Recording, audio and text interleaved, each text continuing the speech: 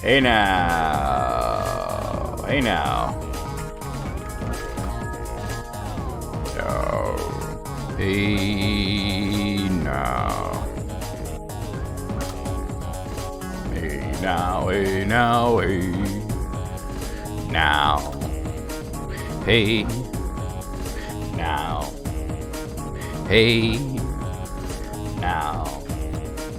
Hey. Now. Hey. Now. Hey now. Yeah. We are live.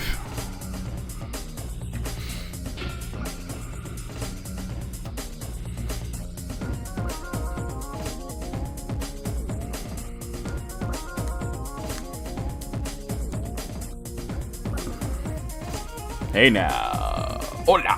What's up, Alice? How's it going?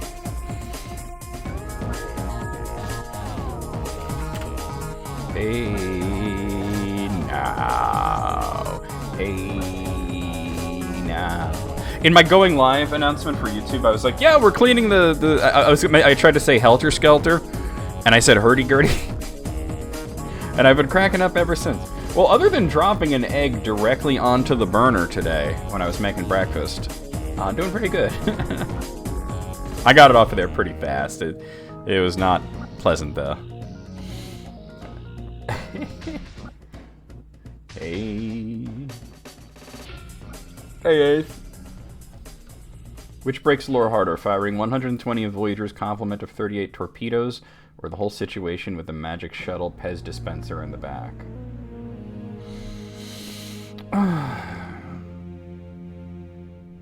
I'd have to say the shuttle, because like I think that when they came up with the idea of there being only 38 torpedoes, they weren't like planning for the show to go 7 seasons like it did.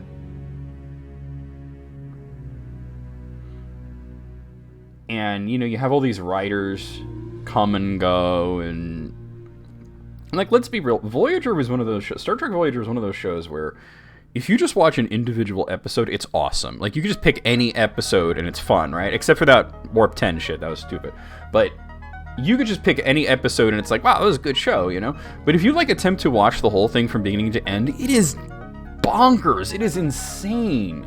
It makes no sense. And it's a good show that squandered the opportunity to be a fantastic show right at the very beginning.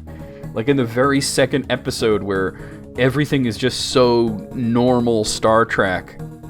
Where they're like, because initially you had the Voyager crew and the Maquis crew, and half of them die, and then they have to mingle together, and it was going to be like, they don't get along, it's going to be interesting, because half of them hate each other. And by the second episode, everybody's just like, yeah, it's Brad from the Maquis, you know, we were trying to kill each other before, but now we're best friends, you know, like...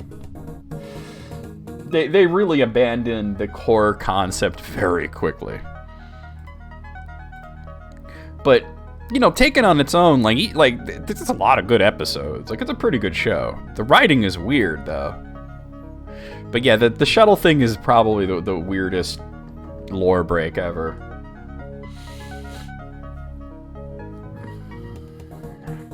Voyager has room for 2 shuttles, and this is like 8 over the series. Maybe they were replicating them. Right? Maybe they were replicating the shuttles.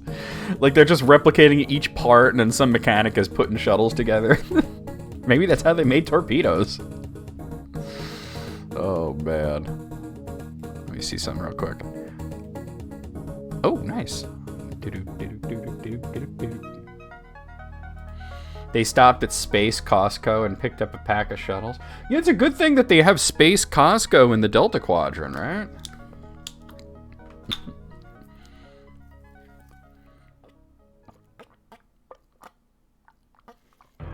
Let me, like, salvage some broken Borg ships or something, right?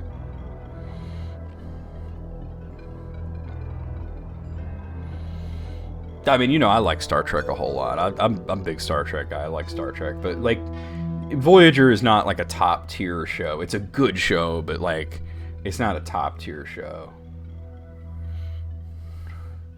Buy Borg parts in bulk. There you go. What's up, Wade?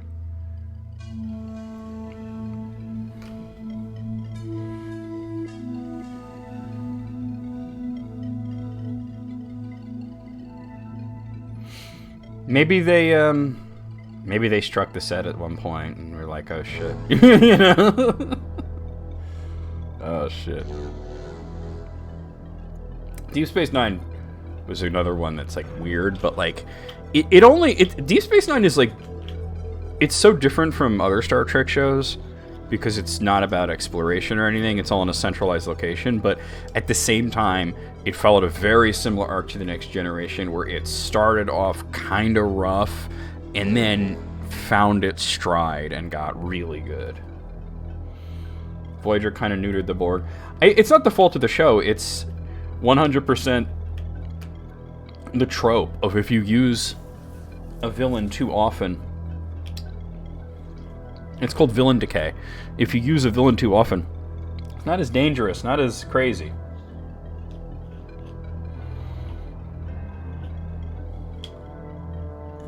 Yep. That was a good episode, too. And a reminder, everybody, that we do have 2 streams today. We have, of course, right now, I'm not even going to do the intro or a lot of long talking because it's PowerWash Sim. We're going to go into PowerWash Sim. And tonight at 7, not at 7:30, but at 7, we have the List Critics Remastered. It's going to be me, Jesse, and EB. Let me actually send them reminders because I haven't done that, and that's probably a mistake. I'm sure EB remembers, but I got to remind Jesse. I probably should have done that earlier in the week.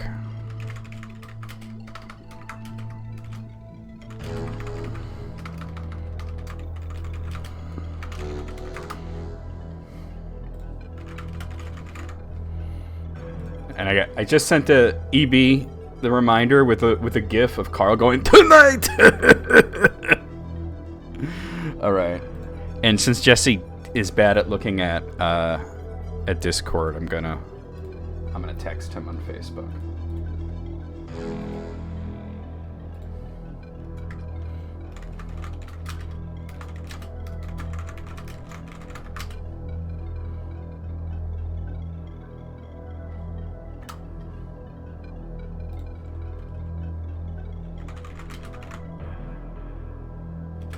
I can't get that same GIF on Facebook? Oh, that's whack.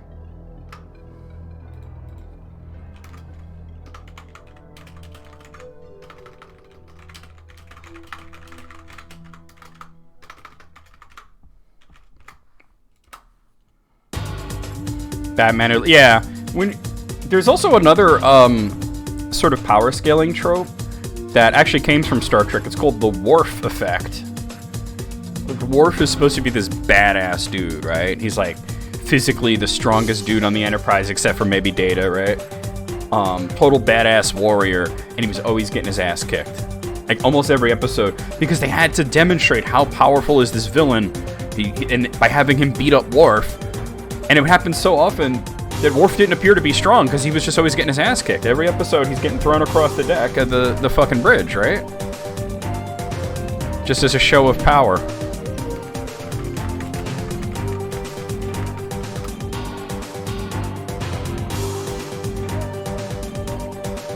Oh, that's cool. Alright, let's get started, guys. I'm not going to bother with the intro or nothing, because... Oh, that's not it. There we are. This is PowerWash Sim, right? Let's just play. Sriracha panish sauce? Interesting. Alright, let's see. We were doing the hurdy-gurdy, right? The helter-skelter. I'm 55% through this.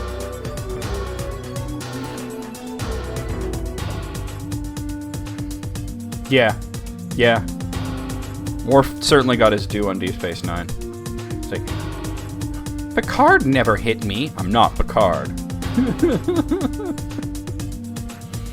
I don't think it's that Picard lacked the nards. He just probably felt that kind of thing would be beneath him.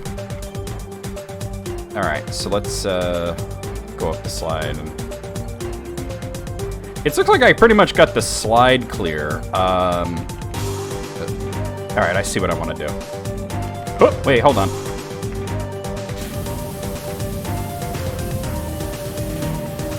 There we go. He slaps him.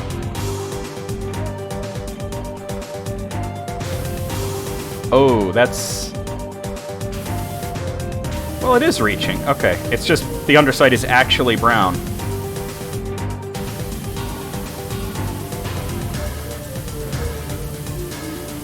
It's an awkward angle, but we're gonna make it work. Hold on a sec.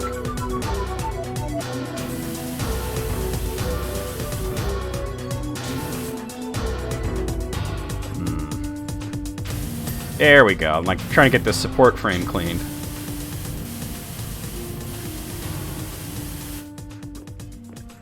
Aha! Ah! Bunghole!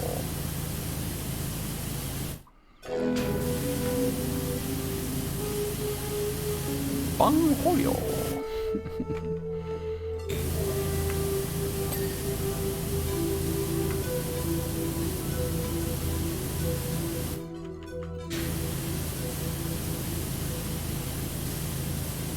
There's no ladders in this, right? You just have the scaffolding, so I gotta, like... For stuff like this, I gotta be real thorough. My angles. You can feel the feeling. That song's in my head again. And it's the majesty of rock. The pageantry of roll. Ever since we last watched Spinal Tap, I'm on a serious Spinal Tap kick. Nice.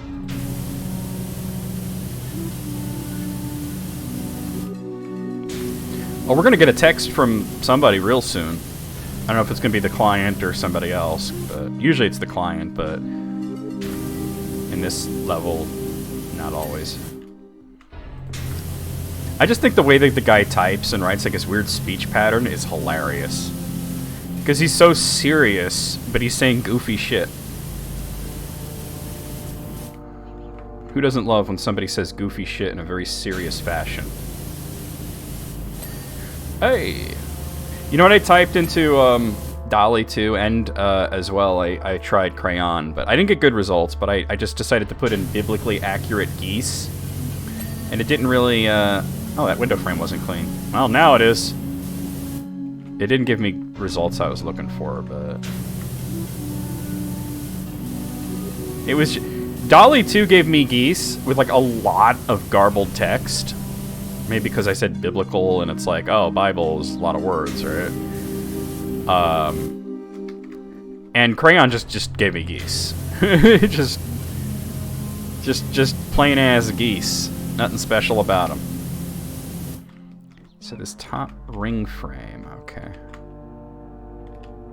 Where is it not clean? Oh, hello. I love the way this guy says that his ride is filthy dirty. It fell off my truck and now it's filthy dirty.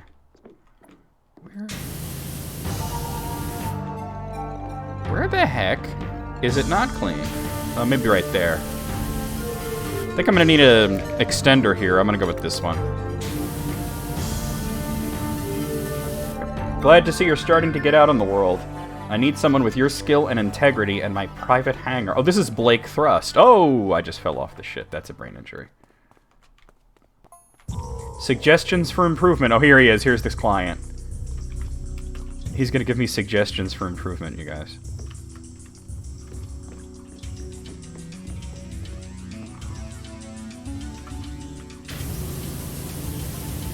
One, fire your jet straight up in the air and let gravity do the rest. That doesn't really work.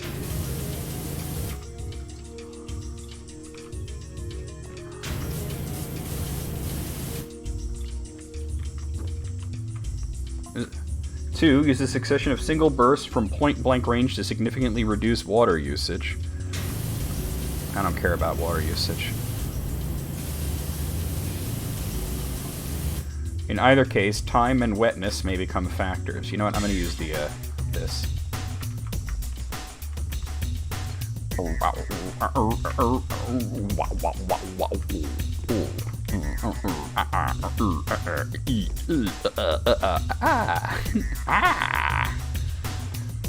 Bunghole.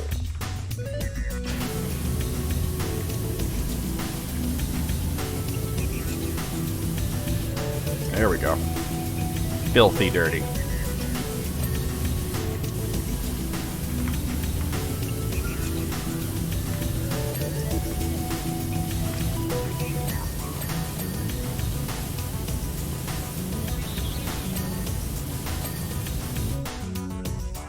Maybe it extracts moisture from the air and that's how it has unlimited water. That's like... That's an X-Man-ass power right there, right? That's like what Iceman does, basically. Like how he makes ice out of nowhere. He's just freezing the moisture in the air. After Iceman comes through, the air be mad dry. Everybody's like, oh my god. We need a humidifier up in here.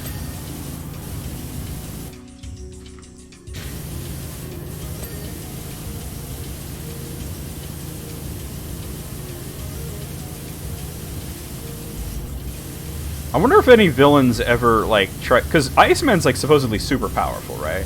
Isn't he, like, yeah, he is the dehumidifier. Isn't he, like, an Omega level shitter? Like, he's like, one of the most powerful shitheads in all the X-Men. And I believe, like, I wonder if anybody ever tried to just, like, lure him into a place that's, like, really fucking dry. Like, has that ever been tried? But I believe he's an Omega shitter, right?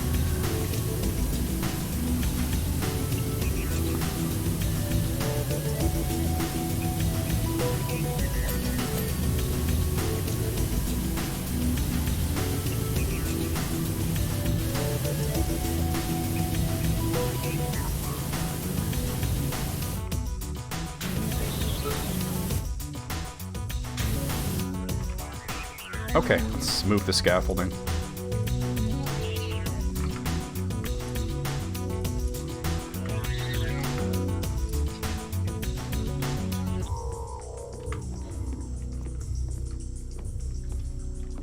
They made Casey Jones a cop. Well, yeah, that was the, Out of the Shadows, I believe. Where he was, like, he got, like, fired from being a cop for some reason. And he just, like, became a vigilante and joined the Turtles. It actually was a pretty cool movie because it had Bebop and Rocksteady in it. And it was like a really cool version of them, you know? Oh, that's what the problem is. Okay.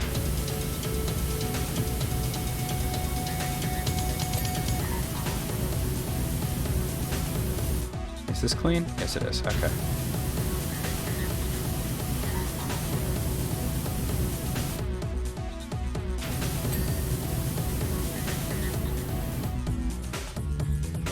The turtle designs are ugly.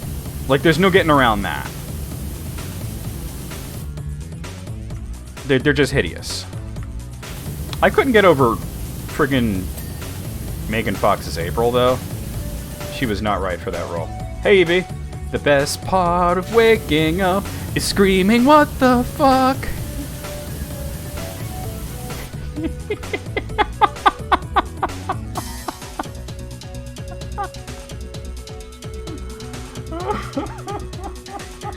Hey, Moogle. Y'all gotta clip that shit, though. Y'all gotta clip that shit. Oh, that was good. How's it going, Evie? I saw you got my message. I'm just waiting for Jesse to respond. He was just online, too. Admittedly, I should have sent out the reminders way earlier. Okay.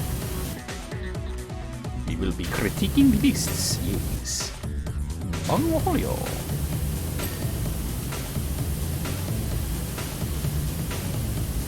Bunghole. Best part of waking up is screaming, what the fuck? Oh, like I'm barely on this thing. Hold on. Alright, that's not reaching. Hold on, let me see if I can. Oh, Long Johnson. Alright, I got it. I don't need that long, though. I think the Turtles are just ugly in those movies, but I didn't hate those movies. Like, the first one had its issue. Like, I know a lot of people are like, those are the worst Turtles movies ever. The first one had its issues, but I feel like they had... Like, everything about the Turtles themselves, other than their design, was good. Like, the personalities were great, the humor was good, right? The second one was better. Thank you, Evie. Because it felt like they were doing something that they had never before. Thank you as well, Moogle. In paying proper due to the cartoon, which, even though it's not the original version of the Ninja Turtles, like the comic book was the original version, it's the most popular version. It's the one that most people grew up with. So I feel like it was kind of super important to pay due to the cartoon by having like Bebop and Rocksteady and Krang and the Technodrome, you know? Yeah, you mentioned in your message, you were like, oh yeah, somebody was pulling my arm off, like, but how did the manipulation go? Like, are you feeling any... I know during can be kind of uncomfortable, but do you feel better, like, afterwards at all? The best part of waking up is screaming, what the fuck? That is good. That is really good, EB. Top tier comedy writing.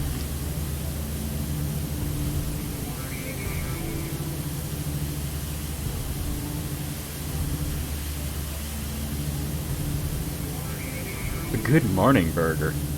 I have made the Good Morning Burger. It is good. Well, why did you wake up screaming, Eighth? The worst ninja... Oh yeah, the one that was where they went back in time. And that's such a good premise because they've done time travel in the comics so often, and it was usually pretty cool stories. But then the actual like execution was trash in that film. It is really that bad. It is. It's really that bad, Mogul.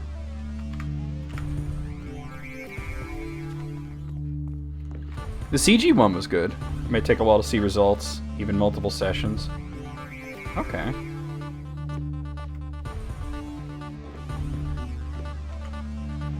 It's still good. Even if you can't take credit for it, you should, because you should be like, yeah, no, I'm the one that made... I may not have made that, but I made it good. That's what you gotta be saying, right? I got somebody to sing it on stream, and it was dope.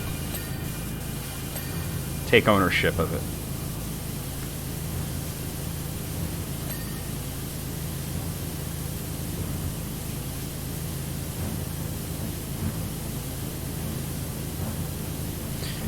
But yeah, the CG Turtles movie, the one that was called TMNT, was pretty good. But nothing will beat the first live-action one, right? That was fucking sweet. Yeah, take credit. Why not? Like, you may have made it, but I made it good. Why won't I run? Why can't Metroid crawl? Alright, here we go. There was no third live-action Turtles movie.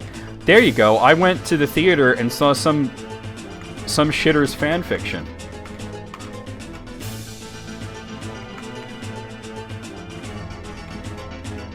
It was a good movie. The first live-action one. They stuck surprisingly close to the comic book for that film. Which is, like I said, it's weird because, like, the most popular version of the Turtles is indeed the cartoon. And a lot of us went to the theater expecting to see basically the cartoon. And what we got was not the cartoon, very much not. So it was kind of, like, weird that they did that, but at the same time... Oh, hello. Why won't I run? There we go. We were very impressed by it. Oh, I need Stubby for this. Oh, didn't mean to press that. And if you read the comics, it was less violent. Let's be real, right? They toned down all the horrific violence of the comics. I say horrific, what I really mean is awesome. But, it was still a damn good movie. Parents were pissed, because, you know, the Turtles were, like, kind of doing some light cursing, and it was violent, and it's like, what do you expect? It's Ninja Turtles. It's not like Playtime Happy Turtles. Splinter sounded like Pat Morita with throat cancer. Oh my god, that's a terrible thing to say. He did sound pretty bad, but that's a terrible thing to say. Especially since Pat Morita is a comedy legend and should not be disrespected in such a way.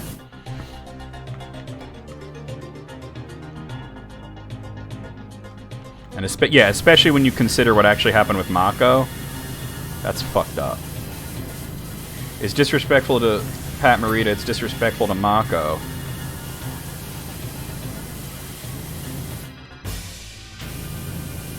I gotta watch that though.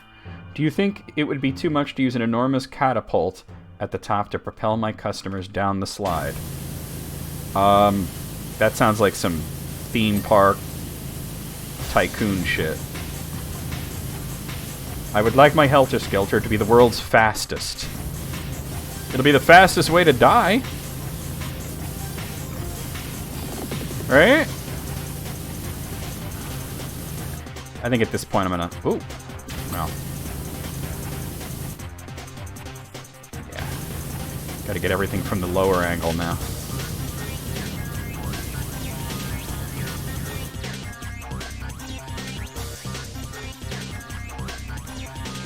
I don't... It's not my type of game that does Roller Coaster Tycoon and that kind of thing.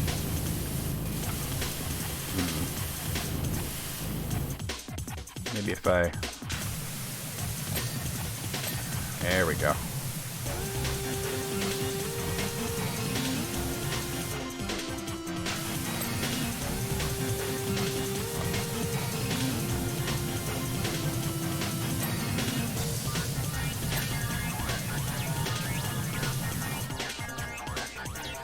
The Star Wars theme hotel experience.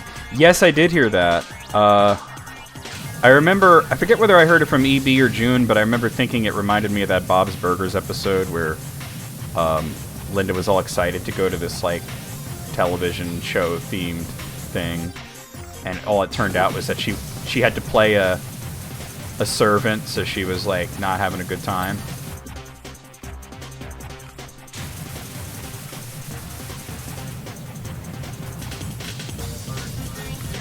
But are there whores in my house?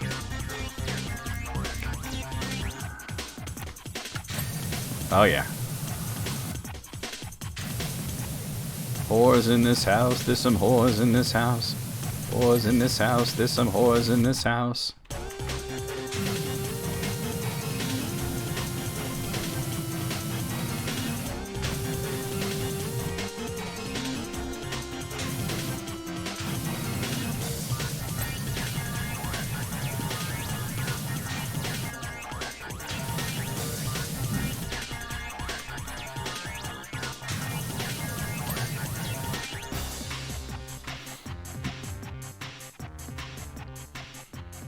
I mean, that's so lame.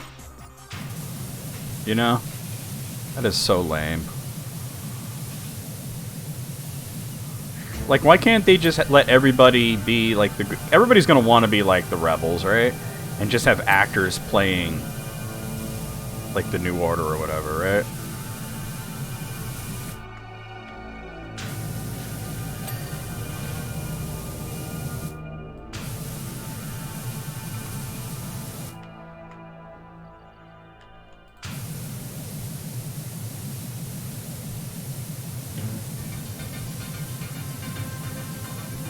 Get to do chores.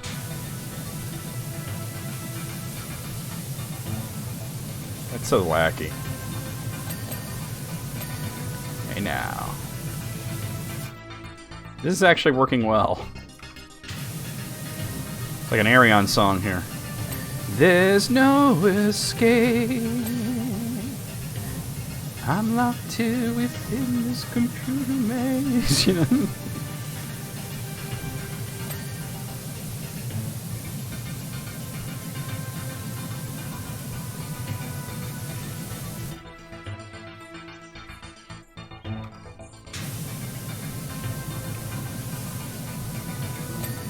They'll probably do something lame like you cannot choose what color your lightsaber will be.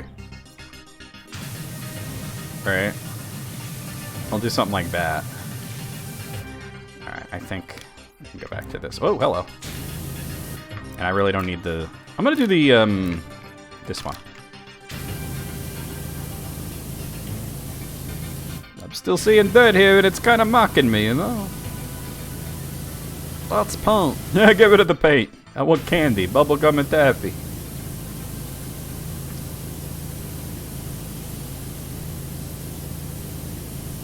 I want candy, bubblegum and taffy. Skip to the sweet shop with my sweetheart Sandy. Got my penny saved, so I'm a sugar daddy.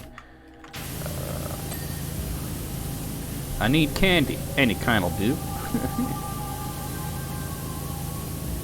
No matter if it's nutritious or FDA approved. You must pick the puce covered. Or the taupe, yeah. That'll be the real taupe, right?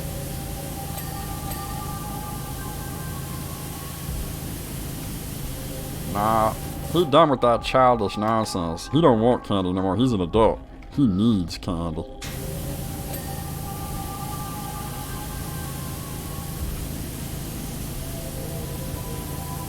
Okay.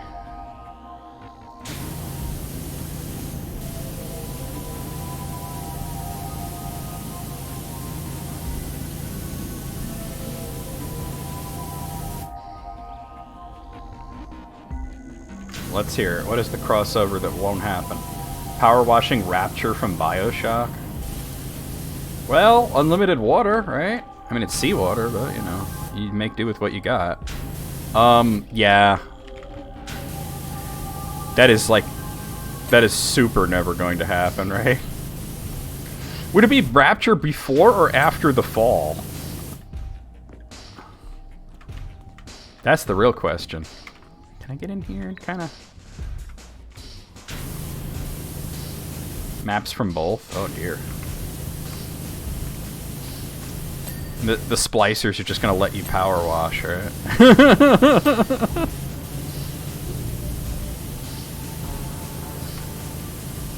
They're just cool with it. They're like, ah, we like it when it's clean.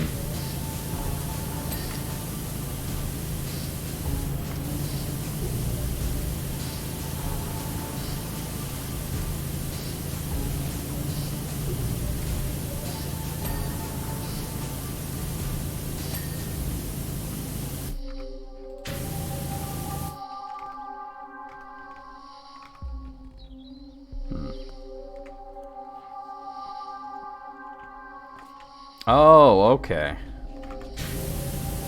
Can you imagine getting the text from, like, Andrew Ryan while you're in the middle of power washing? And he's just like, a man chooses, a slave obeys. And you're like, dude, just fuck you, pay me. Right?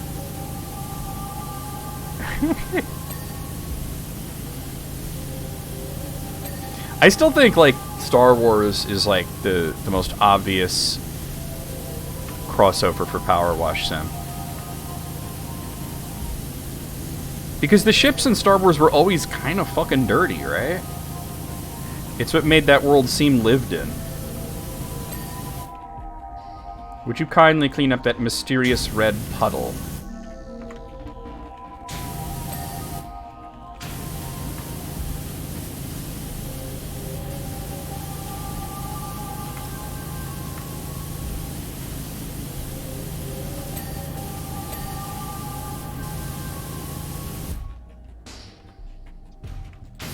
For a Star Wars, like a space... It was like a space spaghetti western with samurai, right?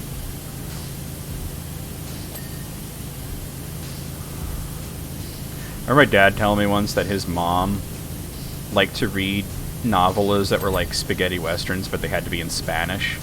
She would send him out looking for these books that were... They had to be, you know, like Italian-written westerns translated into Spanish. And believe it or not, he would be able to find it, the shit.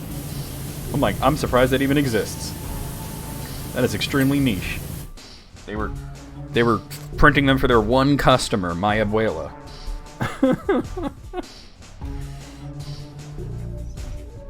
There you go. The blood of the Tusken Raiders is deep on this ship.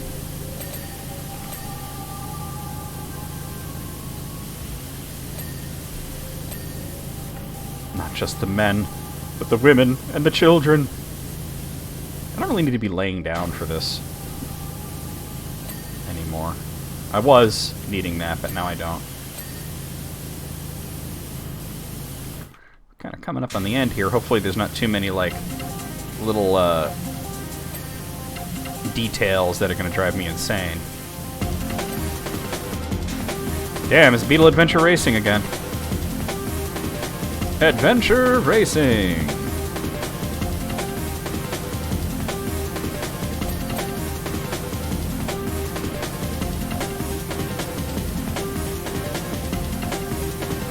What? Again? What do you mean again?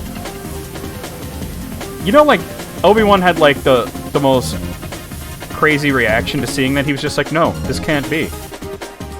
This is terrible. Like, he didn't just watch a bunch of children get murdered, right?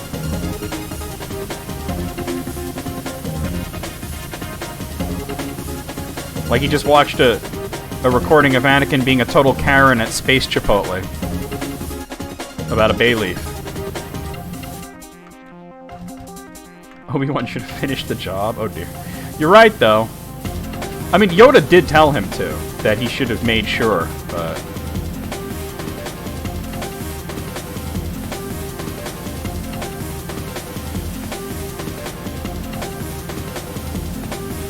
Did he know about the first time, though?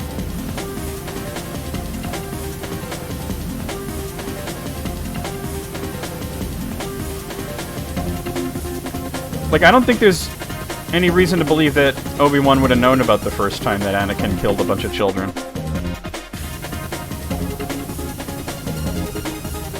As far as we know, the only person he told was his wife.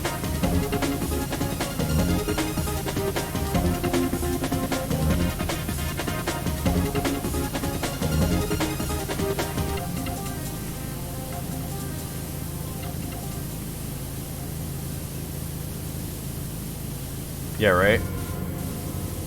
Lightsabering young kids is a hell of a drug.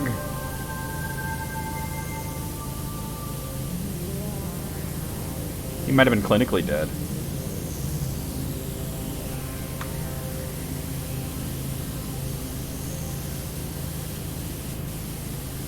Why does this look like the Pringles guy?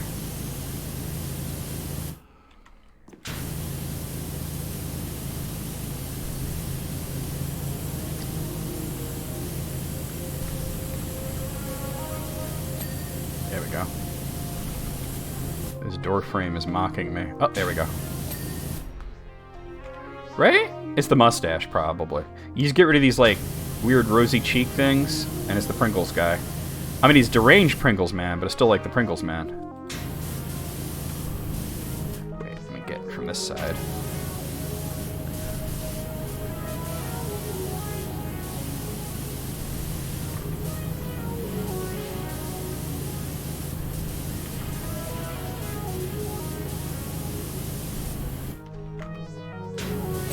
Hey now.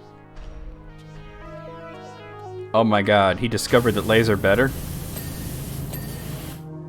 Alright. And now he's like, oh shit, once you pop, you can't stop, motherfucker.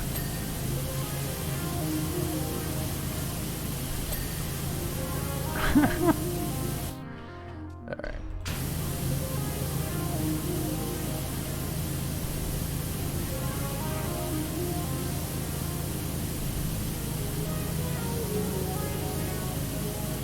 Alright.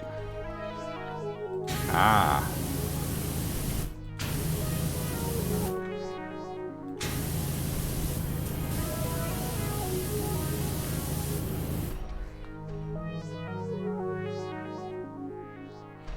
Is that, like, canon, or is that just something you're saying, Evie? Planet had it coming. They were assholes. Formerly canon? Okay. That only happens in Metroid? Oh, shit.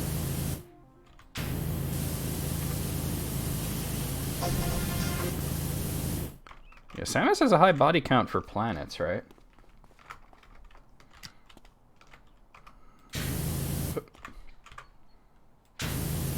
Music stopped, because of course it did.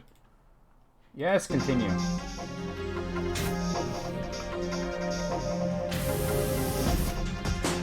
What is left? YouTube has become, Netflix. It's weird. Ah, here we go. A bunch of really obvious dirt that I somehow missed. There we go.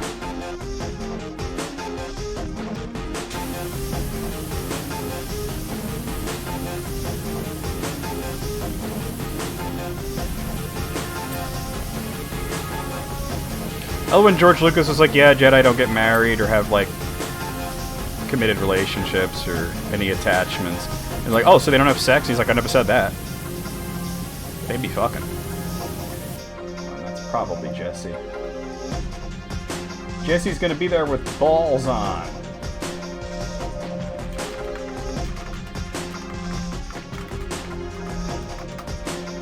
I said balls of steel that I'll power wash. Everybody, Armageddon Time is bringing his testicles. It's like bringing your A game, but with, you know, testicles.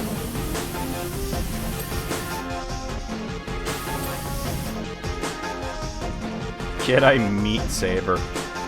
Pretty good zombie sneak attack song, huh?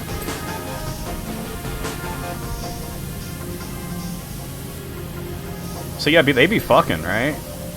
They might not, like, have girlfriends and shit, right? Or like, wives or husbands or anything, right? But they be fucking.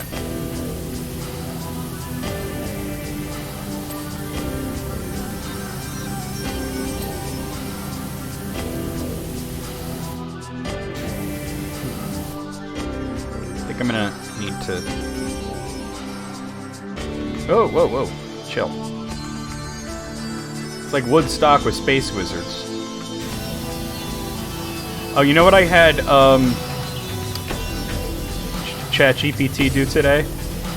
I had it write a resume with cover letter for Gandalf, but he's applying for IT and he doesn't know why.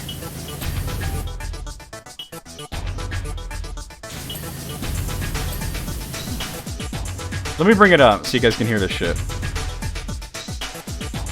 I'm bring up ChatGPT.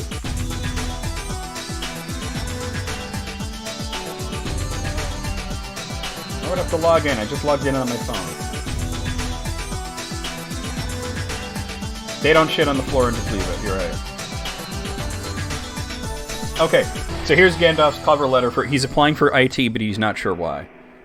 Dear employer's name, I am writing to express my interest in the position of IT specialist at company name, as advertised on your website. With my extensive experience in guiding the Fellowship of the Ring through Middle-earth, I believe I possess the skills and expertise necessary to excel in the IT field. Please allow me to introduce myself. I am Gandalf the Grey, a seasoned wizard, renowned for my exceptional problem-solving abilities and attention to detail. Though I have dedicated many years to the pursuit of knowledge and mastery of the arcane arts, I find myself inexplicably drawn to the realm of information technology.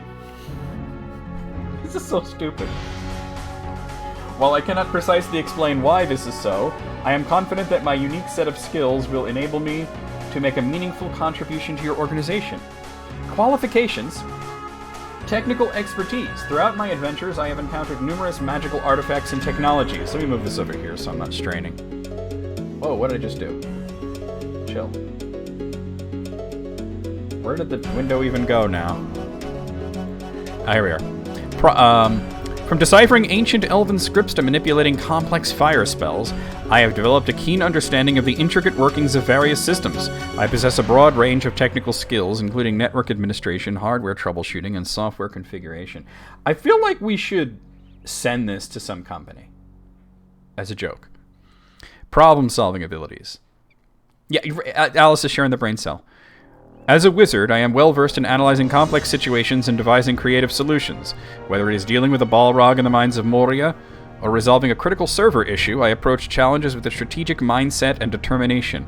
You know, ChatGPT is actually really bad at being funny normally, but this is really funny. I approach challenges with... I already read that. My ability to think outside the box and adapt quickly to new environments has proven invaluable to high-pressure situations. Send it to Netflix, no reason, I like that. Effective communication. Throughout my journeys, I have interacted with diverse individuals, ranging from hobbits to elves and dwarves. I have honed my communication skills to effectively convey complex ideas and technical concepts to individuals with varying levels of knowledge. This is actually true, by the way. This is actually what he does. I can bridge the gap between the mystical realm of magic and the modern world of technology, ensuring smooth collaboration and understanding. The prequels establishing the Force sensitivity is related to cellular-level symbiotes effectively functioning like mitochondria, but for magic? The father shouldn't matter. The Force is all in who your mom was. There you go. Team player. As a former leader of the Fellowship, I understand the importance of teamwork and collaboration. I work well in diverse groups, fostering an environment of mutual respect and cooperation. My experience in managing a diverse team to achieve a common goal will undoubtedly contribute to the success of your organization. I am excited about the opportunity to bring my unique background and perspective to the IT industry. My natural curiosity and dedication to learning will allow me to quickly adapt to any technological environment. I am confident that my combination of technical expertise, problem-solving abilities, effective communication, and team spirit will make a valuable addition to your team. So the rest of it's pretty standard boilerplate shit, but I thought that was kind of a funny idea, right? Mel Brooks was right all along. I mean, nothing changed there. Alright, what else is left? Let me see if visually I can just see anything before I start. Ooh. Oh, stop it. Before I start using the menu.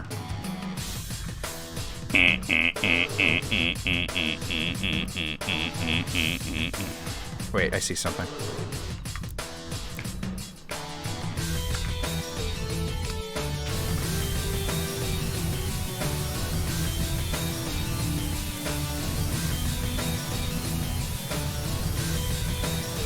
Okay.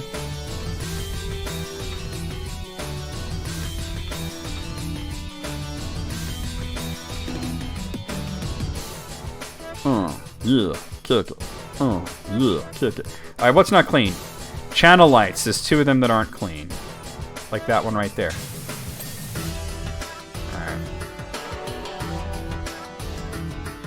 Let's see what other one is not clean. That one. Hey, alright, sweet. Okay, so 4 of the side slide frames are not clean. That's these red things, huh? That's one.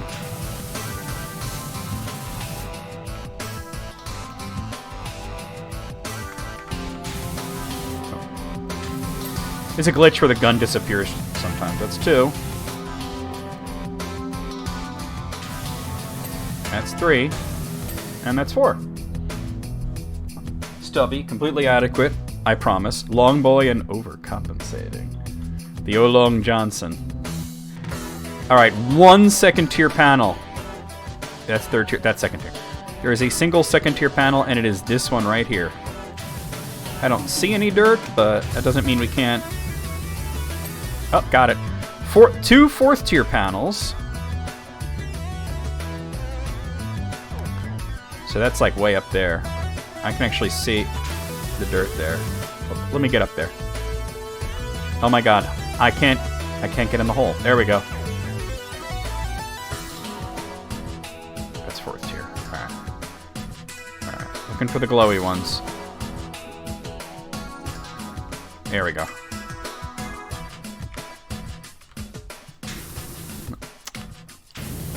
That's one. And that's the other. 2 of the 5th tier panels. Let's light them up. Oh, just 1 5th tier panel, rather. Mortal Kombat! 1 5th tier panel. Oh, this one. Mortal Kombat! A vertical frame. That's the last thing. And it's right there, huh? That's this vertical frame. Hey! Oons. Let's see this.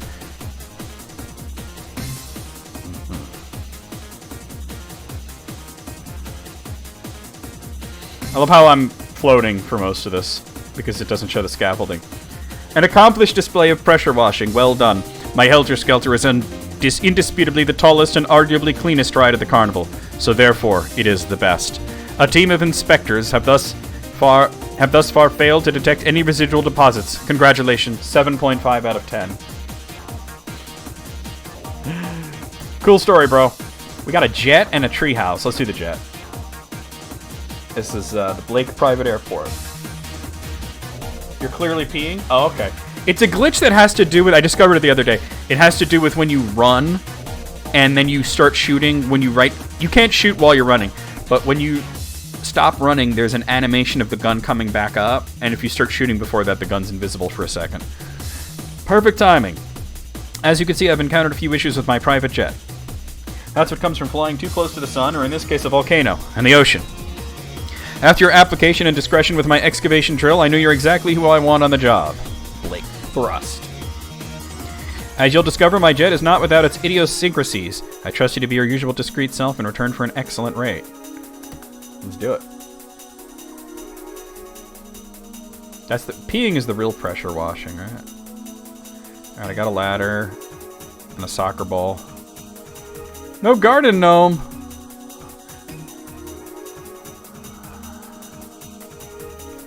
Hey, look, it's the butthole. Feed him to the Grendel. I mean, I'm for it. All right, come here. Let's get up on this bitch. Oh, excuse you. Excuse you for half a second. What?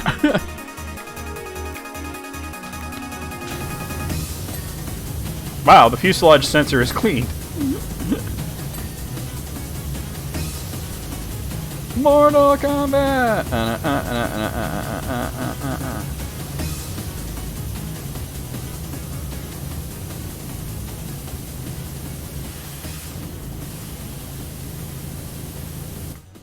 PowerWash his ankles. Damn, that sounds pain. What happened? It's like little. I don't know. It's like the spider from Loading Artist Comics.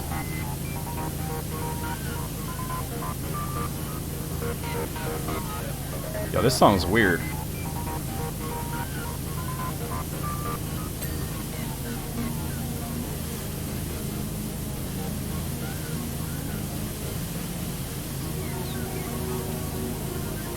Meteor shit. That's something your mom said? That's, she's got some imagination, huh? Okay, cool. We'll see at List Critics.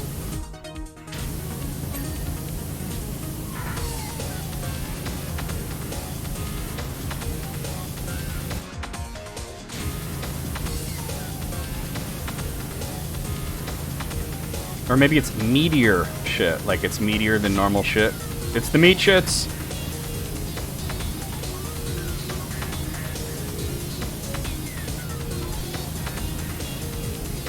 Anything identified was meteor shit? She's got some imagination.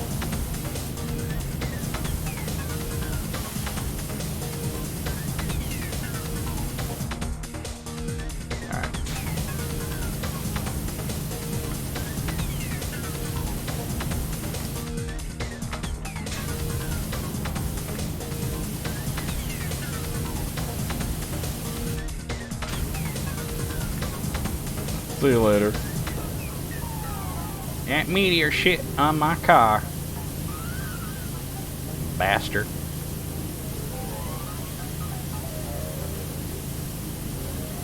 That's like, I remember somebody told me that their brother called... You know, like when you open a magazine and there's like that glue from the binding that sometimes is like jutting out a little bit? Somebody was telling me that their brother called it goblin snot. I want to say it was Brandon, but I'm not like entirely sure on that.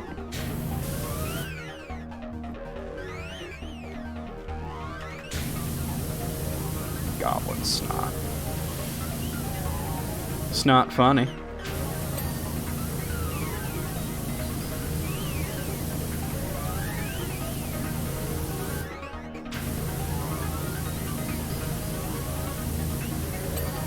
Nice.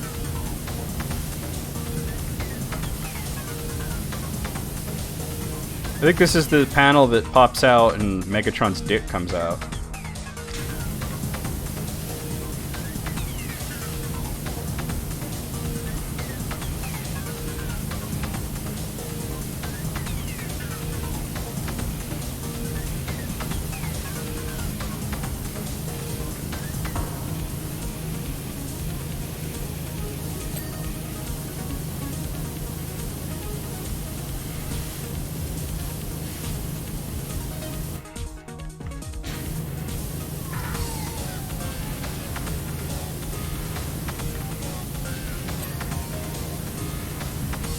Megatron's cock pops out of there, right? Mr. Snrub, I come from someplace far away. Yes, that'll do. He couldn't even come up with a good fake name. He just put Mr. Burns backwards.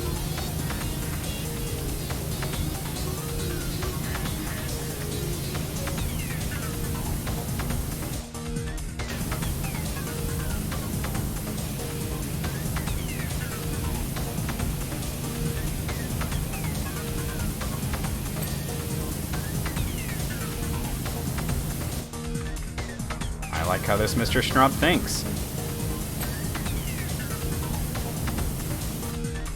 Let's see if I can... Yeah, I want to get up on the tail rotor. But first...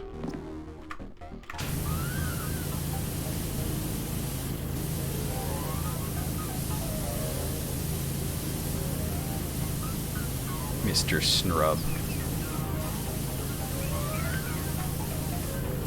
I love also how he thought a goofy hat and like a fake mustache would make the most recognizable man in town unrecognizable, and how it almost worked.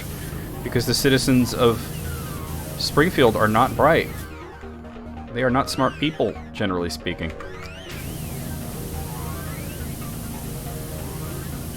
Like, even the supposed, like, geniuses like Frink and whatnot are hopelessly dumb in social situations, you know? Or any kind of social cues. The radiation messes with their minds. So it's Burns' fault, is what you're saying. I imagine you're keen to learn some of the specifications of the jet. Not really. But you go on imagining, sir.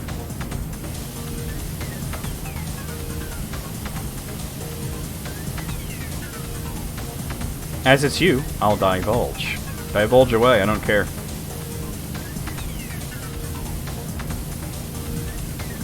You know, you don't know who that power washing person is, right? They're a complete cipher. I just want to imagine that they're actually a really hot chick, and that's why everybody's so keen to text them. Instead of just letting this person do their job, they're just like, well, I bet you want to know the specifications of my private jet, right? It's a, like, under the suit is like Scarlett Johansson level hot, right?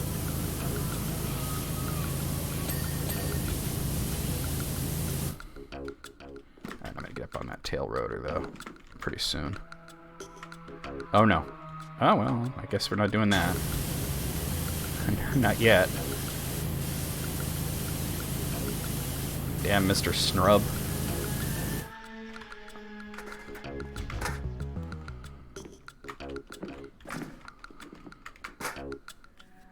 Susan P. Washer. There you go.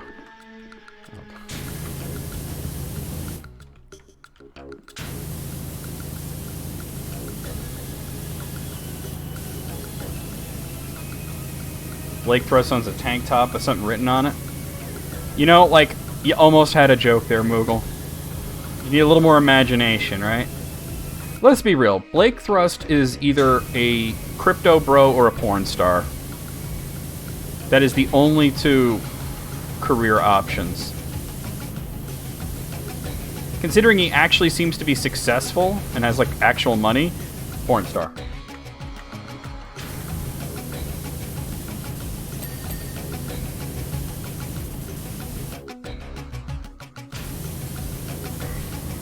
Everybody knows the crypto bros just pretend to be rich. Either way, he has a hairy chest.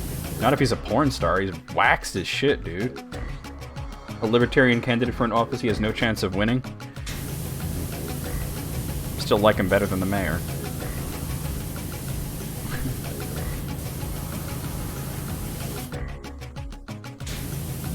Still like him more than Steinbrenner. Oh. These things are called elevators? I never would have guessed that.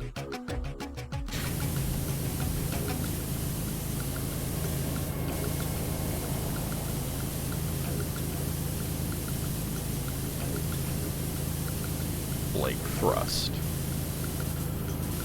Duckman is thrusting in the direction of the problem. Are these both clean? I only saw one ping. That one's clean. Come on. They're so tiny. Yeah, they're both clean. Alright. Notice.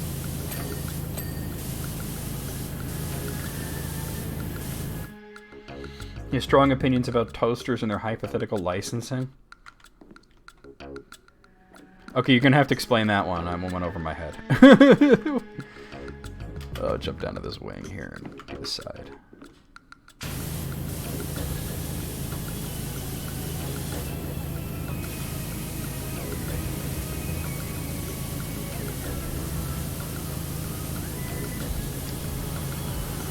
Oh yeah, I figured they all had their names. I just never would have expected elevator. I mean, I guess it elevates, right?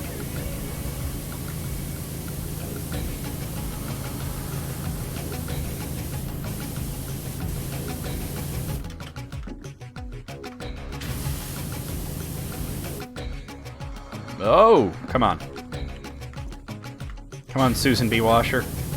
Or Susan P. Washer. She's always washing up that pee.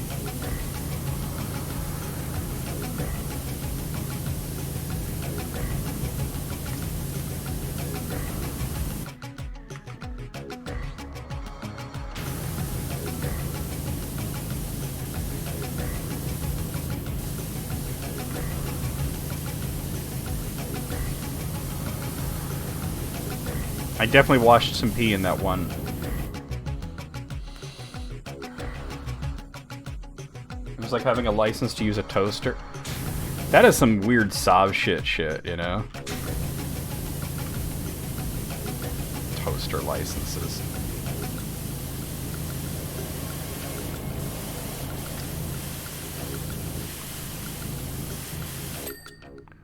I got the vertical stabilizer. What about the horizontal stabilizer? Don't worry, we'll get to it.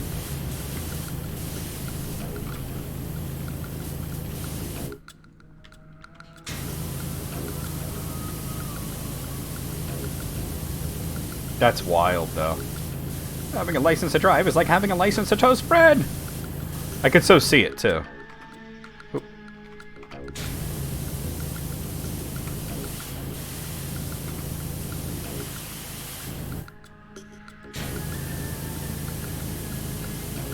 That is really some Sov shit. Sov shit.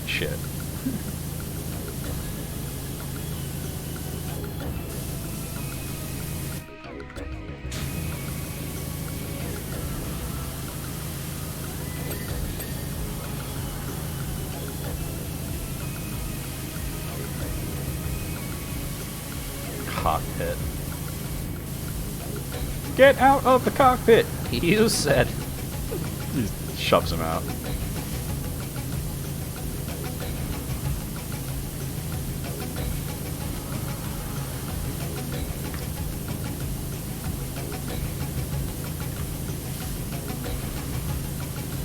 Hey, you told me.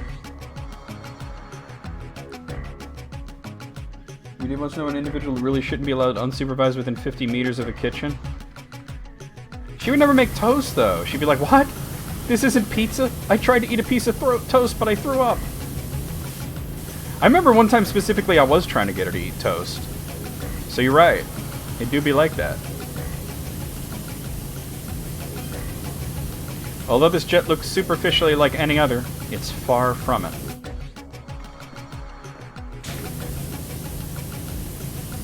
Wait, anti-gravity panel? I don't think normal ship planes have that. Its fuselage is made from a graphene matrix that is lighter than air, but stronger than steel.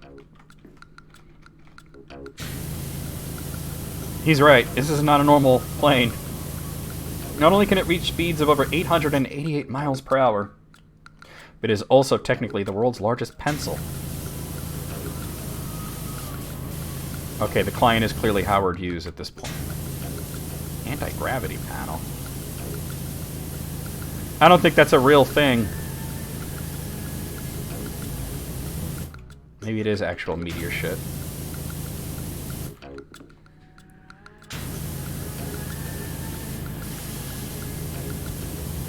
I've heard that Kerbal Space Program is like actually mad educational in that way.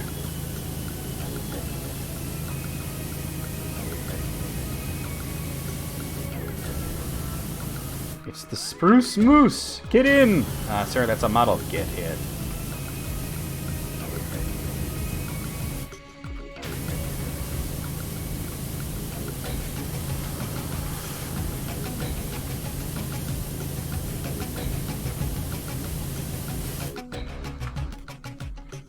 instead.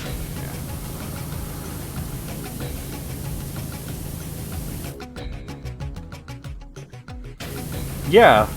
He's like, but that's the anti-grav. That's not a thing. No wonder you crash into a volcano, probably.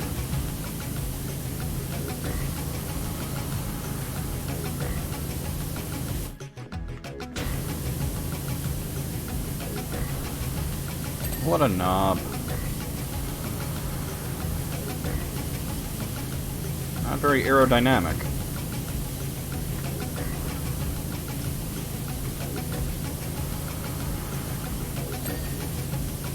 It might not be aerodynamic, but it is dynamic. Oh, yeah. Duff man. Can I get it back up on here?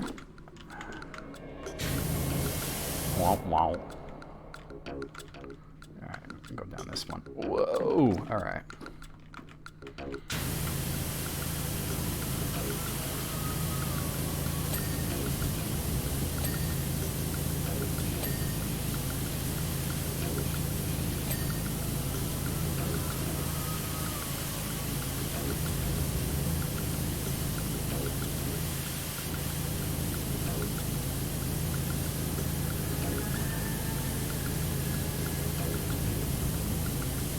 This guy can take off because he's a hoser.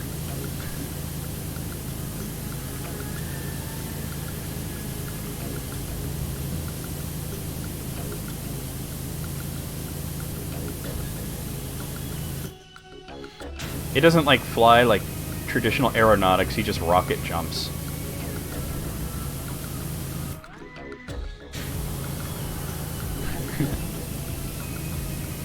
He's like, I know how this works. I've played Quake.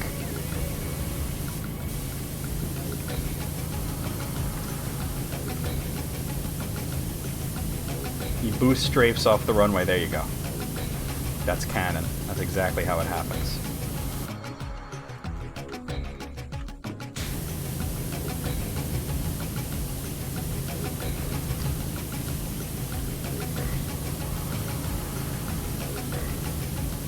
This stands for 1 asshole, 9 tall ladies, 5.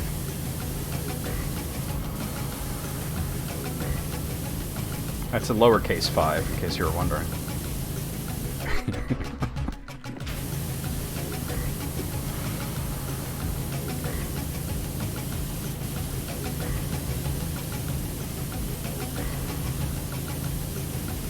I bet. Had one lightsaber already. Yes, but what about second lightsaber?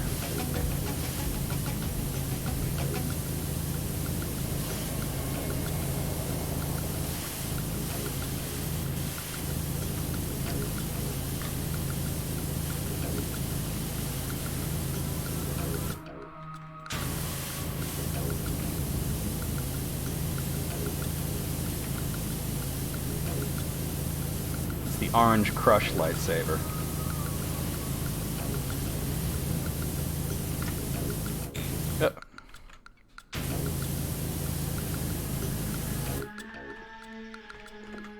Okay. One of these anti-grav shits. Well, we're almost at 60%, so we're gonna hear more of this guy's bullshit about how this magic plane flies, right?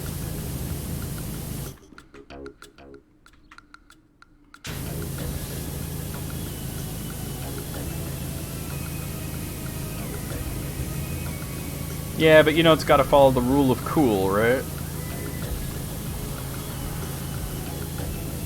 It's like how a bot left would be a terrible weapon.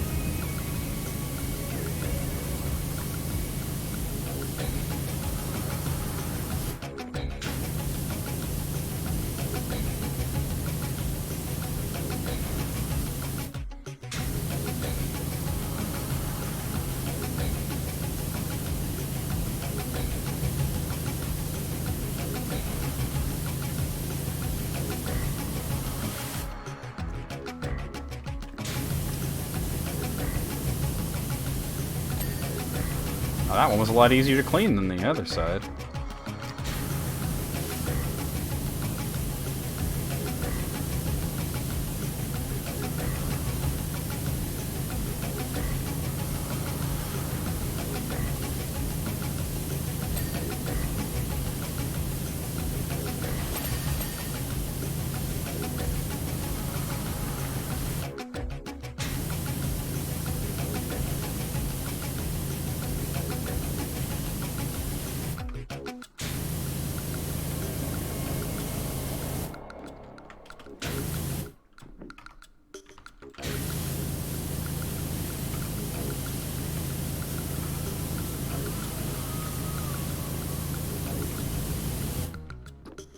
Okay, can I jump up here? Yes, I can.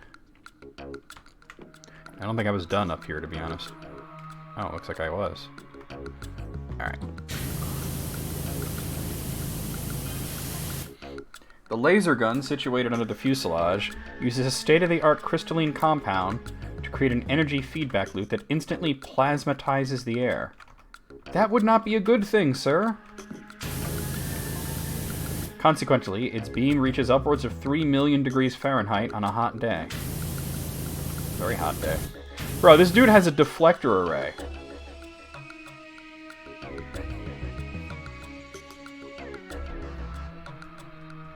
Yeah, I think it's mostly the intimidation factor. Like, oh, look at that, he must be so skilled because he got that, you know? And then meanwhile, you're just flailing.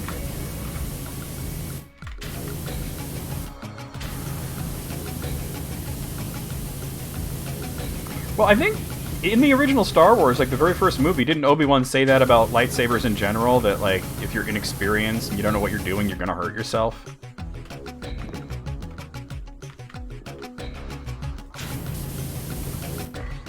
Alright.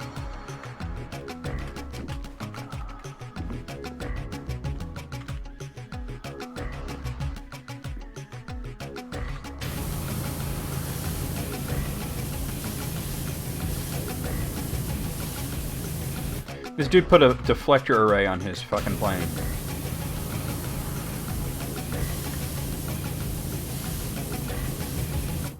No, he said something about it. Hold on, let me see if I can pull it up.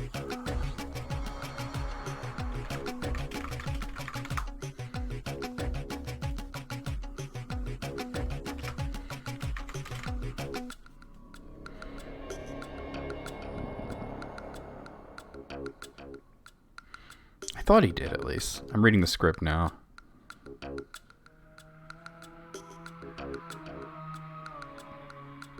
Maybe not.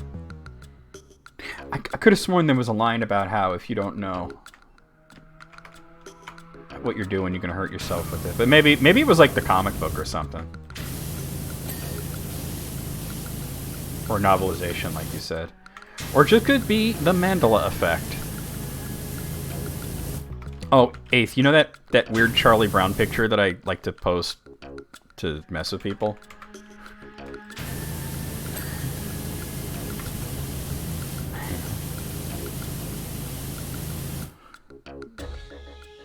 I showed it to Amethyst Corn. I just like posted it on her server, right?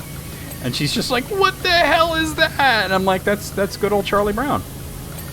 And she's like, "That's not how I remember Charlie Brown." I said, "Yes, that's the Mandela effect. That's what he actually looked like."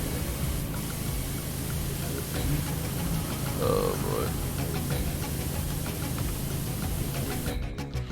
Sounds like the Mandela effect to me, right? That's Charlie Brown. That's how I remember him. Finally.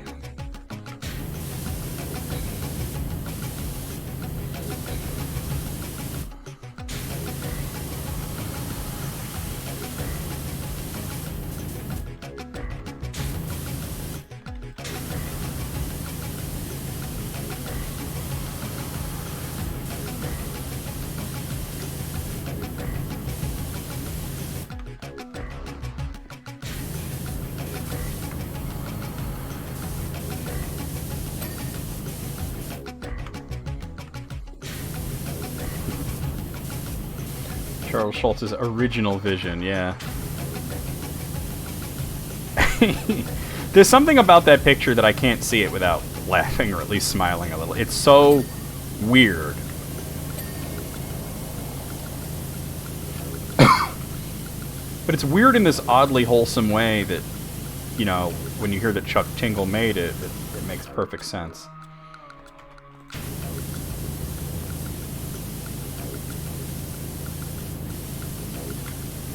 What is this? Anti-gravity booster. Bro. That doesn't belong on a plane. Oh my god. See, with bullshit like this is why this needs a Star Wars DLC. Oh my god, it's got like purple lights on it and shit. And he said the plane was a pencil too, right?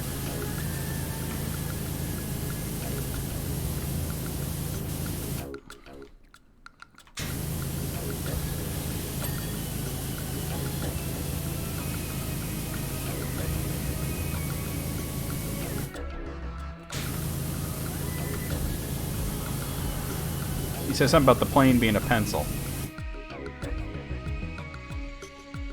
It's a technical term for the body plan? Oh. Yeah, but this guy's so insane, he might literally be trying to write with this John, right? Shiva holding an AF 2011 A1 in each hand, 8 barrels all pointed at Goro's junk. And Goro's gonna be like, oh my god, I've never been so hard than right now. I think that's the Shokan courting ritual, right, that you described.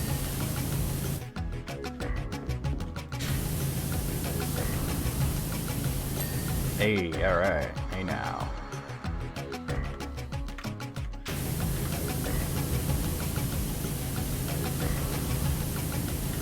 Like, she's pointing all that at Goro's junk, and Goro's like, I knew you cared.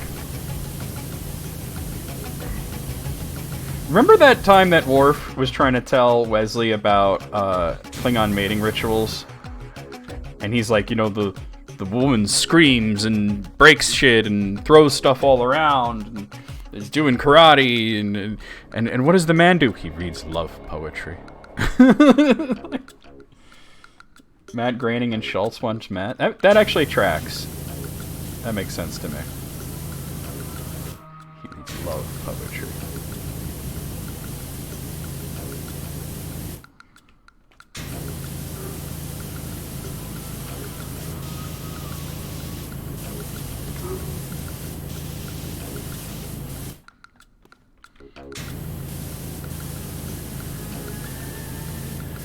You know this landing gear is going to be a nightmare. It's coming pretty clean, actually. Pretty quickly. I do have the best power washer in the game, so...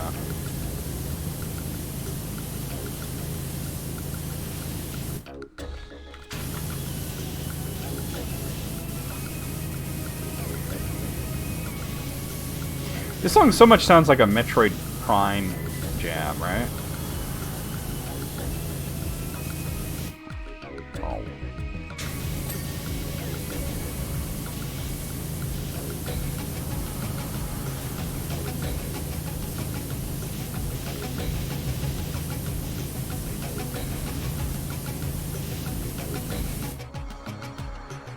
Has this been a weird week? You said that earlier. I was wondering in what way has it been weird for you?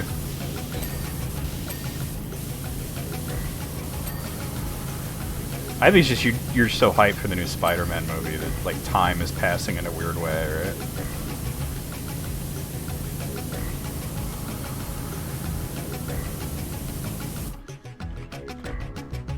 Oh, the landing gear's completely clean? Both tires? The wheels? Not that wheel. Probably over here, yeah. Like, I'm not saying it's just you, I'm just wondering what constitutes a weird week for you. Oh, Smiles always be doing that, though. He always be just, like, showing up out of nowhere and then vanishing for a while. That's normal as far as anything is normal with him.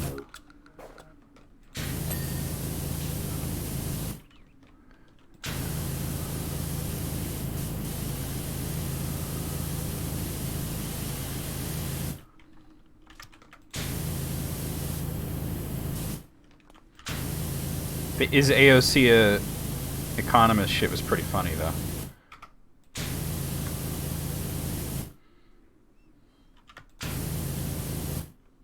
Oh, that's Morning Sunday. Morning Sunday's great. It was a nice offer, I thought. I just, you know, like June said, I'm not into bots on the server, but... Morning Sunday's actually almost always... He might be here right now. He's almost always at the streams, but he lurks.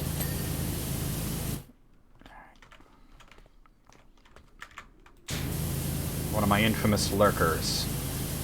But you know I always say lurker lives matter.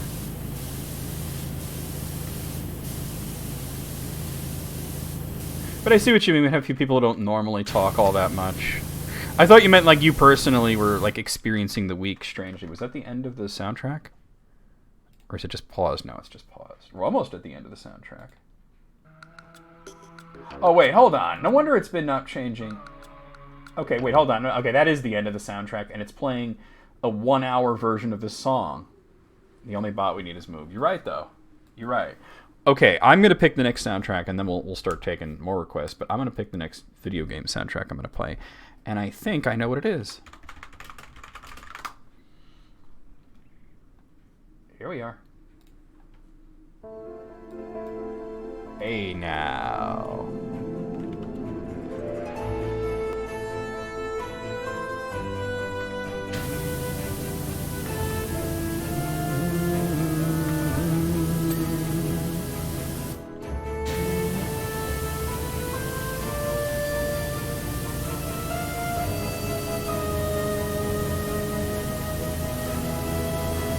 Let's see who figures out what I'm playing first.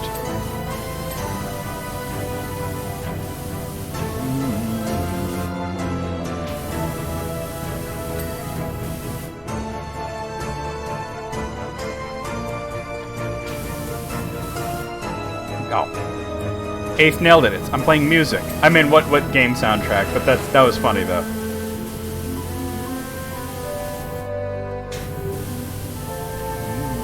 I am playing music, though, you're right. You're the best kind of correct. Technically correct.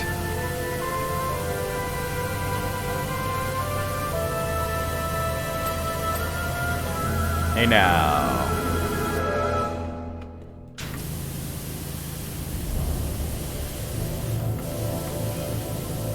Obviously, going that fast through the air generates a lot of heat. Obviously.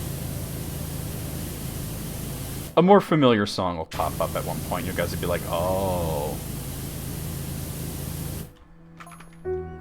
Once landed, it's possible to cook a beef bourguignon on its wings in less than 3 minutes. Dude, Julia Child would smack the crap out of you.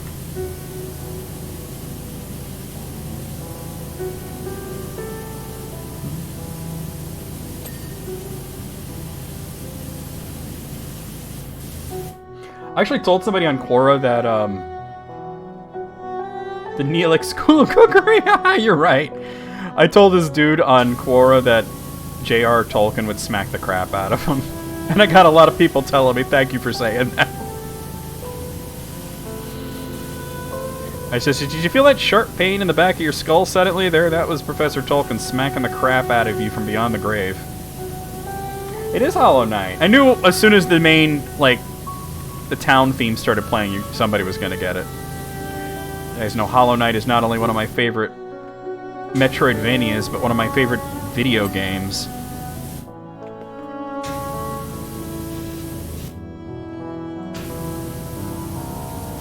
Their landing gear, alright.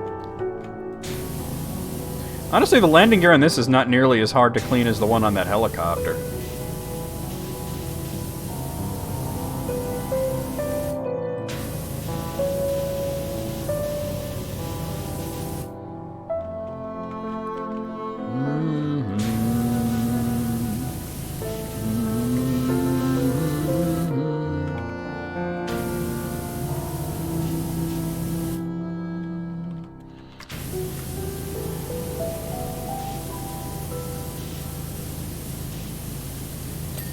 Hey now.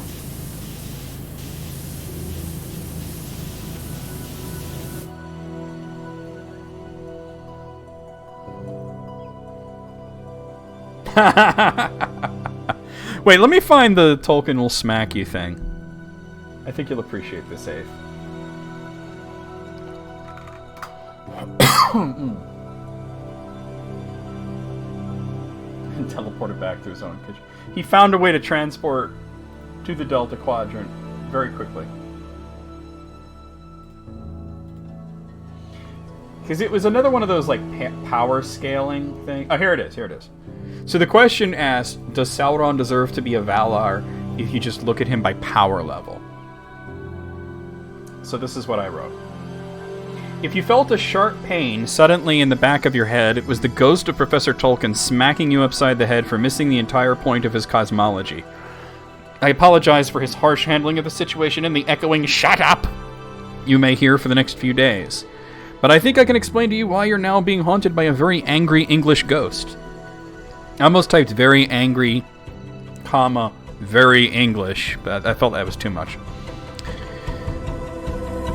Tolkien never did think of anything in terms of power levels, and Sauron does not deserve to be a Valar by strength of might, for that is not how things are measured in Tolkien's world. Firstly, the term Valar means the powers, but this is not a measure of strength, but rather a function. They are the powers that run the world. Much as the children of Ilúvatar, the elves, are bound to Arda, the world, Arda is bound to the Valar. It is by the existence of the Valar that Arda continues to function. The Valar were not chosen simply for being the 15 mightiest, but rather the term used was greatest and fairest. So there are Vala whose greatness lies not in power, but beauty, grace, wisdom, foresight, compassion, and splendor. There are, of course, Valar that are incredibly mighty. These are known as the Adatar, but the delineation between Valar and Maiar is not a line drawn at power level, but rather as a function. The Valar shape the world, they make the world function, and they rule the world and serve the One, Eru Ilúvatar. The Maiar serve the Valar. They do not make the world function, but exist within it as agents of the Valar. Sauron was an agent of Aula. Lastly, the personal might of Sauron never approached that of the Valar, while Tolkien once said that Sauron at his peak was greater than Melkor at his nadir. Note the term greater, not more powerful. Neither kept their power fully centralized within themselves, both put their power into others, but Sauron was more successful and destructive in the long run, mostly because he was less bold than Melkor and probably more intelligent and a better strategist. So there's a little bit more where I talk about Ose, but you pretty much get what I'm going at. But I was like, yeah, I wonder if people are going to be angry because I just told this guy, like, shut up and Tolkien's going to smack you. Nobody was angry. Everybody liked it. I don't want to be mean, but I thought it was funny.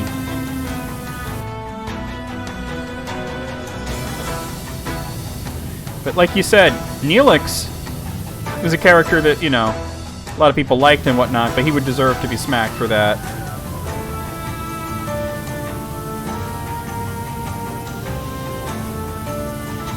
When you think of it, though, it's actually not that surprising that he has that sort of approach to cooking, when there's probably not a whole lot of cooking happening in the world of Star Trek, right? Like, you'll have traditionalists that want to cook, right? Thank you, Eighth. But generally speaking, most people are just like, yeah, just, you know, if you want it to be, you'll make it once really good, right? And if you want it to be that way every time, that good, just put that recipe in the replicator and you'll get it exactly that way every time.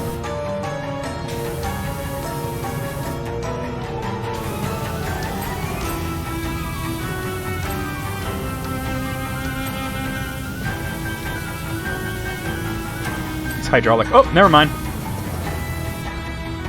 I was going to say these hydraulic pipes are haunting me, but it worked out well. Right through the wing.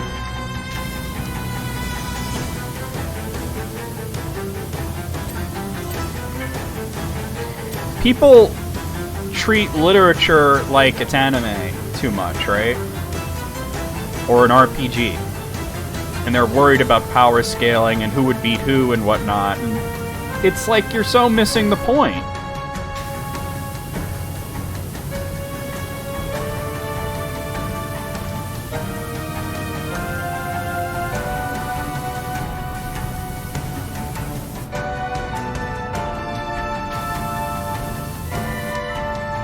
Oh, those things are clean already. Never mind.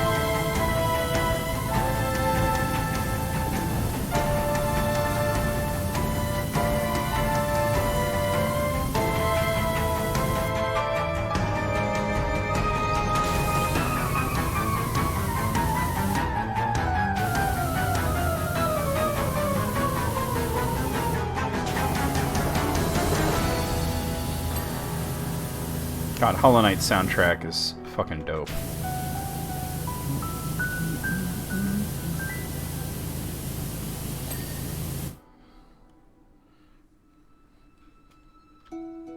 Yeah, that's exactly it. It's a station, not a...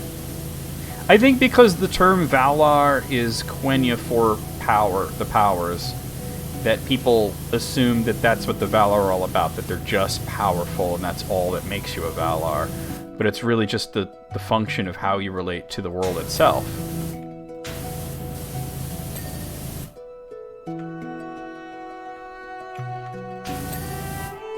Yeah. That's why I had that really snarky answer about Tom Bombadil, where I was like, alright, I'm going to reveal to you the true nature of Tom Bombadil and is 100% canon. Are you ready? And I had like a bunch of memes and shit, and then I just wrote like Tom Bombadil is a merry fellow, bright blue his jacket is, and his boots are yellow.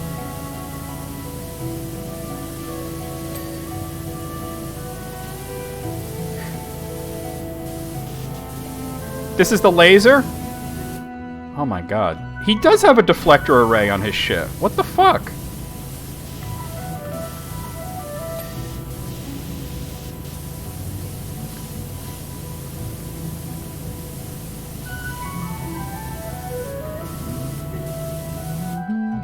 Is this fungal waste that's playing right now?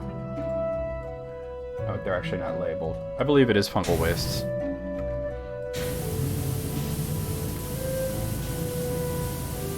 I knew Hollow Knight was going to be special as soon as I saw the Kickstarter video. Yeah, and it is fun to guess at what the answers could be, but like people are just like a little weird about it sometimes, especially when it comes to the like power scaling and levels and stuff, and it's like that's not the function of it, you know? It's a story, it's not a game. That makes sense for a game to have those things because you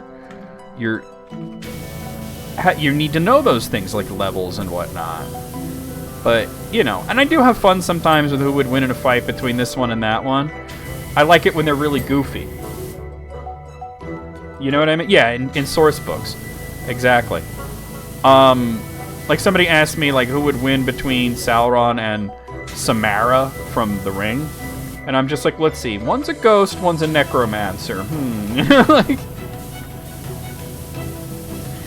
she come crawling out of the ye old Middle-earth TV, and he's just like, who the fuck are you? And she's just like, "Eh." And he's like, oh, real cool. Why don't you just like go kill some elves for me? I'll make them watch your tape.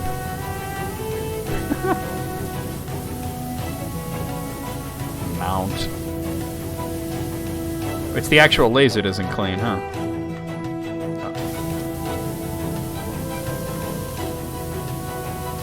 There we go. Yeah, and you can't say that because someone's a higher level or has higher stats than the other that they will always win. Because there's different circumstances that happen. You know, like, just because your Pokemon's a higher level than my Pokemon don't mean you're gonna win.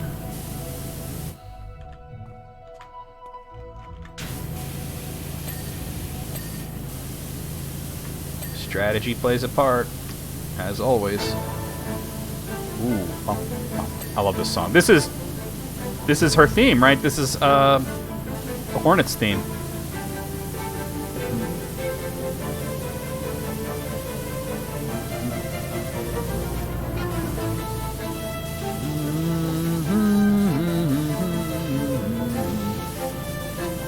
That was cool though. Like there were some things about it that were weird and didn't make sense, but you gotta admit that was a cool animation. Going in, I didn't know enough about Arthas to make a judgment call on that, so.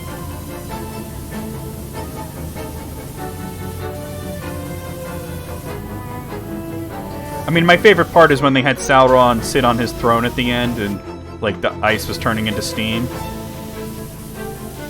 I mean, realistically, some of the things that Sauron was doing were in the lore, but the scale was weird because it was like when he lost his body and then just came back immediately. Like, it actually takes him a little while to do that. He can't just regenerate a body in a second like that.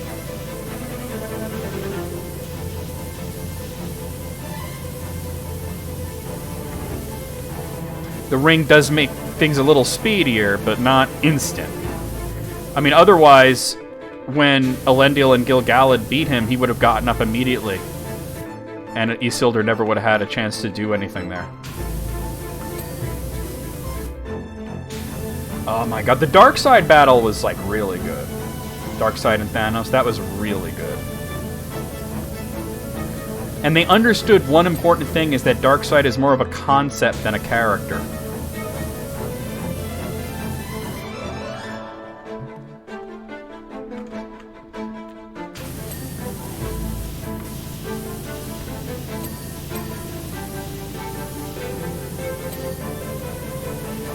Is he a force of nature, or is he an aspect of nature?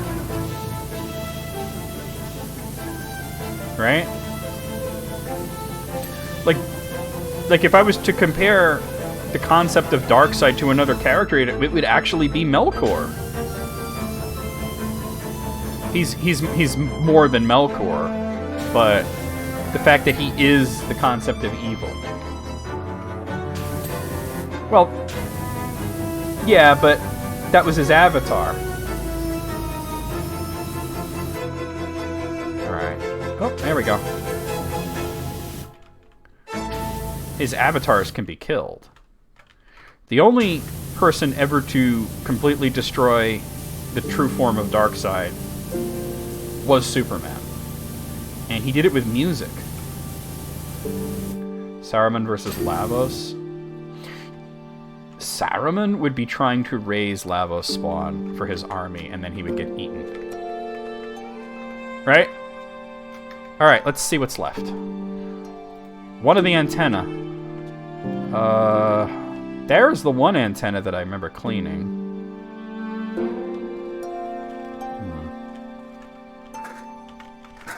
I gotta assume antennas are gonna be on the top, right? There's one. I don't see anything flashing. I mean, on a plane, I suppose the antenna could be anywhere. It said there's 3 antenna, and I've already cleaned 2 of them?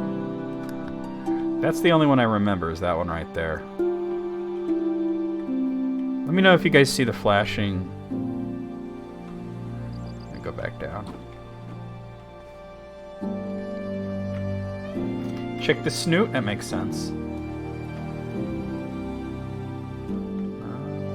I don't see anything.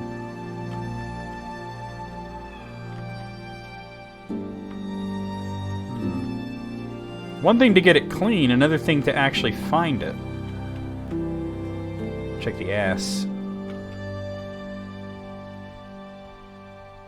I thought for half a second I saw something flashing. But it was a part of the landing gear. Oh my god, this song.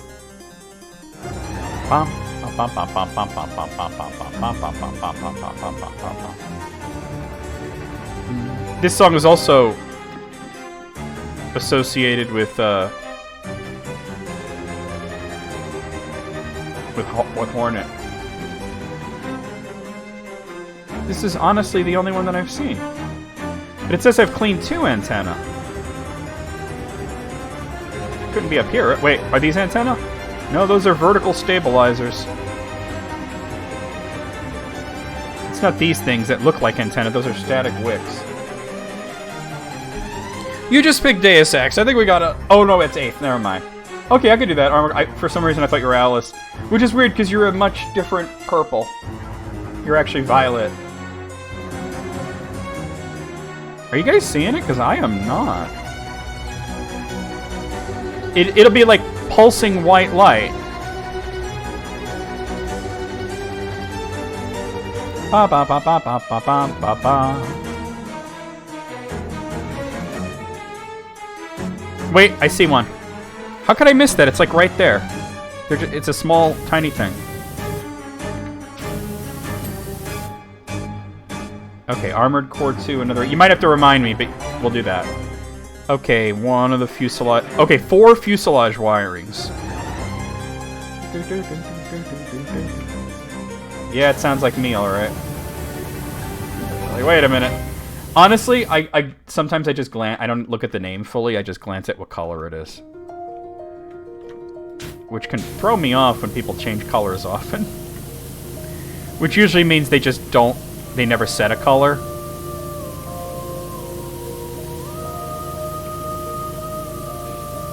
And it's random.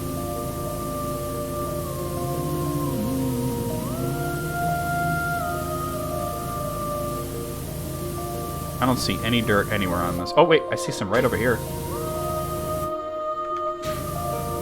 And right there too. Okay. Is this one clean? It is not.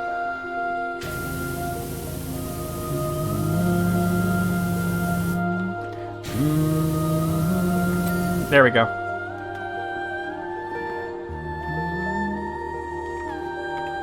It didn't let you? Oh, that's wacky. Why wouldn't it let you? This one's not clean. Well, that's wing wiring, but still, it's not clean.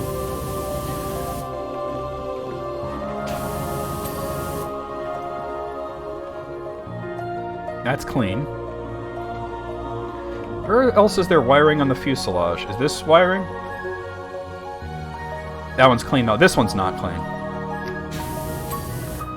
Alright. There's still 2 more fuselage wirings, probably somewhere on the underside.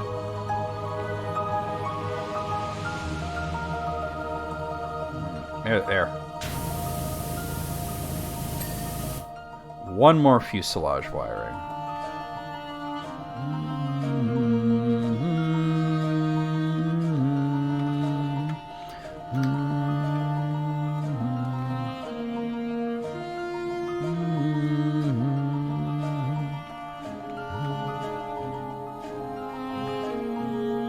I'm not seeing it. It could be at the top, though. Yep, City of Tears. This is all one thing and it's all clean?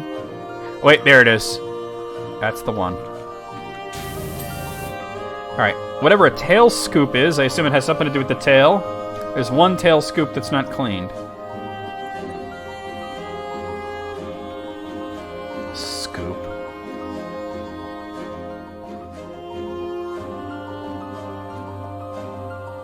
What the hell is a tail scoop?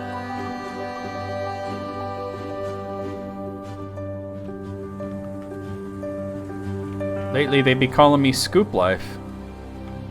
Not really, no. I think that's it right there. Or is that just glimmering? No, that's a vertical stabilizer. Nothing here is called tail anything.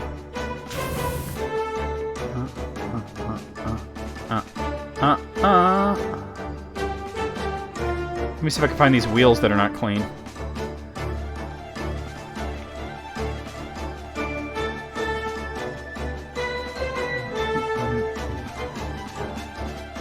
Bum, bum, bum. They're small and close to the fuselage? Alright. That one. Alright. That's the fuselage. They're small. Like, would it be more on the underside or up above? They look like air intakes. Okay. Near the base of the vertical?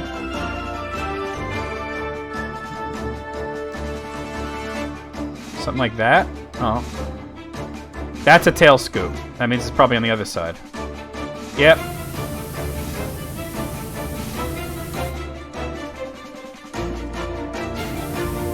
Hey! Let's watch this thing. Bum, bum, ba, bum, bum, bum, ba, bum, bum, bum, bum. Silksong was supposed to launch, like, now, but we're going to be hearing about, like, the actual release date pretty soon, from what I understand. Hey, there you go. Another exemplary example of power washing. I admit I was skeptical of your prospects of cleaning stains created at such high temperatures, but once again you've exceeded my expectations, so I'm exceeding yours. Feel free to use this hangar for any larger, odd jobs that you may pick up in the future. Alright, we gotta do this treehouse now. This is from Hunter Lode, which is a total porn star name, at the Great River County National Park. You probably think I built this filthy treehouse deep in the forest because I let myself go, but actually it's because I'm searching for the missing link. What? Problem is, whilst I'm out looking for them, and even sometimes in the dead of night, pranksters come all the way out here, hollering unearthly noises and chucking stinky mud around. A few times now I've slid down the steps and cleaned the edge. Of course, I got the reflexes of a mongoose, so I always land on my feet and never break no bones. But it's probably time to get this place hosed down all the same. Thanks, Hunter. Dude, what? This dude's like, I live off the grid, but I sent you an email.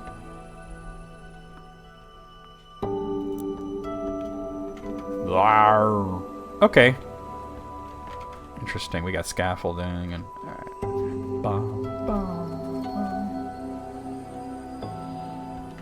I mean, you gotta admit, this is pretty badass.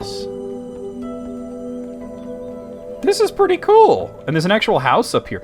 He didn't build a house in a tree. He built a fucking little fucking... Like an estate in a tree. This is pretty cool, actually. I ain't gonna lie. The dude's email may have been incoherent as shit, but...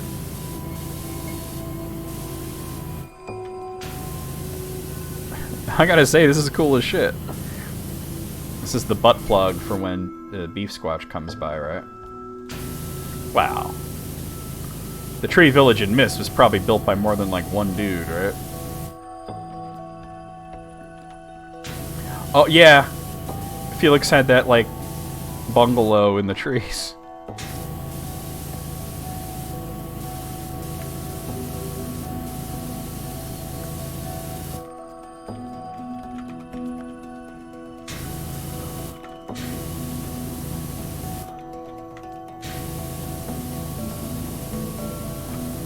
Wait, this is the roof cap, and... Oh, these are... That's part of the roof cap. No wonder. Alright.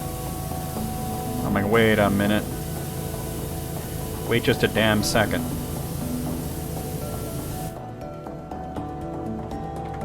Mist on the DS is a bad time.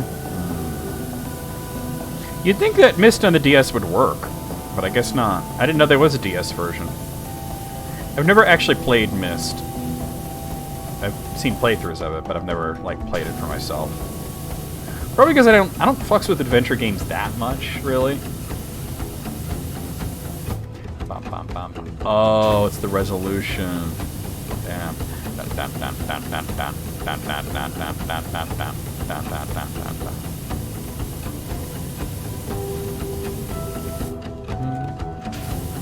Isn't this Crystal Peak? This song?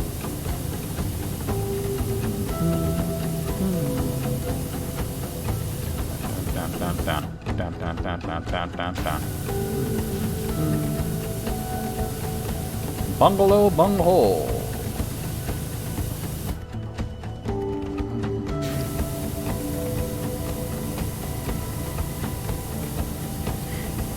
Yeah, Mist didn't have a high resolution, but the DS is a tiny little screen.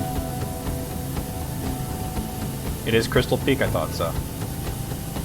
Crystal Peak is one of my favorite areas in the game because I feel like Crystal Peak is where you learn how to play Hollow Knight.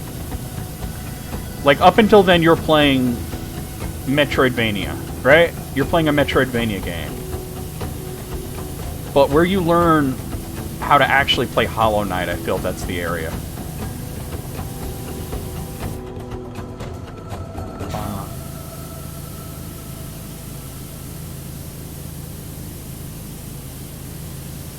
It sounds like they just imported all the images directly into the DS without thinking of how it's going to look and how it's going to function. The Abyss is creepy, but by the time you get to the Abyss, you know how to play the game, right? But I feel like Hollow Knight is where you learn how to Hollow Knight. You learn how to play Hollow Knight in Crystal Peak. Bum bum bum bum bum bum. Bum, bum, bum, bum, bum. It sounds like it's just a shitty port. Because you can imagine a game like Myst on the DS could actually work really well, but apparently they didn't care all that much.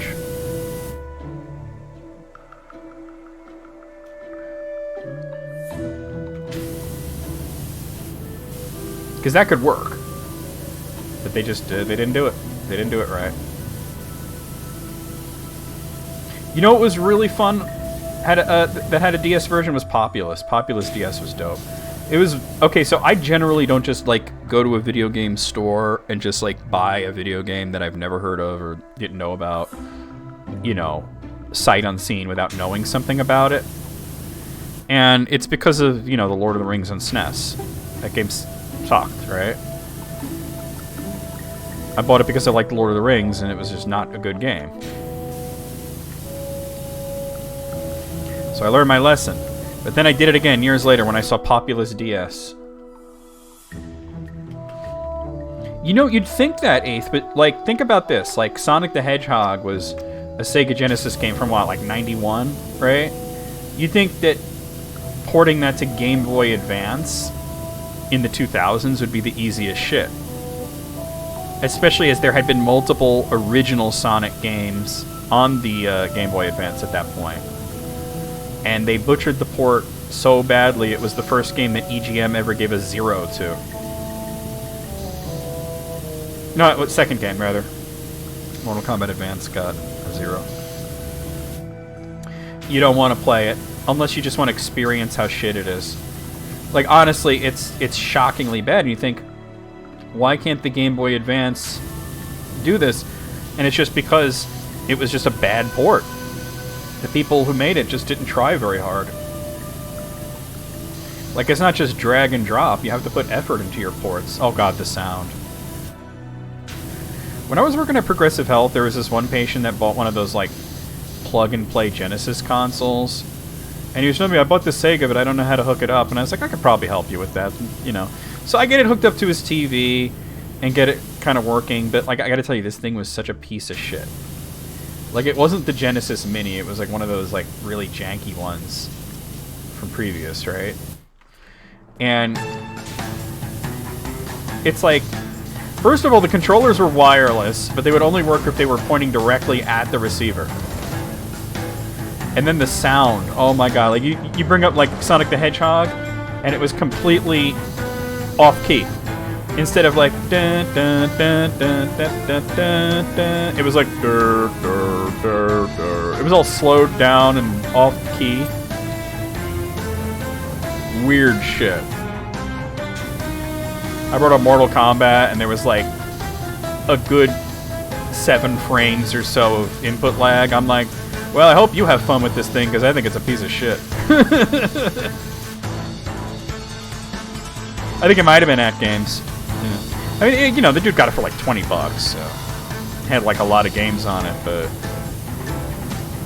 it was one of those things where you can't even save the games, and it's like, wow, you could play Phantasy Star 4 if you leave the thing on for weeks, right?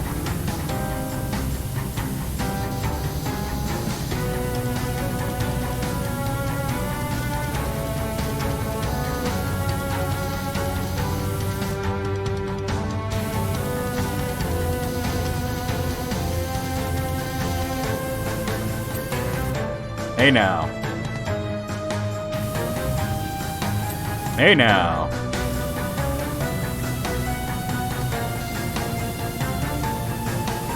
But yeah, the worst thing about it was the controllers turning off anytime you weren't pointing it directly at the receiver.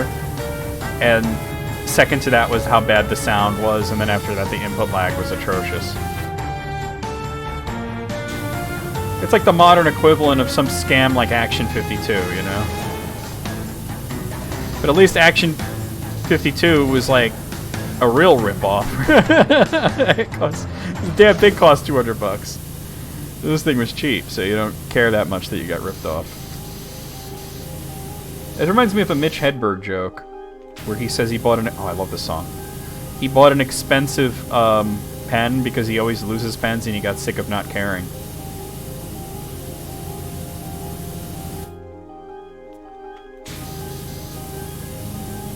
Some of those Famiclones can be very good, but you have to know what you're looking for. Hey now. I believe this is in the city, but it's like the sub-area. All that green grime on it, that was a Green Lantern.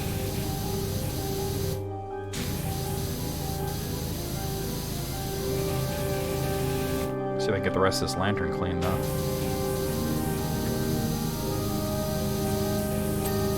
There we go.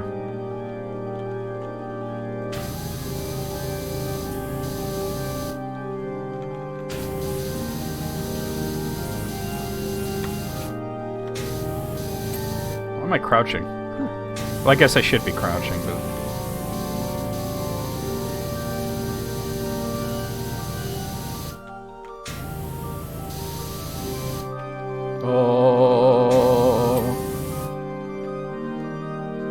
Oh my god, those weird bootleg N64 controllers. Those things are wild. I swear there was an actual console that came with controllers that were like bootleg N64 controllers. I forget what it was, though. It was like an actual, like, one of those shitty consoles that nobody's ever heard of. And I remember looking at the controller, and it was like, it looked like one of those bootleg N64. Yes, the new one, that's just it. God, the new one, what a failure. Did you ever see one of those multi-card game cartridges? Oh yeah, of course. Of course. They're really common, actually, Moogle. They're all over the place.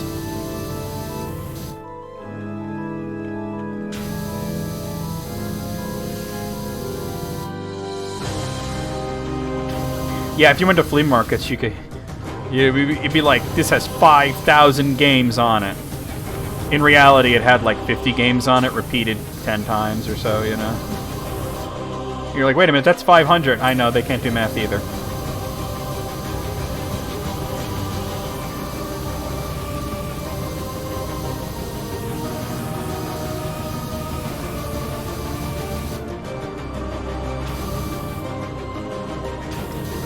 There are entire YouTube channels dedicated to buying those off of like eBay or at flea markets and just seeing what they're all about and doing, you know, videos on what's on them and if they're any good, if they're worth the price. I actually saw a video of somebody who bought like an actual cartridge of like Pokemon Cock version and unboxed it. It's wild what you could buy on eBay. Yeah, sometimes there's really weird ROM hack things on there, it's true. I ain't dropping no eaves, sir. Honest.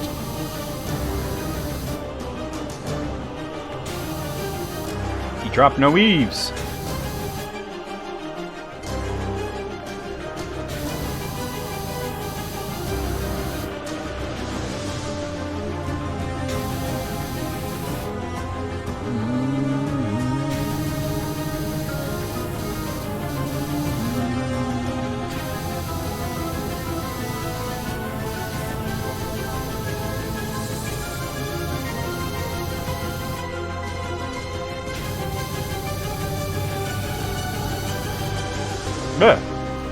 Oh.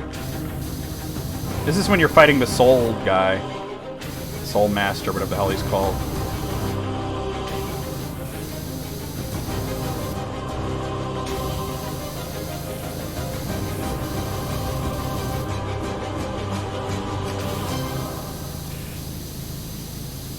Fucking brilliant.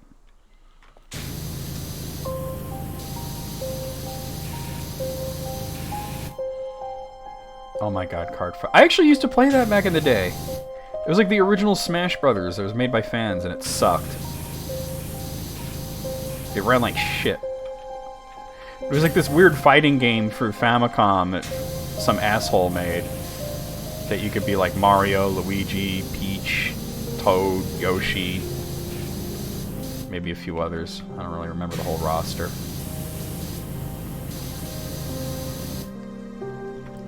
Part of the eaves? That's not sold thing.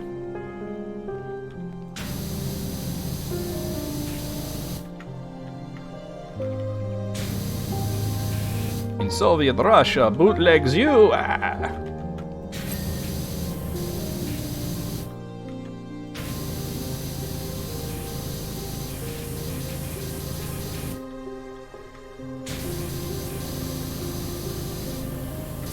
Famiclone software is huge in South America as well.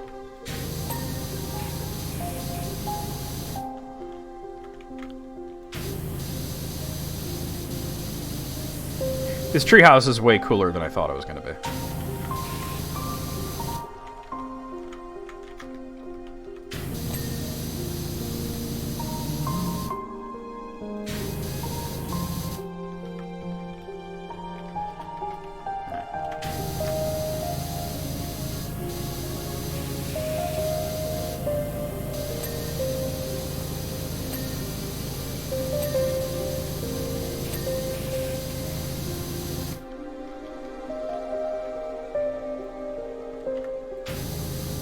You know where else the Master System was big?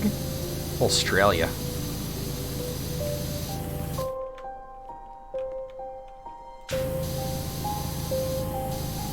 They didn't have quite the dedication to the system as Brazil did, but it was pretty big there.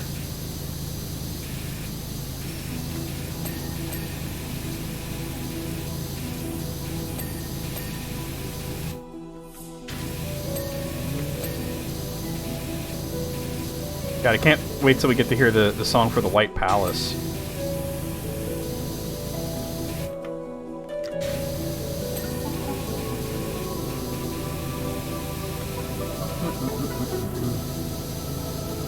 Pasha.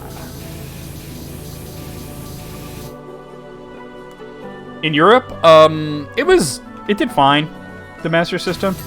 Believe it or not, the 8-bit consoles weren't big in Europe, like the NES and the Master System. It was about PCs. You know, like those like a Commodore and Amiga and Atari's 8-bit computers, those were what were big.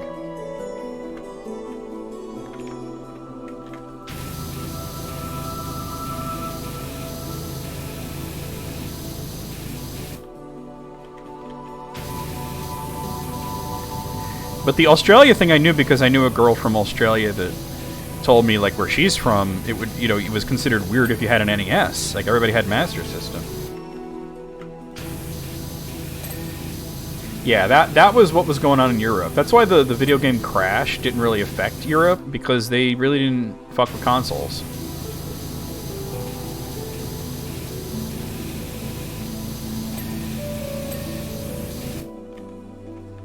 I've never seen an Australian NES commercial with weird CGI now. Oh, cat's looking pretty good. Yeah, stand up.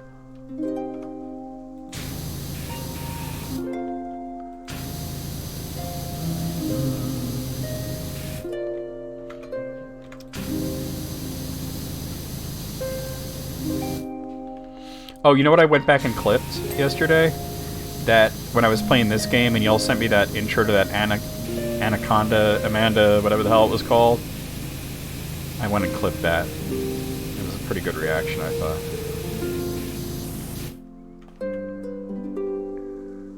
You cannot beat us.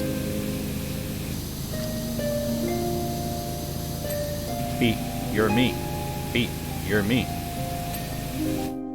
That's it, Angela Anaconda.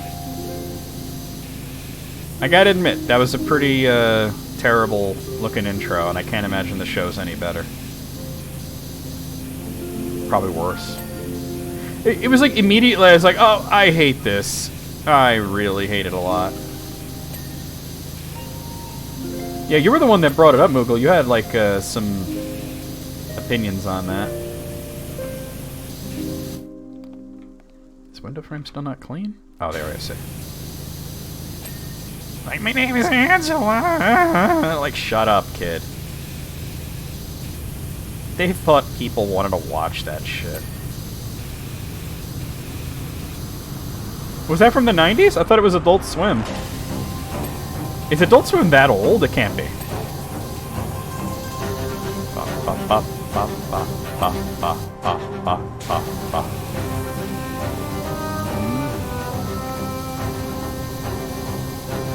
Something important? I'm assuming by important you mean cute.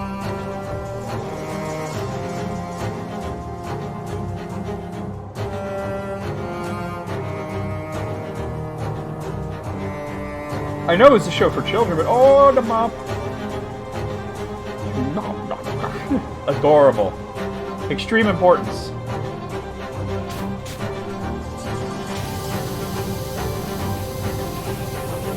Wait, so that's right, Angela Anaconda was on Nickelodeon. So I guess it might have been the 90s. I thought for some reason one of y'all said Adult Swim. Yo, why does the bark texture have to go so hard in a game like this? That's actually really nice.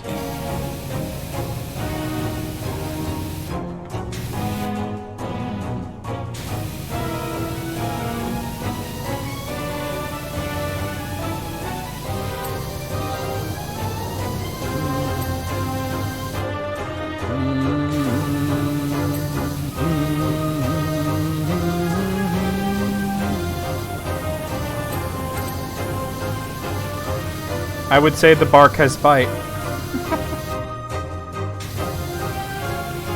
They didn't have to create a texture that good for like some random trees, right? But they did. Yeah, for a while Adult Swim was twice a week, that's true. And one of those days was just anime, right?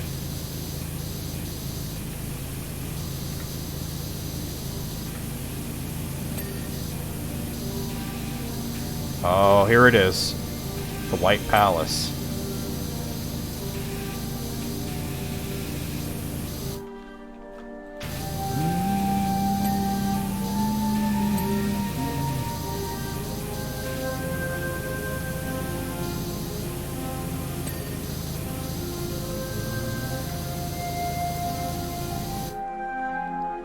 Those were the days, yeah. You're right. They had a great lineup at one point.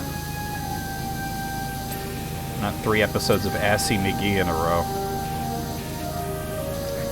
I can't believe that Assy McGee ran for more than like a single episode. Because it only had a single joke. He's a butt. I get it. Once you've seen the intro, you've already seen every joke from the show.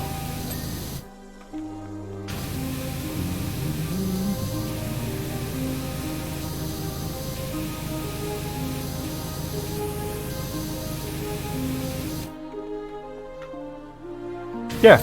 You don't even need to watch the intro. Just like look at a picture of Assy McGee and there's the joke. He's a butt. And somehow that got like 2 or 3 seasons.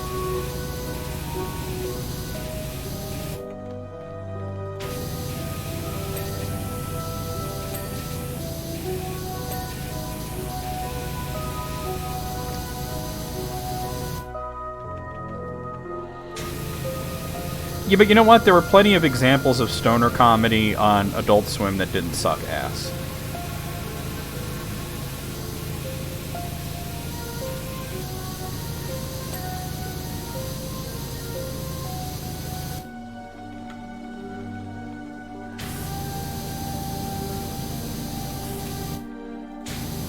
What am I backing into? Just make sure I'm not going to go over an edge. Alright, cool.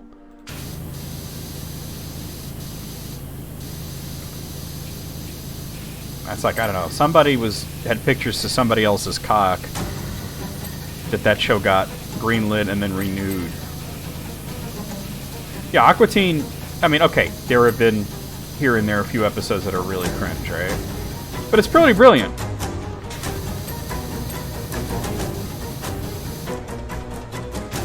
Overall.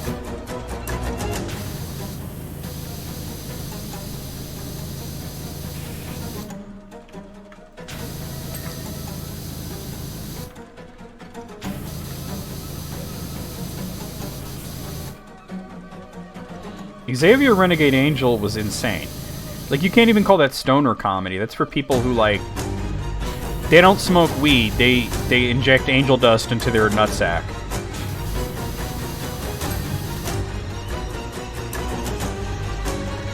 For the high, by the high, yeah.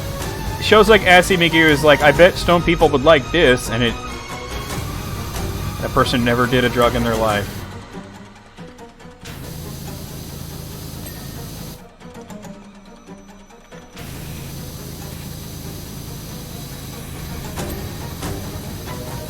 You can do stoner comedy and have it not suck. So you can't use that as like a way to excuse bullshit like Assy McGee.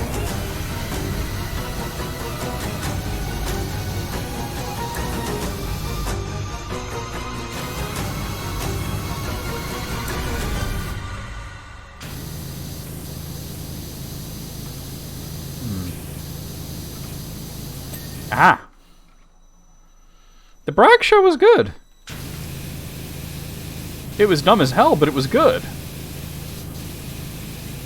There was a lot of nostalgia baiting, which is not a bad thing.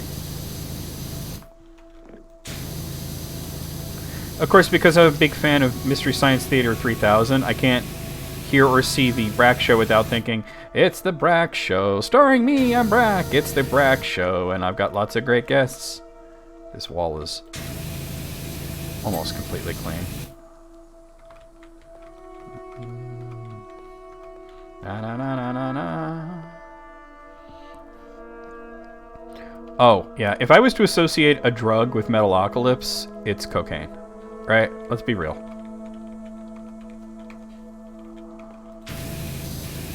Where is...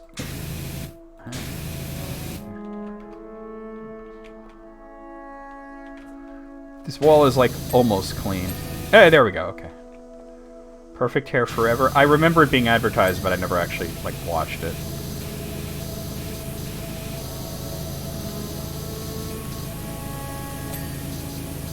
The one show that I never thought that I would like, based on the previews and the concept and everything, was Squidbillies, and I would see that, like, first the name Squidbillies is so freaking stupid, right? What, they're hillbilly squids. That's what? What are you doing?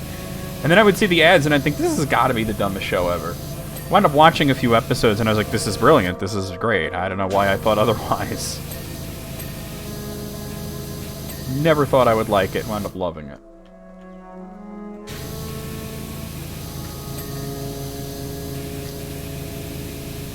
I think that's why I didn't watch Perfect Hair Forever, because I'm, like, not an anime fan, so I didn't think I would get the references. Alright. Alright, the house is pretty fucking clean. Oh, except for that bit.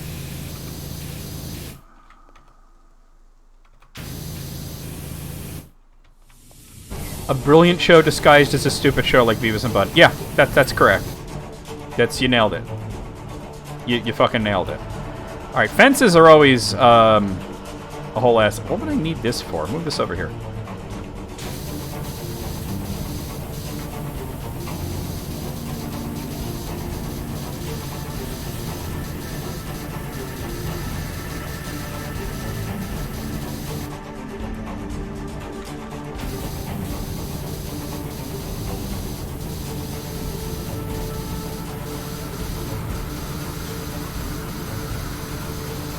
Venture Brothers was pretty good every once in a while. I never, like, was into it, but I certainly wouldn't turn it off, you know? There were specific shows that I liked and would try to watch. I can give you some missing link facts based on what I found so far if you like. Alright, let's hear it.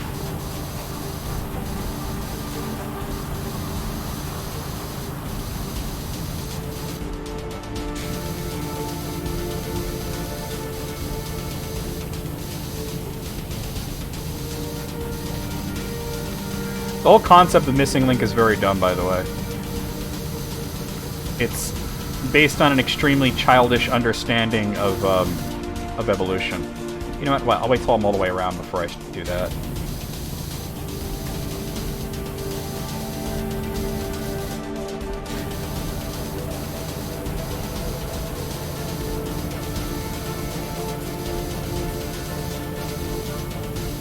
I was like, this doesn't seem too bad till I saw the giant fence. Is this the Hollow Knight theme?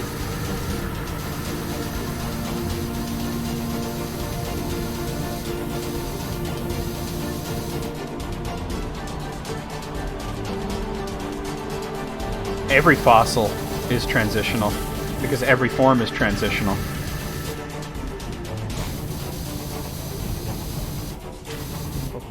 Hey, Greg.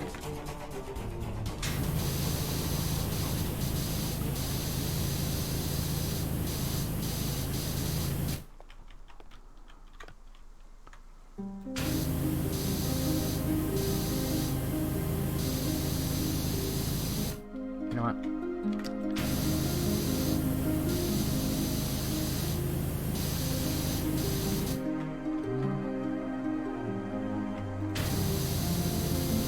I do not remember Crocoduck.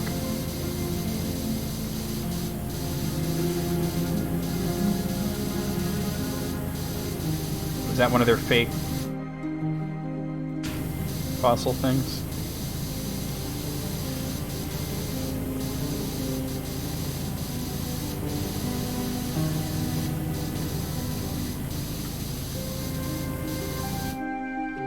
Oh, Kirk Cameron. Yeah, it sounds about right. He's a dumbass.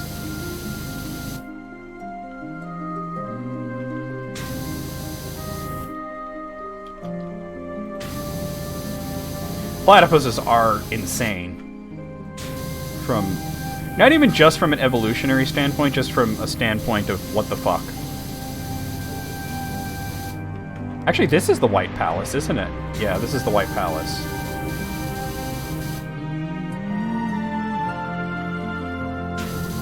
Like, why would there be a fossil that's halfway between a crocodile and a duck? Kirk Cameron's insane. The man is not right in the head.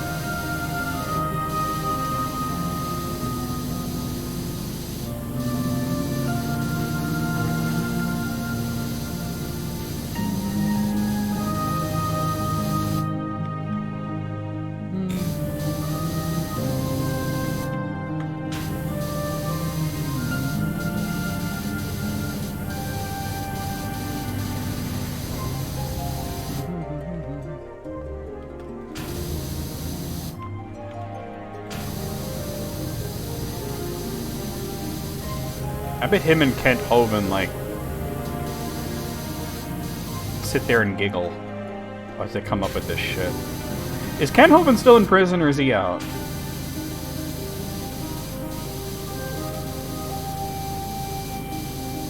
Dude, Ray Comfort is straight up a dumbass. Like, the dude is either a grifter or a dumbass. He's like, yeah, this peanut butter jar proves that evolution's not real because of some arbitrary weird shit that I made up. He's awaiting trial for something else? Man, that dude just can't keep himself... Oh, wait, that's right. He had, like, a domestic dispute, right? Oh, hello.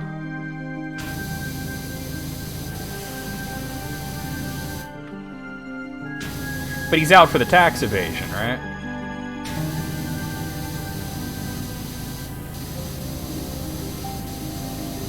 I think he was supposed to get out for that, like, in 2017 or something.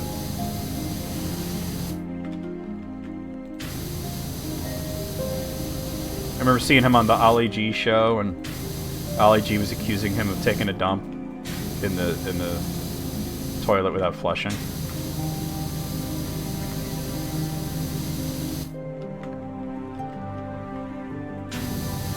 That was peak comedy right there.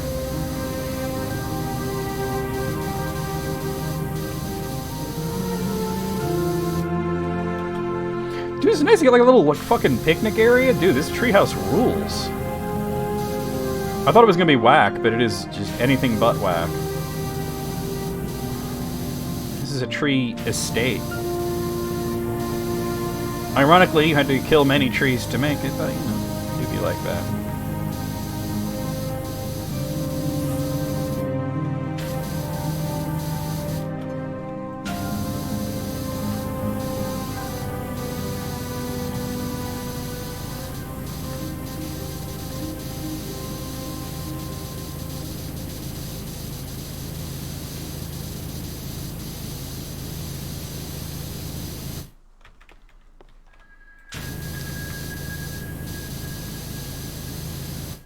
Wesley Snipes School of Accounting.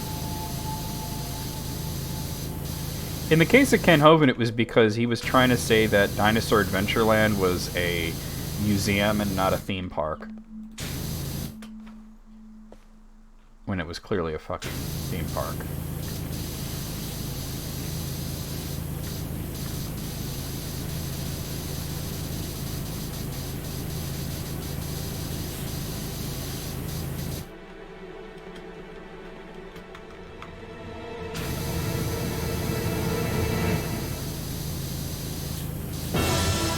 Oh, this is the Hollow Knight's theme.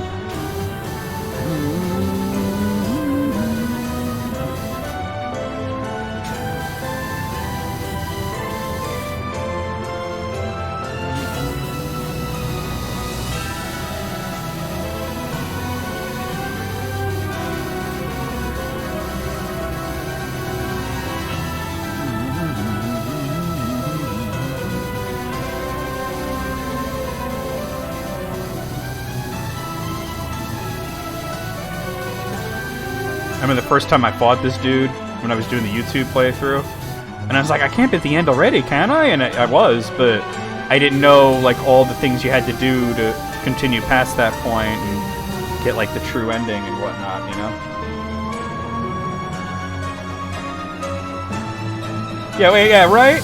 Yeah, but it's salad with quotes around it, like ambrosia salad, right?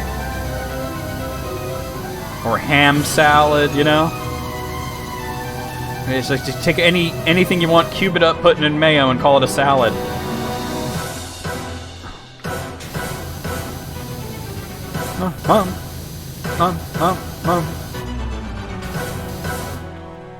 He may not be the true final boss, but God, what an epic fight and what a great song.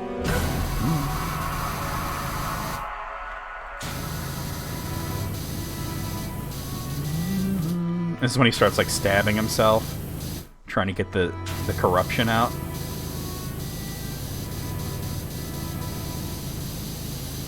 Jordan Peterson's just a grifter. He's not a philosopher. He thinks because he sounds like Kermit that people are going to listen to him. He should have known it ain't easy being green.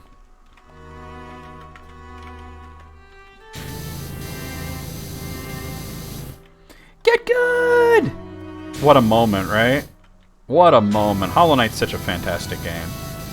Get good!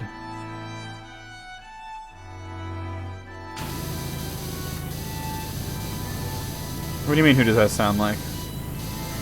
Grifter with a bad diet? Oh, I got you. Yeah.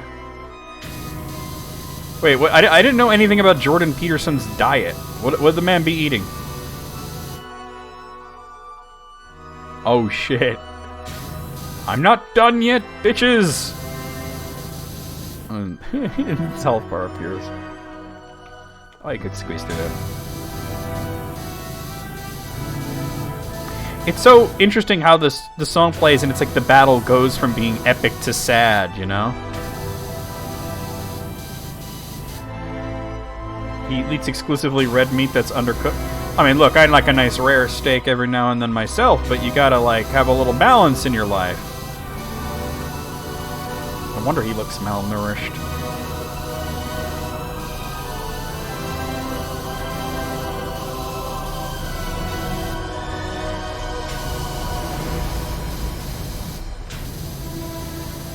Nah, the caveman diet's a lot more balanced than that. It's not exclusively meat-based. Because cavemen, if you think about it, they eat whatever they can get their hands on, you know? They just... the caveman diet mostly stays away from, like, processed grains and things like that.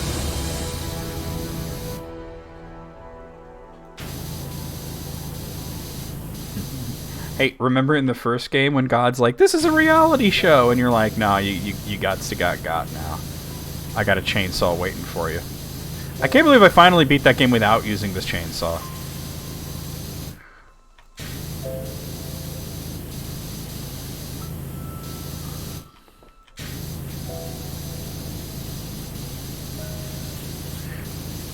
The reality show aspect of Saga was kind of translated out of the American version, though.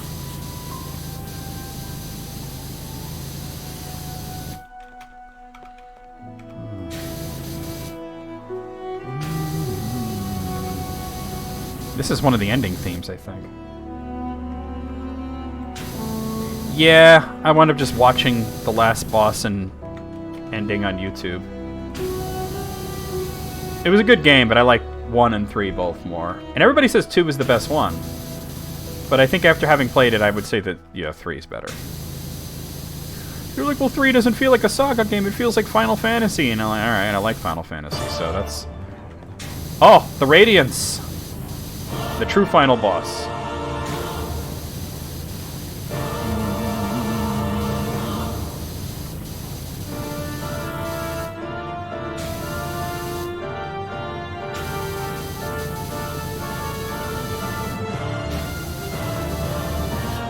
Alright. Let's start doing this floor. Because the rest of this is going to have to be from the outside.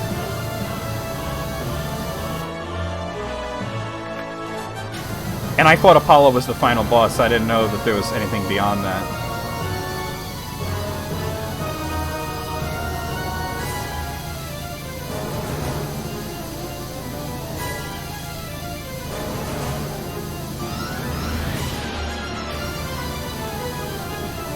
At least this hardwood is actually pretty easy to clean.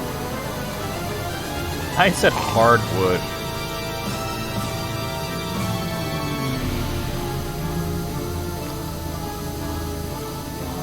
The one thing about those games, though, that it's a common thing that happens in a lot of RPGs, where it's way too easy until the end, and then suddenly it's very hard. Oh, definitely want to do Shadow Hearts, yeah, at some point. So you're not grinding because the game's easy. You know, like, I don't need to grind, everything's dying in 1 or 2 hits, bosses ain't shit, right? And then you get to the last boss and he's like fucking impossible. It's a lack of balance, and it's not exclusive to the Saga series. Although the Saga series does it a lot. Especially Romancing Saga 3.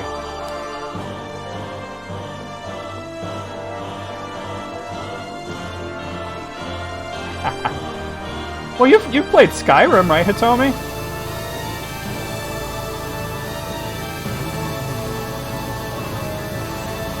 Personally, I do prefer Japanese RPGs, but I like a good Western one when it's done right. Wow, who's ever really fully finished Skyrim?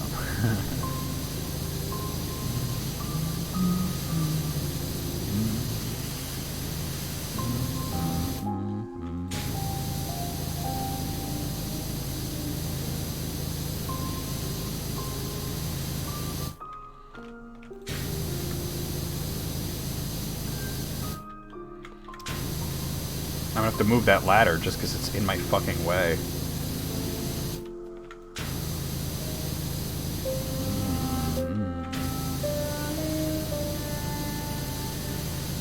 I mean, I get what you're saying. You tell me that you just never finished, like, the story of Skyrim.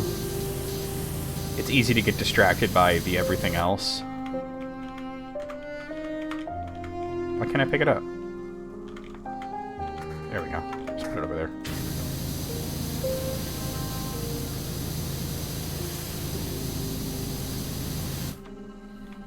It's honestly not hard to go through the main story of Skyrim. I mean, you only need to be around level 20 or so to stand a chance. Level 25 is kind of optimal.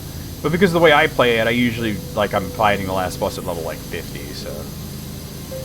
It does scale with you a little bit, but not to an insane degree.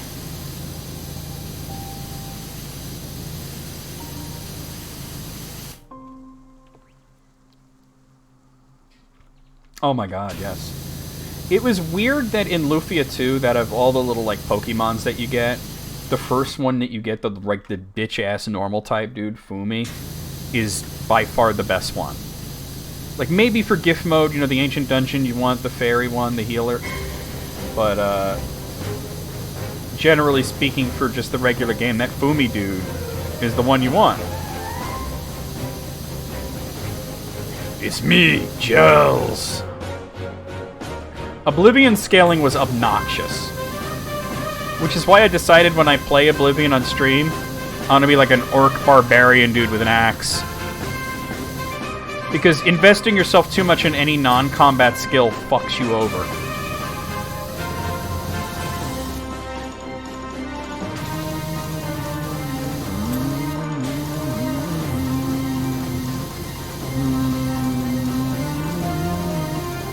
Yeah, this guy's got like a wood fetish. Everything's wood. He probably doesn't even use nails for this. It's all held together by, like, wooden pegs.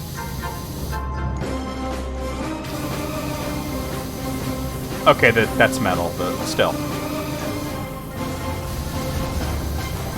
Wood. Lufia 2 without a capsule monster, that's interesting.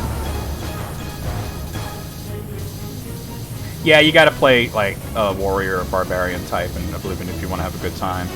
You definitely can't play mage. And if you're like me and you like to play a rogue, you're fucked. You can play it, it's just gonna be incredibly hard.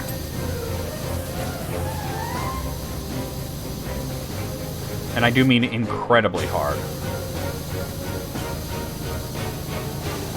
My dick is Nintendo hard.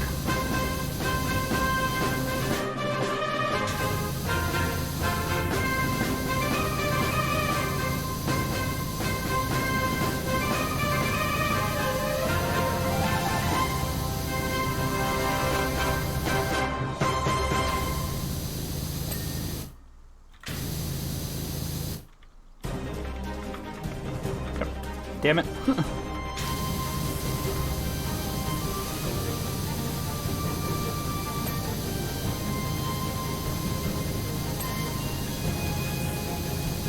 This table still ain't clean.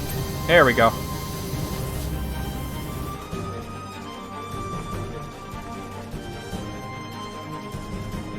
Never should have come here. Actually, the Oblivion experience for me has been you have Daedric armor, Daedric bow, Daedric arrows, and it still takes 10 full minutes to kill an ogre.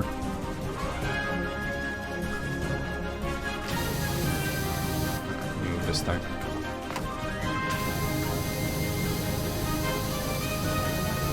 That's why we'll play as a barbarian that just chops everything up.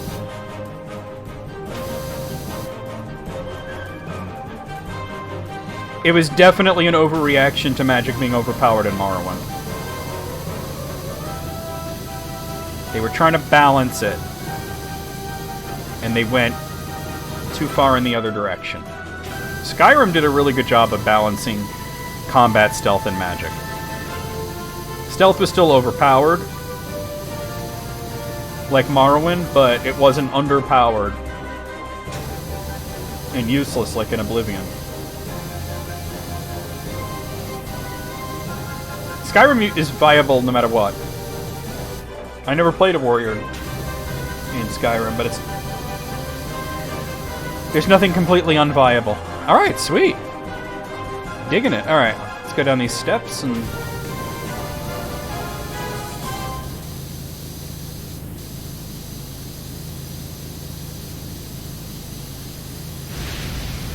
Shaw.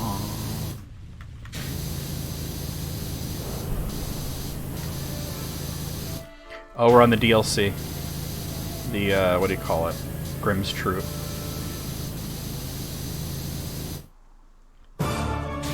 I've never played Wizardry or Might and Magic. I heard they're very obtuse.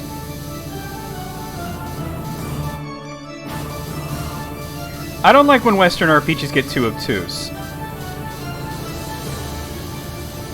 I like to have fun, you know? Elder Scrolls has pretty consistently been fun. Oblivion, there were some issues, but it was still overall a fun game. Oh, yeah. I mean, that's the other thing about Elder Scrolls. It's all fixed with mods.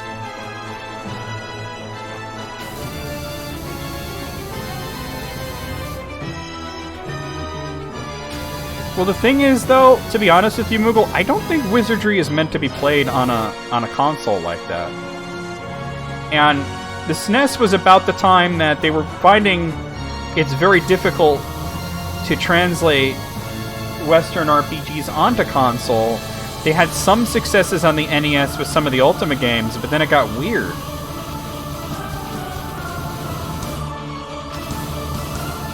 And Wizardry never had good console ports. Now, Wizardry is actually, you know, despite being a Western RPG, really fucking popular in Japan. Way more popular in Japan than it has ever been in the United States.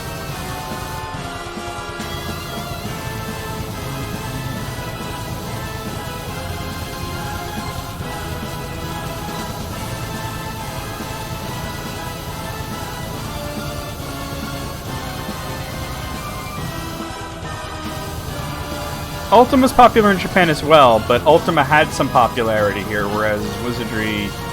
Like, Wizardry eventually became just a series that only is released in Japan.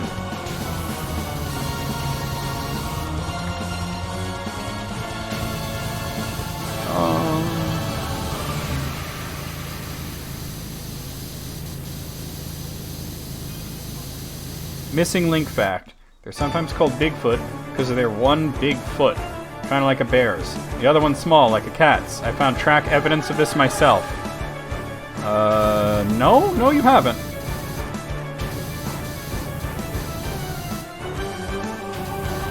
You lying liar that lies.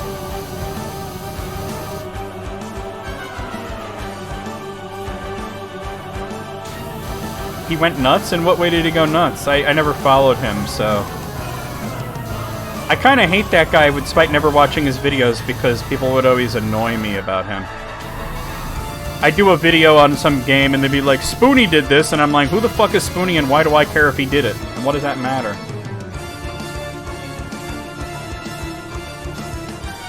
Damn, over what period of time does fucking Might and Magic take place? Silly Snake Wood. It's a long story? Well, give me, like, the Reader's Digest version. Oh, he was a kick scammer. I see.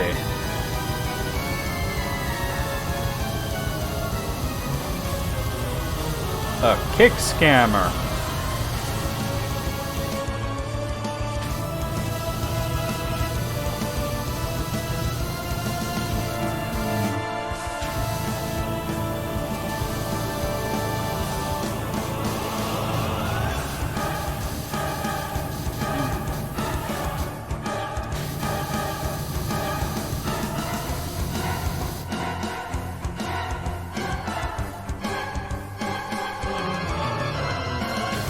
It's a shame how something nice like Kickstarter became a way for people to just be scammers, and also a more subtle way of scamming, just in using it as a pre-order for whatever product, while traditional investors have already paid for it.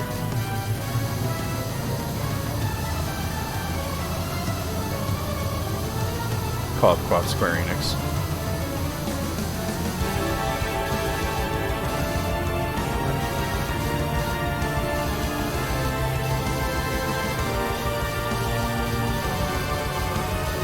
Well, Patreon's completely different.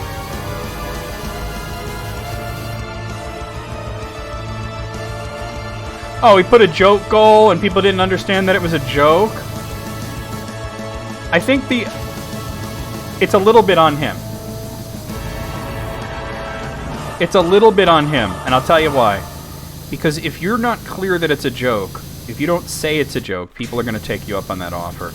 I did a thing once where, as a joke, I said that if I get like 10 video responses of guys like punching themselves in the balls, that I'd play Earthbound for like an hour. And then I said, well, that's kind of sexist. I'm not including women, and women don't have balls. I don't know, they could just send me like pictures of their tits or something, right? And some girl actually did send me pictures of her tits. And I was like, God damn it was a joke. But I did it because it's like, all right, well, now I have to do it. I'm honor bound to do it.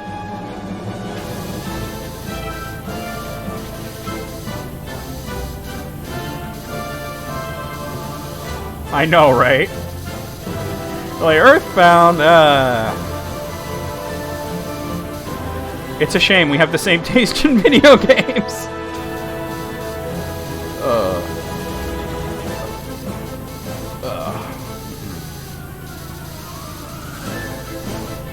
That whole thing proved that guys are cowards. Because, you know how many comments I got from guys that are like, I'd do it if 19 other guys did it first. And meanwhile, this chick, who I still don't know who it is, was just like, yep, here's my boobs. I mean, she was smart. She kept her face out of the picture, but still, it's like... I was like, God damn it, it was a joke. But I had to do it. It got funded. He should have done it, even if it was a joke. He could have made the movie itself a joke. It could have been like some... It could have been some quick 12-minute ashcan thing, like The Hobbit from 1966.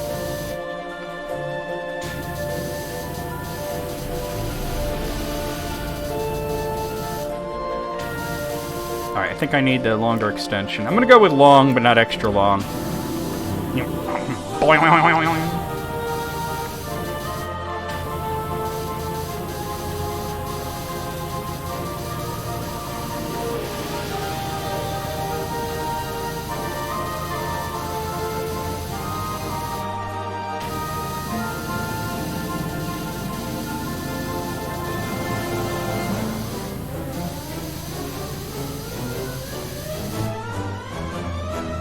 Dropped her boobs and faded into the ether. I have no idea who it was. They made a throwaway email account and everything. Not that I really want to find out, you know. But it's it's an interesting thing that she just did that. As I said, for me to do Earthbound now, I would require a bribery, and tits ain't gonna cut it. Cold hard cash. Monies. Fundage. I could find boobs on the internet. That's what the internet is for, right? The internet is for porn. The internet is for porn. Grab your dick and double click for porn, porn, porn. If she does, hi. Right?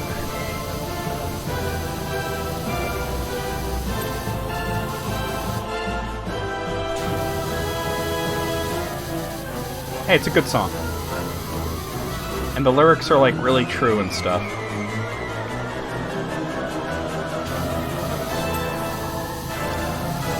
That play as well. Do you ever see the whole play? I mean, that's true. That's true.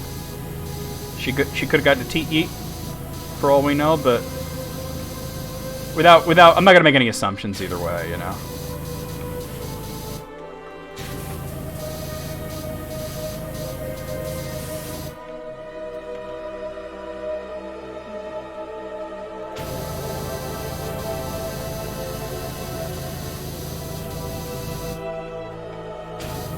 James is just like a really shy person overall, and I think that helps things, you know? He's not going to think of himself as a superstar because he's just like, I'm the movie-making nerd. What are you talking about?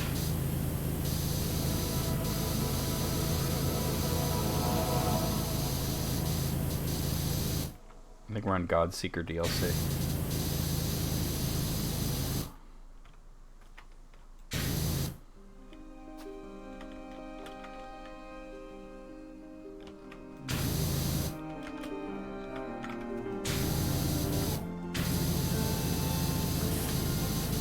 It's actually hard to walk on this thing. I can only walk forward, I can't sidestep on it.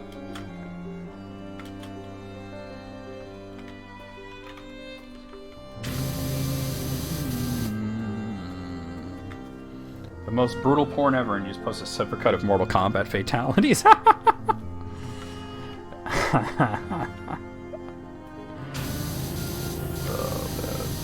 I can't say I ever looked at porn where my search string included the word brutal. Never once even happened.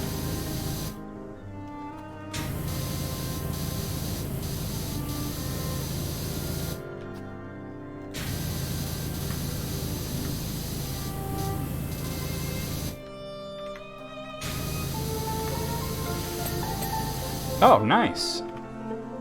That was very forgiving. That's how Pornhub banned you? Because you kept searching for brutal porn? You have been exiled to the land of X videos. Ain't nothing wrong with that. It's the same fucking basic website. When you really look at it, there's not much of a difference.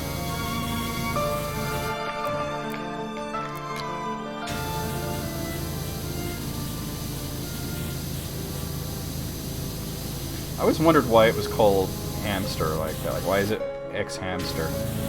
That's just gonna confuse Moogle.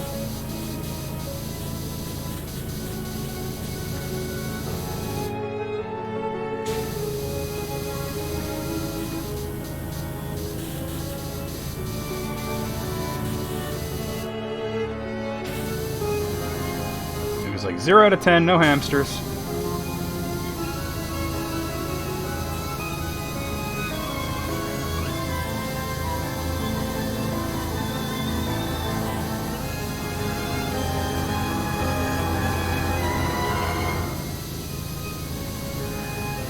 Yeah, doesn't the company that owns Pornhub own, like, half the internet at this point?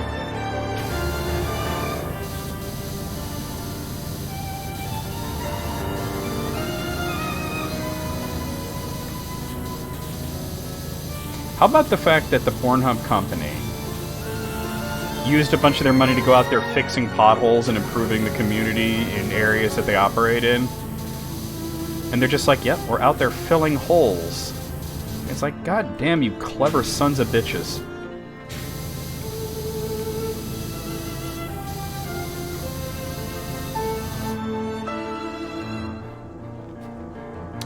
There was no video of Richard Gere. I always wondered when they started up that ridiculous rumor, like why they chose Richard Gere as the celebrity that they were going to make it about.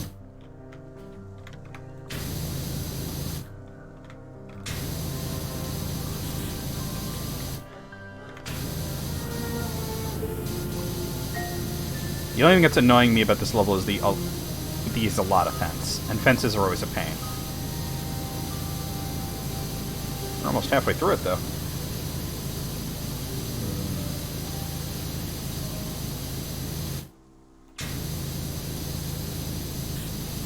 The satanic children's... I mean, how could you say no to that, right? It's like, no, I don't agree with Satan, but you hate children, then. I have to clarify, they're not satanic children, we're just satanic people raising money for children.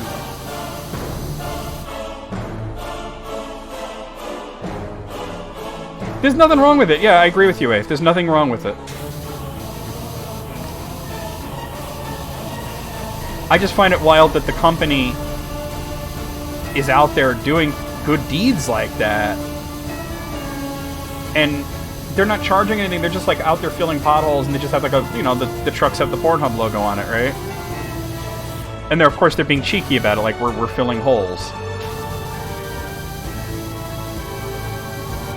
Yep, fap away, exactly.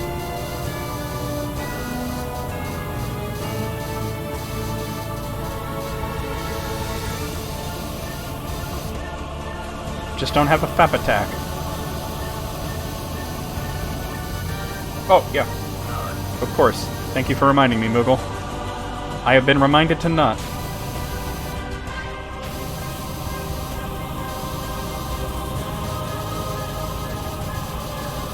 Yeah, but I do wonder about that girl that sent me the Hooters picture, and like not only who she was, but like if she liked the video, if she's out there still watching and whatnot, you know? I have no idea who that was. It's not important. But it was the fact that I put out a goal that was a joke, 100%, but it got fulfilled and I did the thing. So that this spoony dude should have done the thing.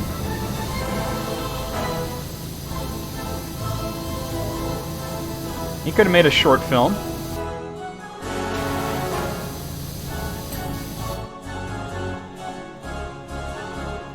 Oh my god, I feel... Well, didn't the KKK get kicked out of that program because they weren't actually picking up trash?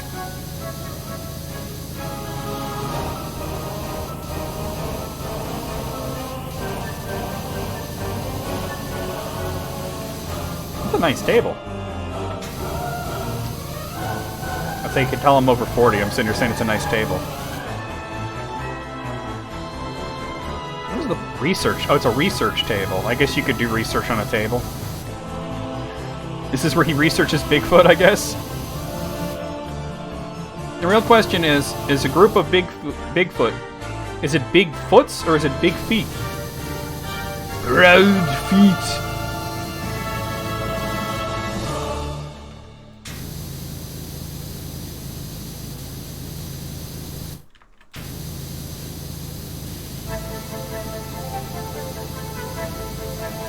Yeah, I believe that they got kicked off for that for the reason if they weren't actually taking care of the highway. They weren't picking up trash or anything.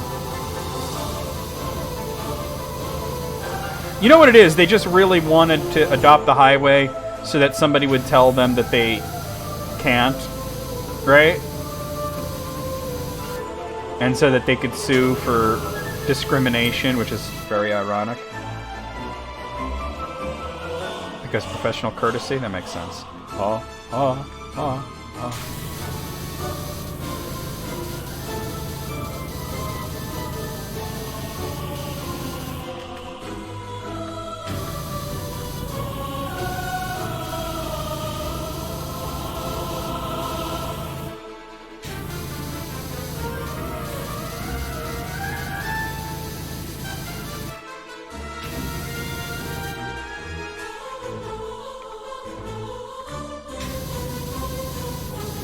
I never played that much of Godseeker, so some of these songs are pretty new.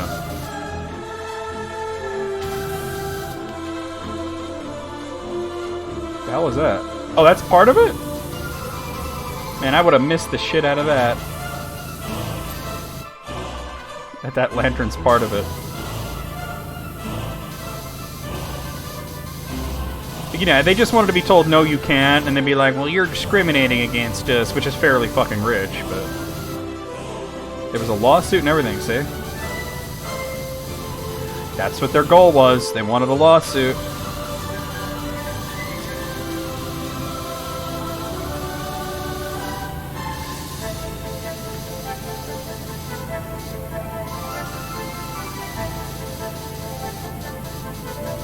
More like a lawsuit.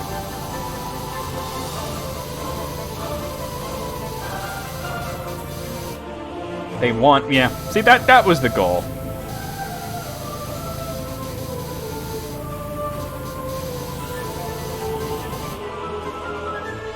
And this is why we can't have nice things.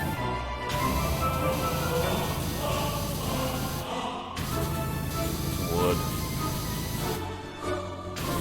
Dude, look at this area. They got a barbecue and shit. Nah, this place is nice. We found the soccer ball. No sign of a garden gnome as of yet.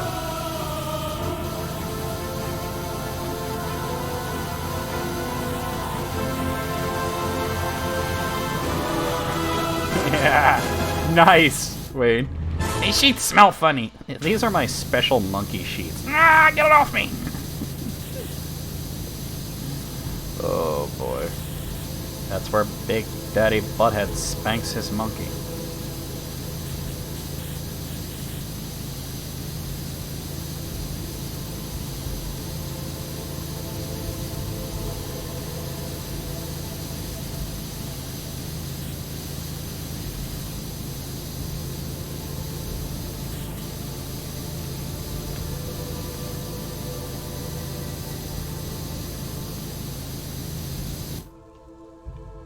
Everyone has a nut sock. You know, that one sock that stands up on its own. That's so gross, too. People say that. It's like, what, you don't wash the shit? You nasty motherfuckers.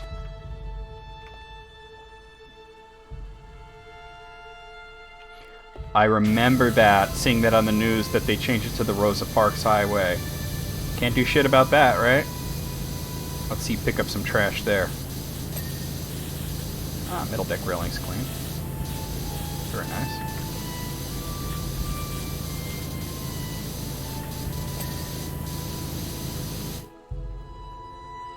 It's at the bottom of the hamper. But yeah, people be like, oh yeah, that one sock is crusty and stands up on its own. And I'm like, what is wrong with you? Do you not wash your shit? Like, what the fuck? Nasty ass motherfuckers. I just answered my own question. What is wrong with you? They're nasty-ass motherfuckers. That's what's wrong with them.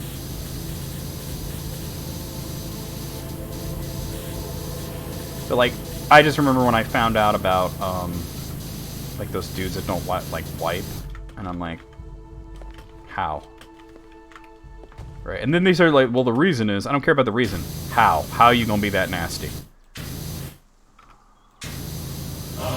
The reason is unimportant. Born to shit, forced to wipe. I love that meme. I remember I showed that to June and she just lost her shit for several minutes, which is an appropriate reaction.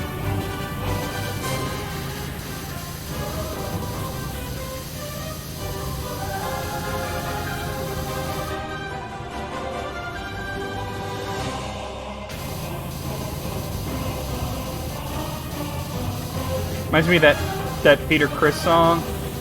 You know, live to win, but it's like, born to shit, forced to wipe.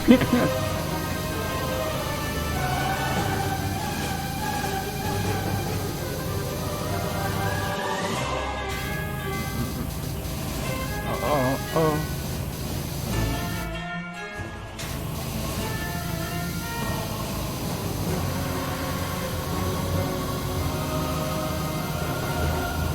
You know, for an insane person who chases Bigfoot, his place is badass. You'd think it'd be some cringy compound.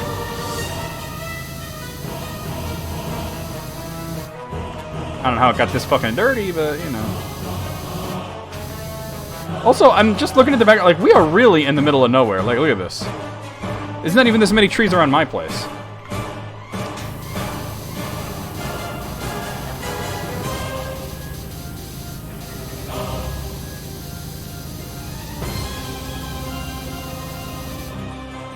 Yeah, that's what I thought. I thought it would be like some doomsday prepper shit, but it's not. It's just this really badass place. While he looks for Bigfoot, right? I'm on the forest moon of Endor.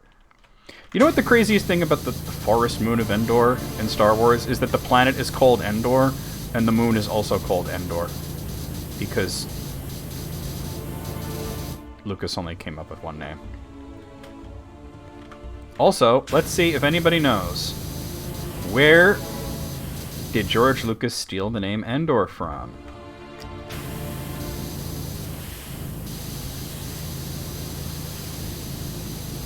Let's see if anybody knows the answer to this question.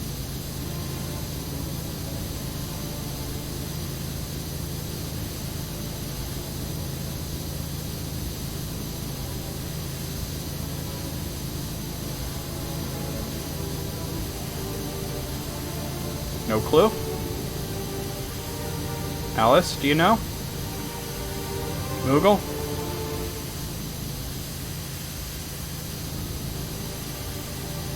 The Bible?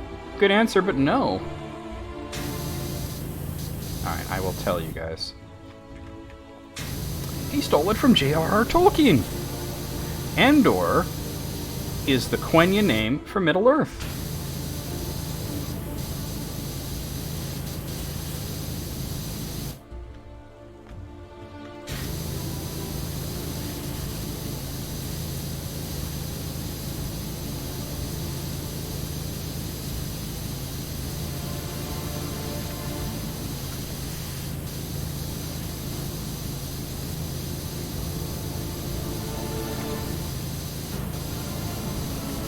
It also showed up in Dragon Quest, but that was later.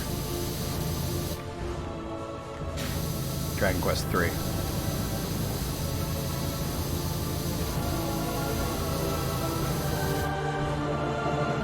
Palpatine Sauron crossover confirmed. I mean, you know, Christopher Lee, just saying. I'm Saruman, Lord of the Sith.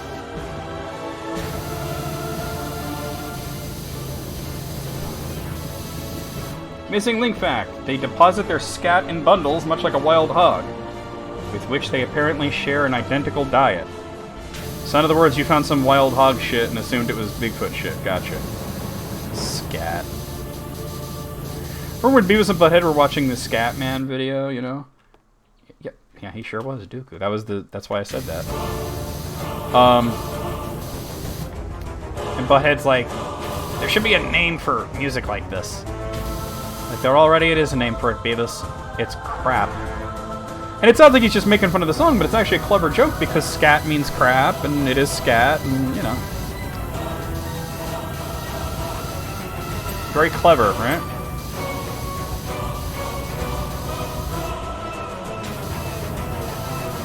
You seen that one? Yeah, that's a classic.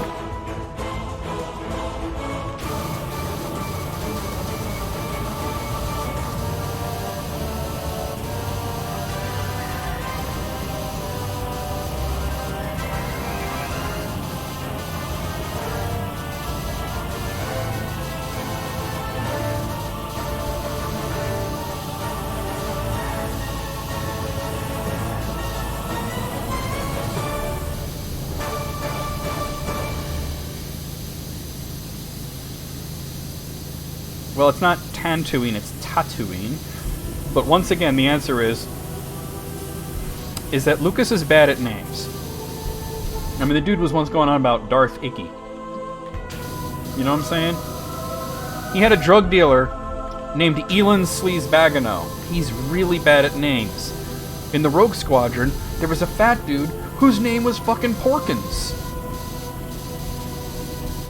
He's really insanely bad at names.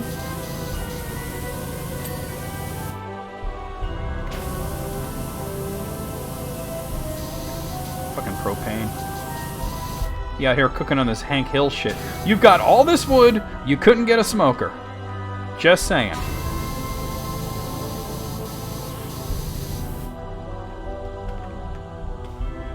Yes. Yeah. Except Mad Magazine's actually trying to be funny. George Lucas wanted people to take his shit seriously. Like, I'm not gonna like be like, oh, I hate Star Wars or whatever, because it's not true. I like Star Wars, but he's really bad at names. He's not very imaginative with names. And all the coolest names are taken from something else. Like, you know, Endor. Just saying. Quenya from Middle-earth.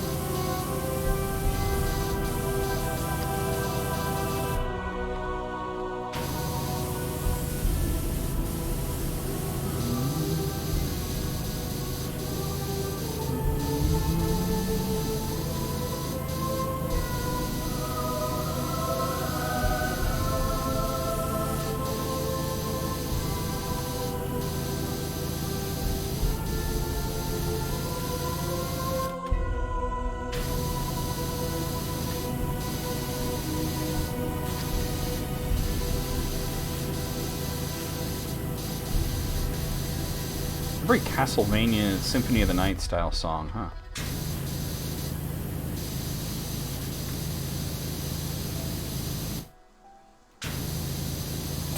Hey, Tatooine is just bootleg Arrakis. I mean, yeah, it is. They ain't even got spice though. It's like we got Arrakis at home.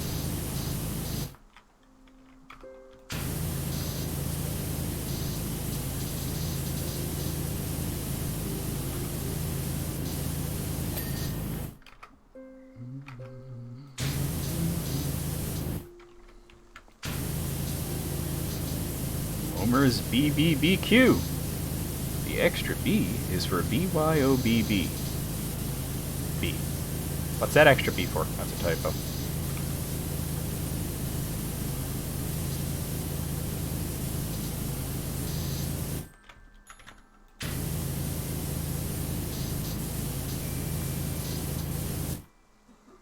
In Star Wars, they got sandworms. I mean, like, probably in, like, the video game or the book or something, right? Oh, yeah, the Sarlacc. I don't know if it's really a worm, but I guess that's similar enough to the sandworms on Arrakis.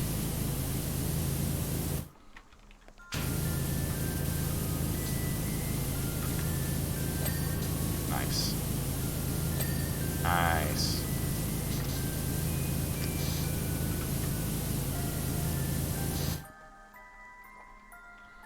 Yeah, I think 8th is correct. It's more like an antlion from Final Fantasy, except it was before Final Fantasy. Final Fantasy definitely stole from Star Wars on multiple occasions. I'm not even joking. There's a lot of Star Wars stuff that wound up in Final Fantasy.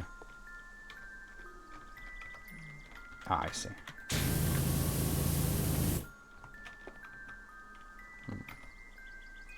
This barbecue side table is still not clean.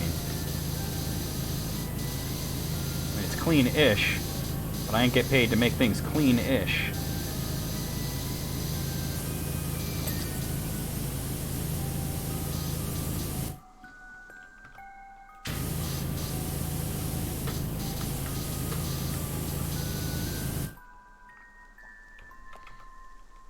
Gomez is Darth Vader. I mean, pretty much. Right? Even in the reveal that, oh, you're related to the hero, you know?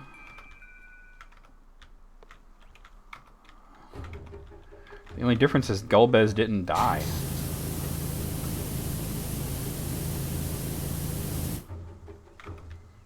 It's the only major difference.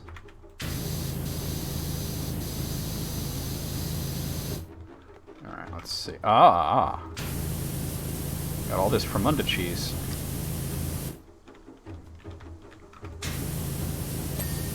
Alright, that's barbecue drum completed. I think everything to do with this side is done. It's this side. This, oh, I see. There's some dirt there.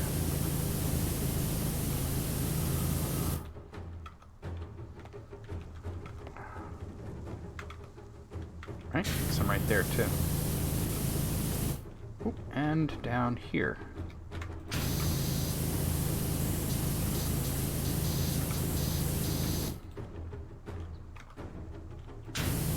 Hey, we got it. I think the Emperor from Final Fantasy II is cooler, because, like, you kill him, and then he goes to Hell, and he takes over Hell. Like, when you're so evil that you take over Hell, I think you've won the battle, you know, of the evil Emperors.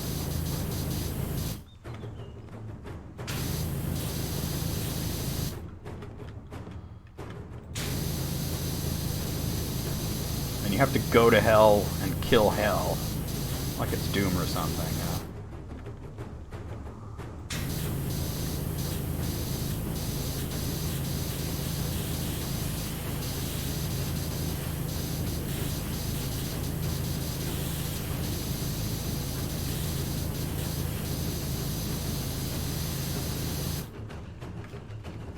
So, chill.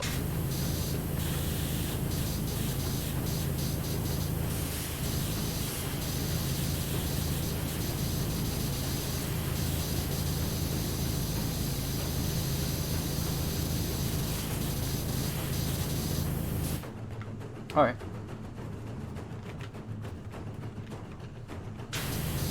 Stay out.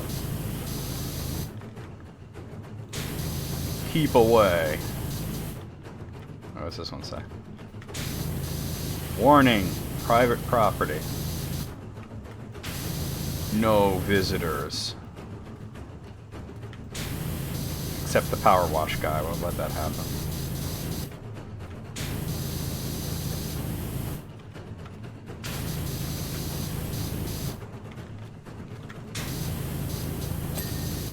I feel like Turok's gonna start shooting somebody with this music. Alright, Turok just walks in with a gun that shoots nuclear explosions at you.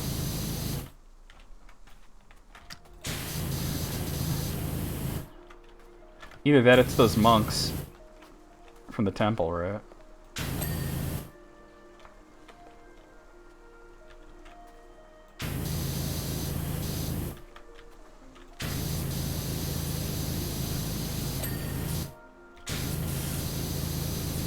They egged the mayor's house, after all. What if Sasquatch is real, but he's microscopic? I'm gonna ruin your camera. Oh, dude, you can spin around and shit? That's dope. Future film. Alright.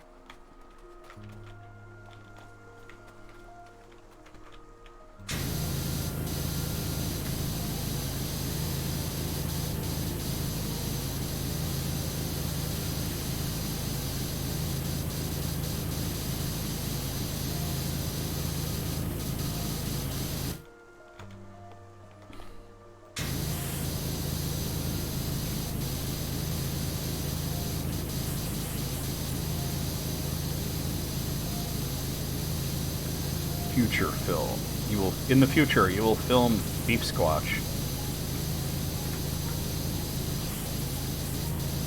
Beef Squatch, Beef Squatch, Beef Squatch. Yo, microscopic Sasquatch. I mean, that's kind of like what going back to Star Wars, what George Lucas's plans were for the sequel trilogy, right? Beef curtains, Gene. I'm allowed to say that once a year on your birthday. I love that they have a deal about Gene saying beef curtains. You can say it once a year on your birthday. Beef curtains! Gene.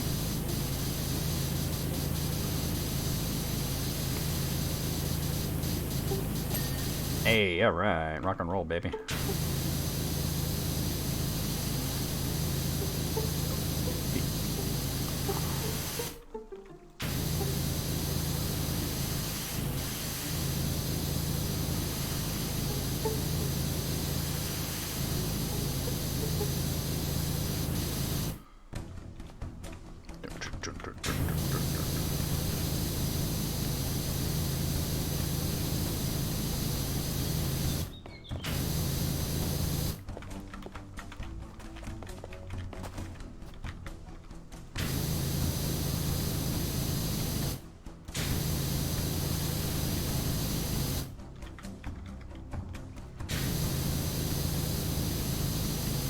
I'm just reminded of a... I don't know why I'm reminded of this, but... Thinking of a Mitch Hedberg joke where he was talking about the Dr. Scholl's foot pads. He's like, you know, Dr. Scholl sells foot products, but he's also a doctor. But he didn't need a doctor to figure out that stepping on a cushion is more comfortable. I would have bought that from Mr. Scholl.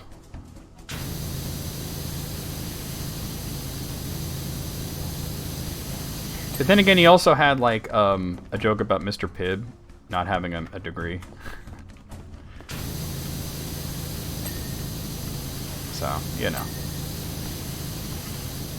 That one's cool. Oh.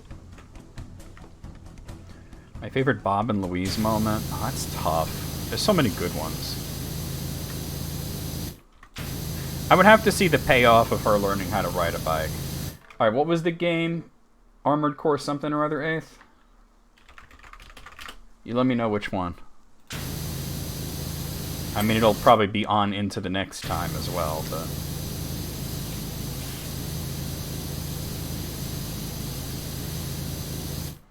Armored Core 2, Another Age. Okay.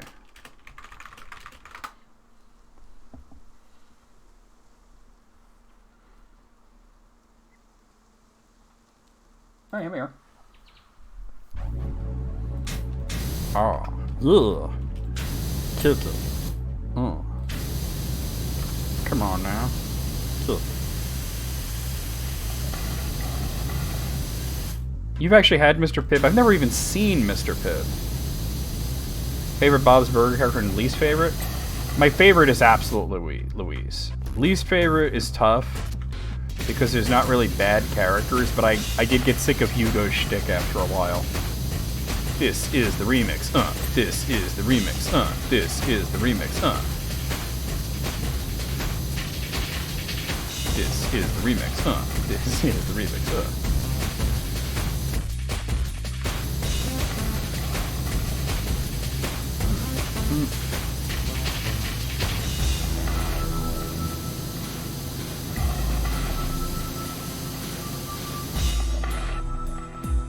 Okay.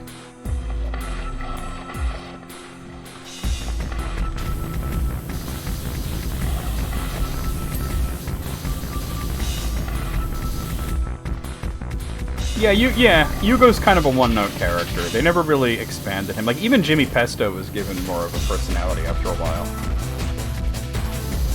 Yeah, YouTube music is dope. They really do good work with YouTube as a music app.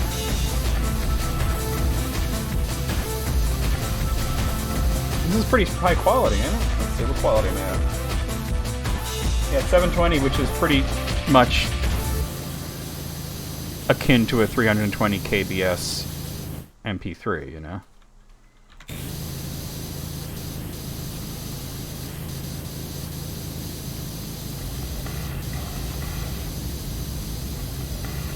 Yeah, but even characters like, you know, like Mr. Frond or Jimmy Pesto have been given some character after a while.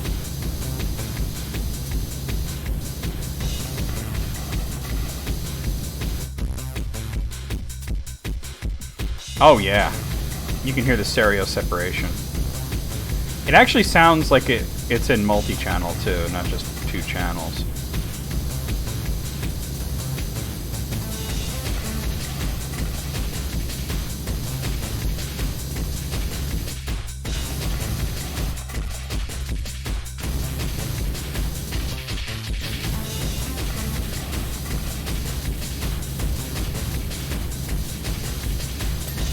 Hey.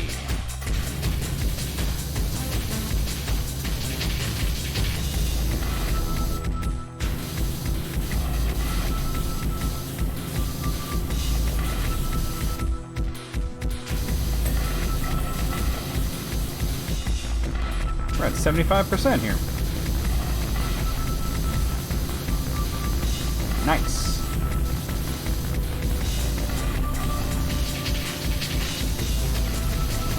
Yeah, I think they realized that Mort was a little one note and started using him sparingly.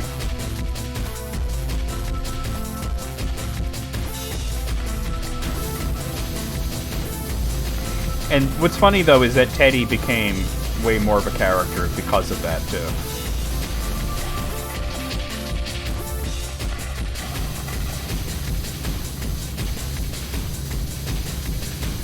There's also a lot of really great moments with Teddy and Louise.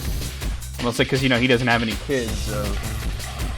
I gotta clean these tires and shit. We'll come back to that.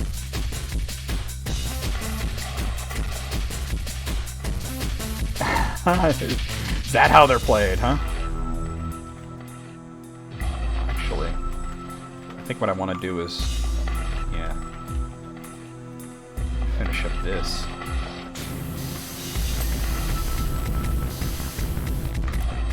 What am I on? I'm gonna use this one.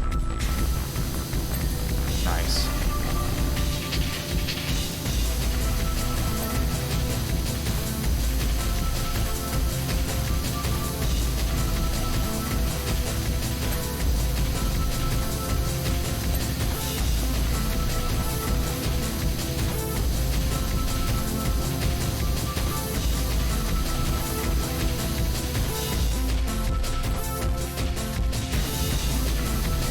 This little tiny bit? Really?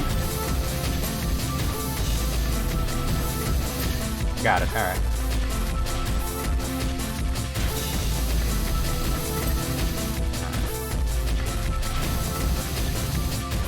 Oh, that's clean. Okay. That's clean. Yeah, he is. He's like a weird uncle to them, it's true. But he does seem especially fond of Louise, I noticed. He's also good with Tina and Jean, but he seems especially good with Louise. Maybe because, you know, he's weird, she's weird, who knows.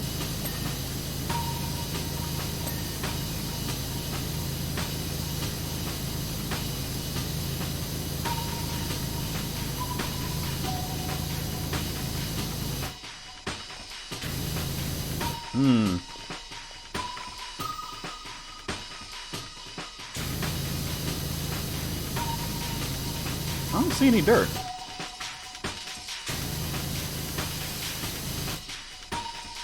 It's like a more well-adjusted Bill Dauterive? Yes, very much so.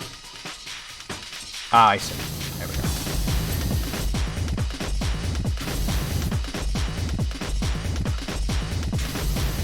This is the rumors, huh? This is the rumors, huh?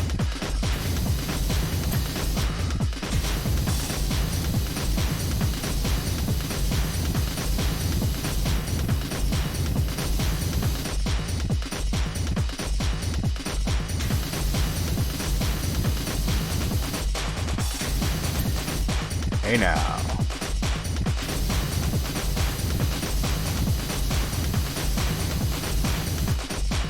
Does this really need to be here?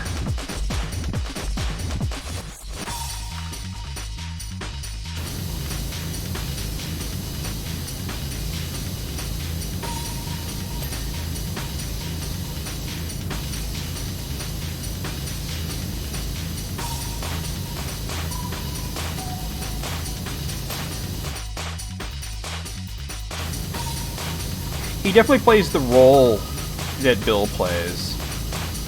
But instead of trying to constantly upplay how pathetic he is, they've actually shown that he's not as pathetic as everyone assumes.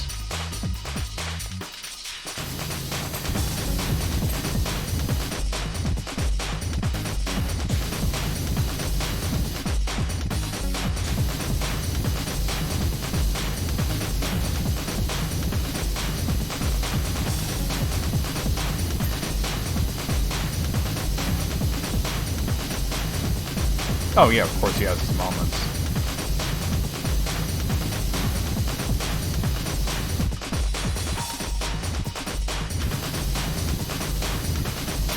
Hey.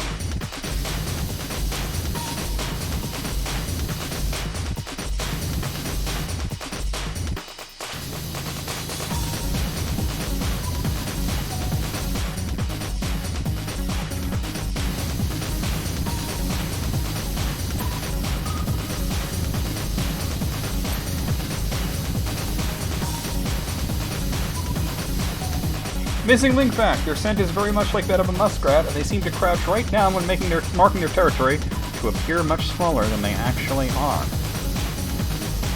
Is that what happened? Bill actually had negative character. Like, I love the show King of the Hill, but he had negative character development. He became, you know, to coin a trope, right? Flanderized over time.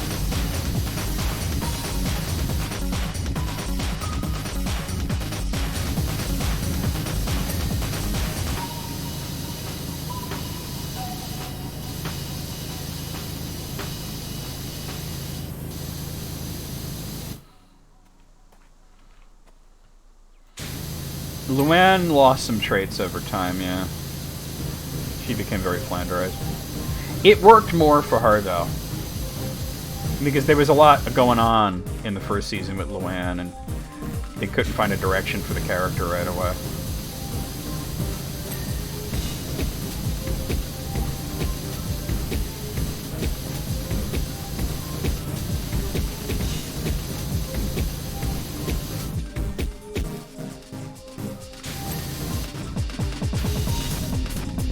They flanderized Dale? I feel like Dale started off flanderized, you know? He actually... No, he had good character development. He really did.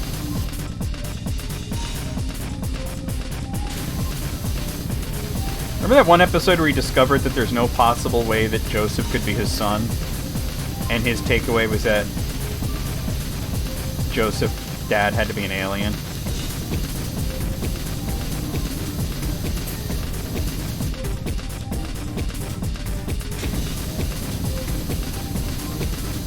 Yeah, I would have liked them exploring that more, too.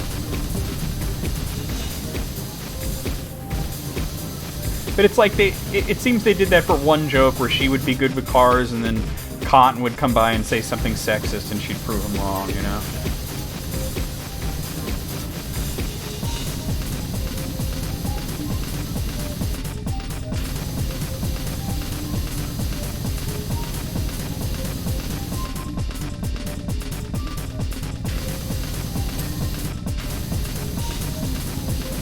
Yeah, he definitely became more rounded, there's no doubt on that. He was anti-flanderized.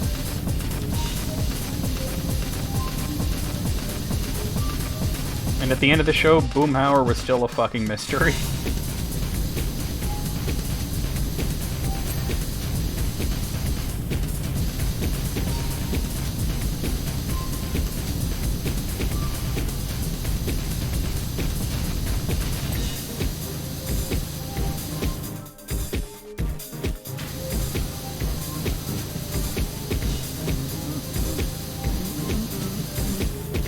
You know who got flanderized hard? Peggy.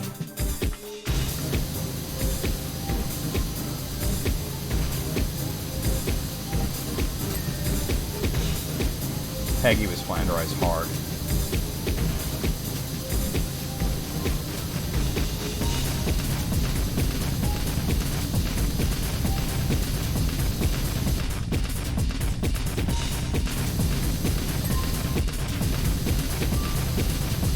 Peggy deserved better. Probably. They definitely made her into a worse person as the series went on. No one's playing?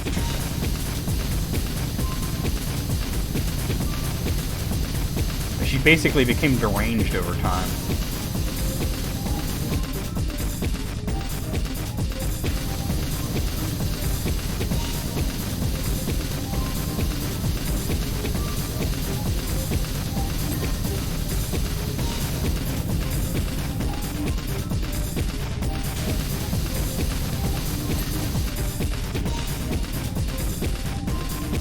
Well, I didn't mind that, and I'll tell you why. Because he became more of a teenager over time. And teenagers can be real jerks. And part of, you know, seeing a teenager grow up is seeing this sweet kid that you used to know occasionally just being a fucking asshole. So it made sense for Bobby to have his jerky moments. Like, that's why that one episode, the Bobby Goes Nuts episode where he kicked his dad in the balls, is like one of the most classic episodes because it shows him, you know, truly becoming a teenager. Yeah, it's true. It's not always fun to watch. That's fair. Hey, alright. Hey, wow, okay. These railings are more forgiving than most railings I'm used to dealing with in this game.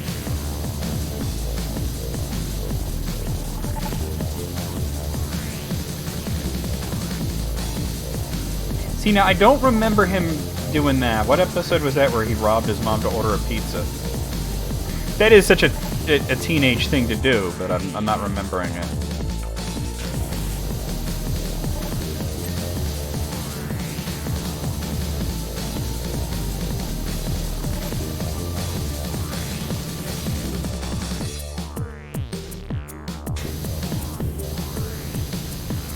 I remember the thing with the doghouse was pretty fucked up. But...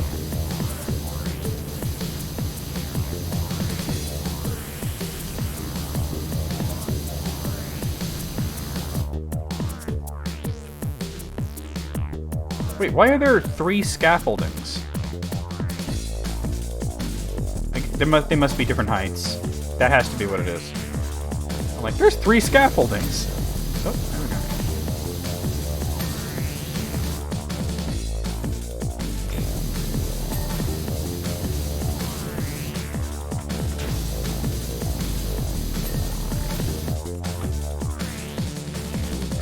Before driving comes, Bobby becomes very religious again.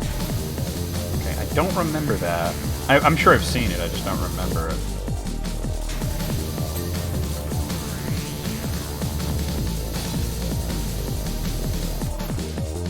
Yeah, they did trot out that Bobby suddenly finds religion thing a few times, huh? Wait, maybe not that. Maybe this one. Yeah, it works great.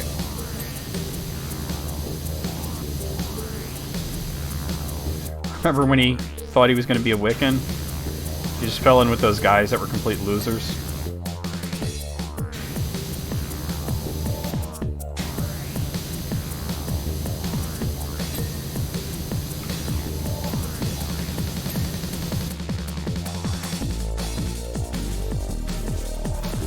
Oh yeah, I understand. If you're just not, I mean, because it is a sitcom, and if you just don't like sitcoms, that's completely understandable.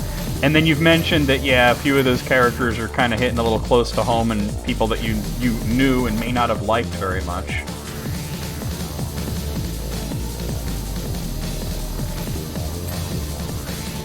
See, I don't remember that episode at all. I remember where he sabotaged the Thanksgiving, where he even weirded out John Redcorn.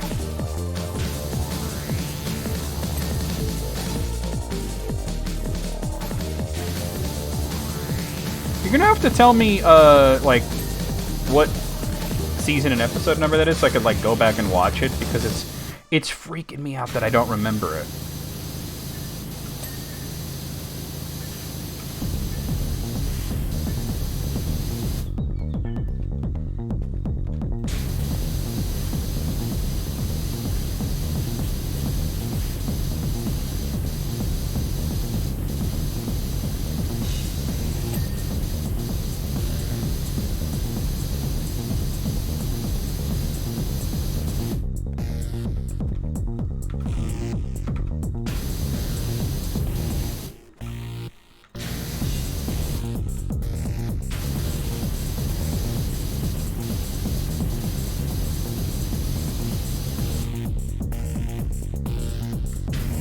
These Armored Core games are good music, huh? Born Again on the 4th of July. Okay, yeah. I'd like to see it. Yeah. I'm sure I've seen it, and I'll probably be like, oh, right, but it's just not ringing a bell for me right now. What am I... What is... Oh! A sign.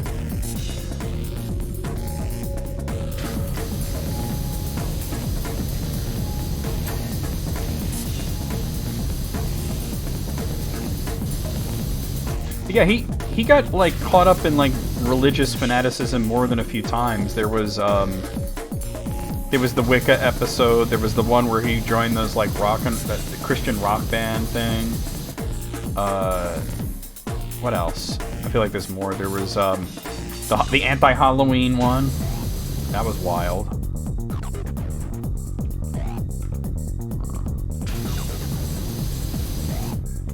this side then.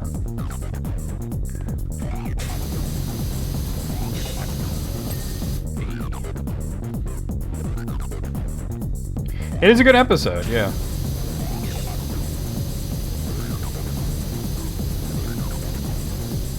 It was interesting because it was an early episode, and there was a character that was being a weird sort of funny, weirdo, and it wasn't Hank,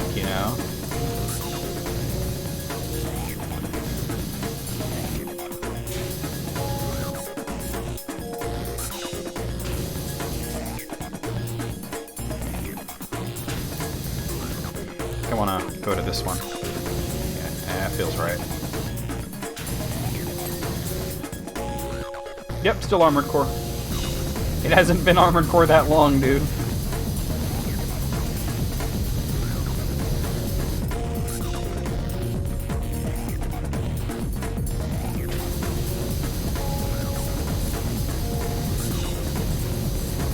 I know I've 100% seen every episode, that one's not ringing a bell.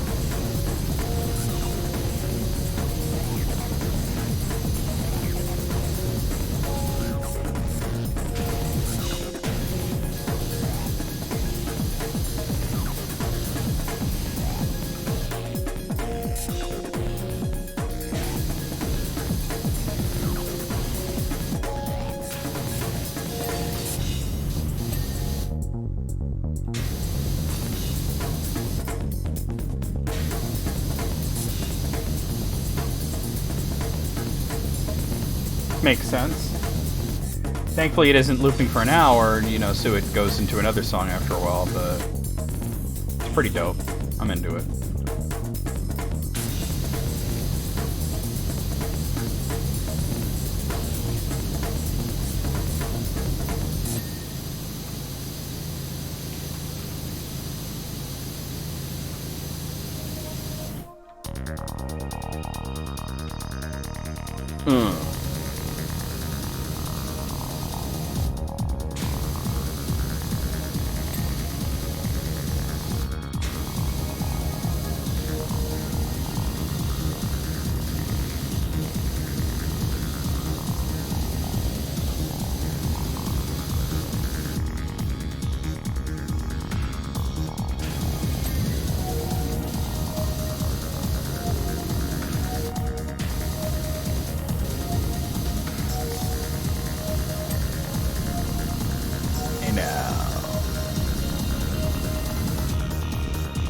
Yeah, I mean, it sounds like it's a rehash of a lot of older ideas, but just to not be like, I don't remember it.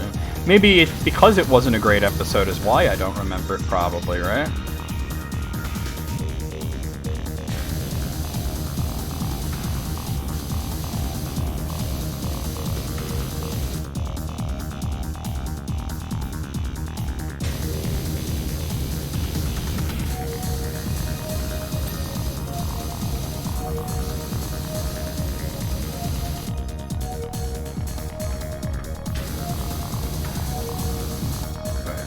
Oh, that's clean. It was that wasn't clean.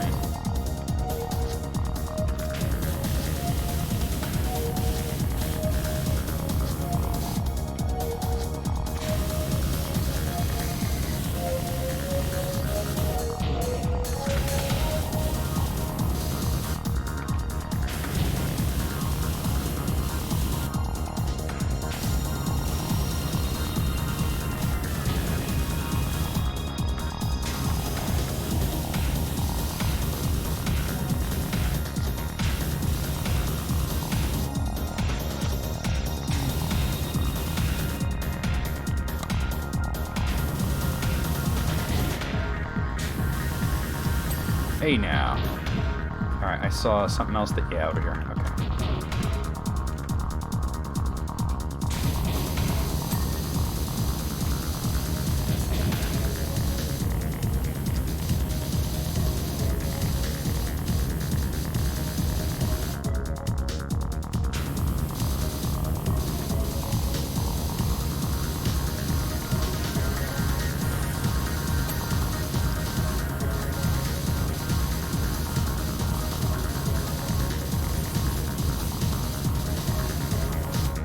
Why don't people like that one? I thought it was a good one. I didn't know that was a disliked episode.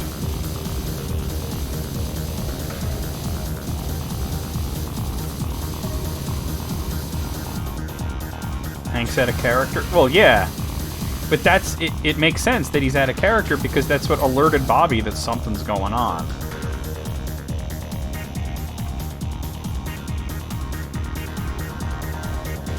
People do go out of character from time to time. Is there anything else up there that... Oh, I see. Okay. We're at 97%, so... Oh, it was around here. There we go. Anything else? Alright, I think it's just stuff at the bottom.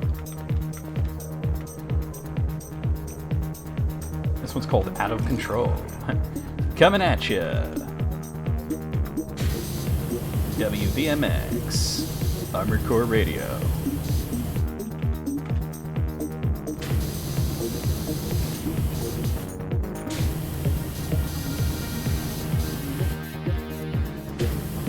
I wonder if this dude even has kids that he's got a playground under here. Right? Like, no, I don't have kids. That's for me. Fair enough, dude. Fair enough. Stupid scaffolding. I don't know why there's 3 different scaffoldings.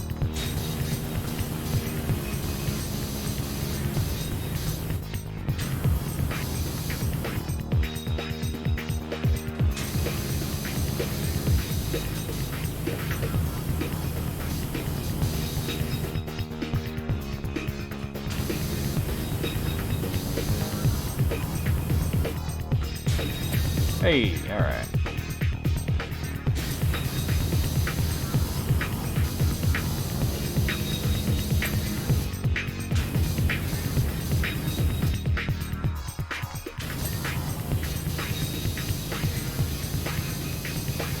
Thanks for the wildlife. Oh, this is he trying to lure in the Bigfoot. Got you. That makes sense from a bizarre standpoint.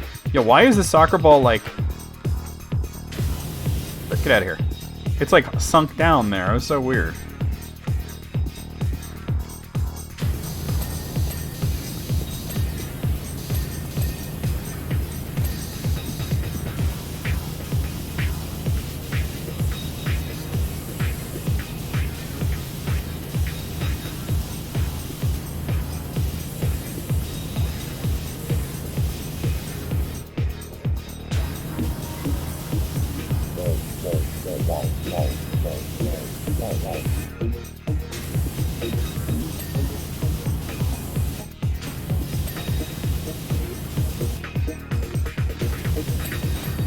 Alright. We're at 98%. And I don't see anything not clean, so we're going to have to start using the menu. Alright. One of the... okay, there's 2 fascias, and at least one of them's not clean, right? Let's see. Yeah, one of the fascias isn't clean. So fascia is part of the house. We got to go up to the house. Alright, let's see.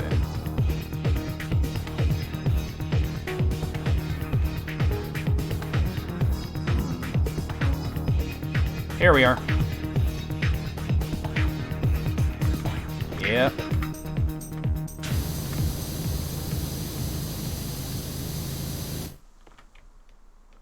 I never really did get in the... Oh, hello. Alright. There's 4 window frames that aren't clean. Like this one. 1.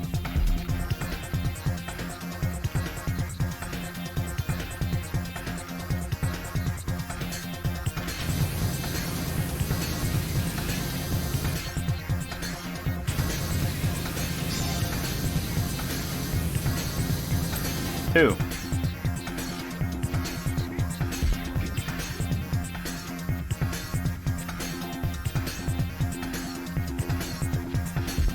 The local mine goblins. Yes. Oh, this one. Bitches. Yep. 3. All right, one more.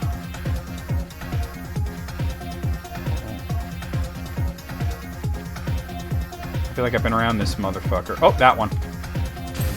Hey, alright. 2 roof trims. Okay. I betcha. Hold on.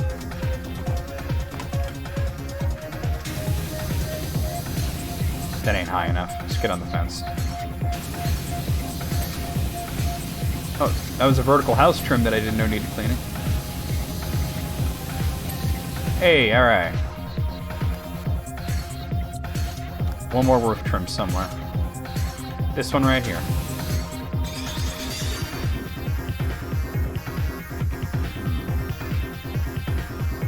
I'm not seeing dirt. Can I get to this branch? Kinda, yeah. Oh, the branch doesn't have collision? Oh, it does. It's just weird. Alright. Alright. Ow, okay. There's 6 lower house walls. This is upper house wall. What's it? Oh, I see. Lower house walls are these things.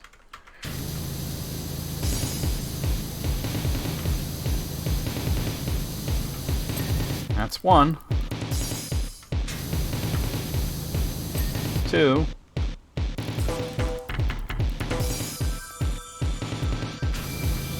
3. 4. It's a big fucking house. 5 and 6. Okay. A spiral staircase handrail. Gotta find the spiral staircase. Here we are. Ooh.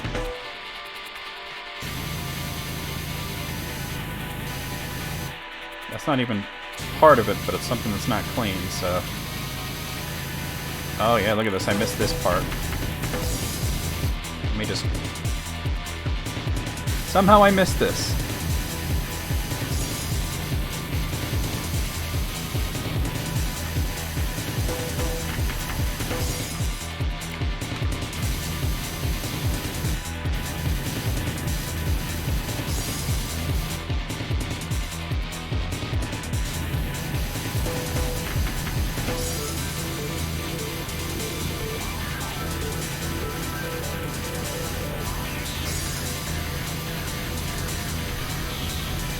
Yeah, you couldn't really relax and enjoy it, right? Well, now that's why you requested it, right? You're like, oh, let's hear the Armored Core 2 soundtrack where we're not trying to not get killed.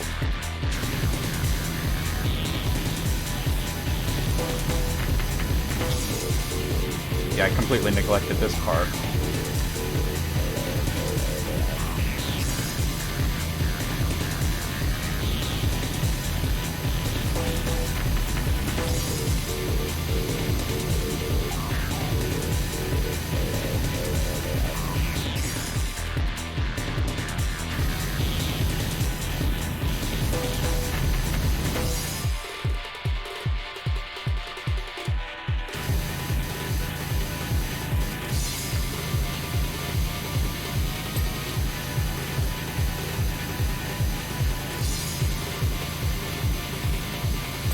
Hey, alright.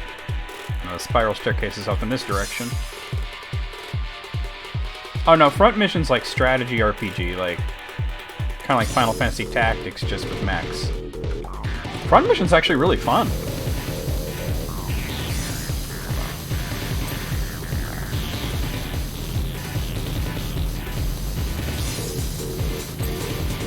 Alright, upper deck jousts, 4 of them. Thought I got all those upper deck jousts, but I guess not.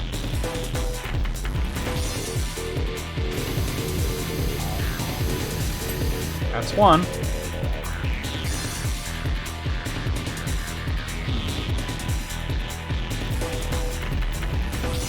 I don't see any others. Something like that. That's lower deck. Middle deck. Upper deck. Wait, over here.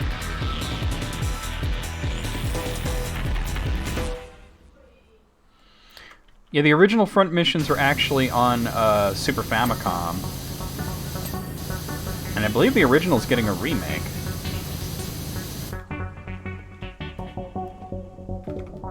Yeah, I see that. There we go. 2 upper deck rim jousts. Right there. trim. I bet you it's from this side, though. Uh-huh. There we go. So you can find this other one, though.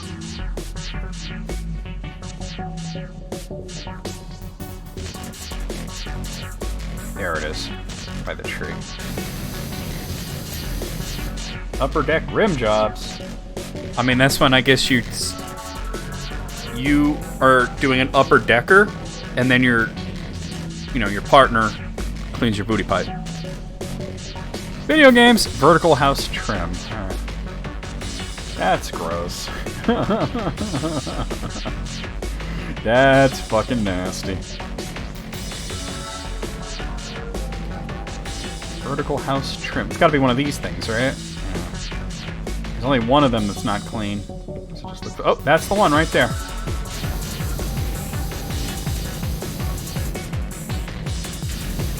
Hey!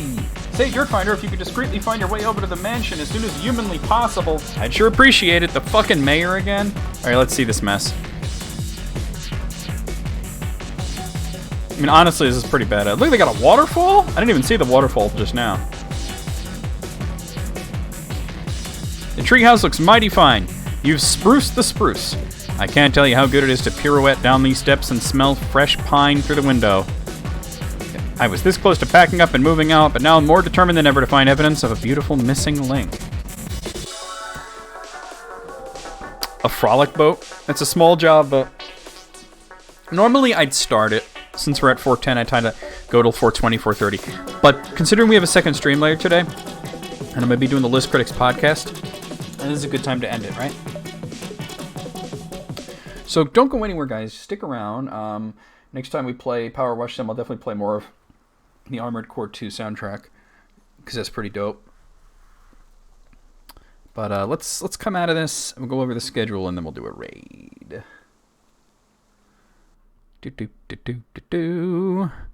Okay, so later tonight at 7, we're going to be doing the List Critics Remastered podcast with me, Jesse, and our special guest host, EB Agent J. That is tonight at 7 to 9. Tomorrow night, we're going to be doing more of SARC, the Art of Visual Stage. It's hard to say that for some reason. The Art of Visual Stage. It's a weird phrase. But that's tomorrow night for the Super Famicom. Saturday night, we're going to be starting... Why isn't this working? Oh, because I skipped Friday. That's why. Friday, we'll be continuing with more Final Fantasy Pixel Remaster for Steam. Saturday night, we're going to be starting Xenosaga Episode 1 for PlayStation 2.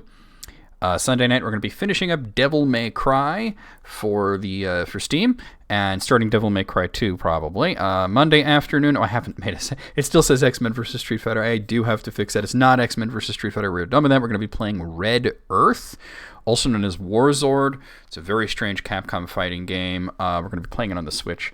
It's probably going to be one stream only because there's not that many characters. There's only like 4 characters, but it's like a lot of crazy boss battles, and it's almost like a fighting game RPG in a way. So there you have it. Tuesday night, we're going to be continuing along with more Iconoclasts for Steam, and so far this game is really fun, really colorful, way more serious of story than I expected at first, but also very funny. So go figure. And then Wednesday afternoon, a week from today, we'll be right back here with more PowerWash Simulator for Steam. Steam wants to restart. Let it do that. But let's go over here and see who we have online that we can raid, and I will see you guys later when we do List Critics. But let me go ahead and see who we're going to raid for now. Let's see. We got Niche, Sakura Sushi, Kakala, Cat Scratch, and Wade. I think we are going to raid Niche. She's playing Guilty Gear Strive. Too much stuff popping up because I just restarted. I will be letting people join the Guilty Gear lobby soon. I'll be opening it up, so. But right now it's just because me and my 2 friends just haven't played Guilty Gear in a while. 2 friends. There's only 2 friends. Yeah, my only 2 friends in the world. We thank Eighth for the idea here for raid call. I have to let them show up every so often. All right, guys. There's your ridiculous raid quote. Copy that, paste it as we head into Nisha Streaming is playing Guilty Gear Strive. I'll see you guys over there. I'll see you guys later tonight for List Critics Remastered at 7. I will see you guys tomorrow for, whatever I said it was, Sark, and just around in general. Away we go. I have to keep them around just in case the goats need their food. It would have been way more convenient if they came when the pigs were around. That would have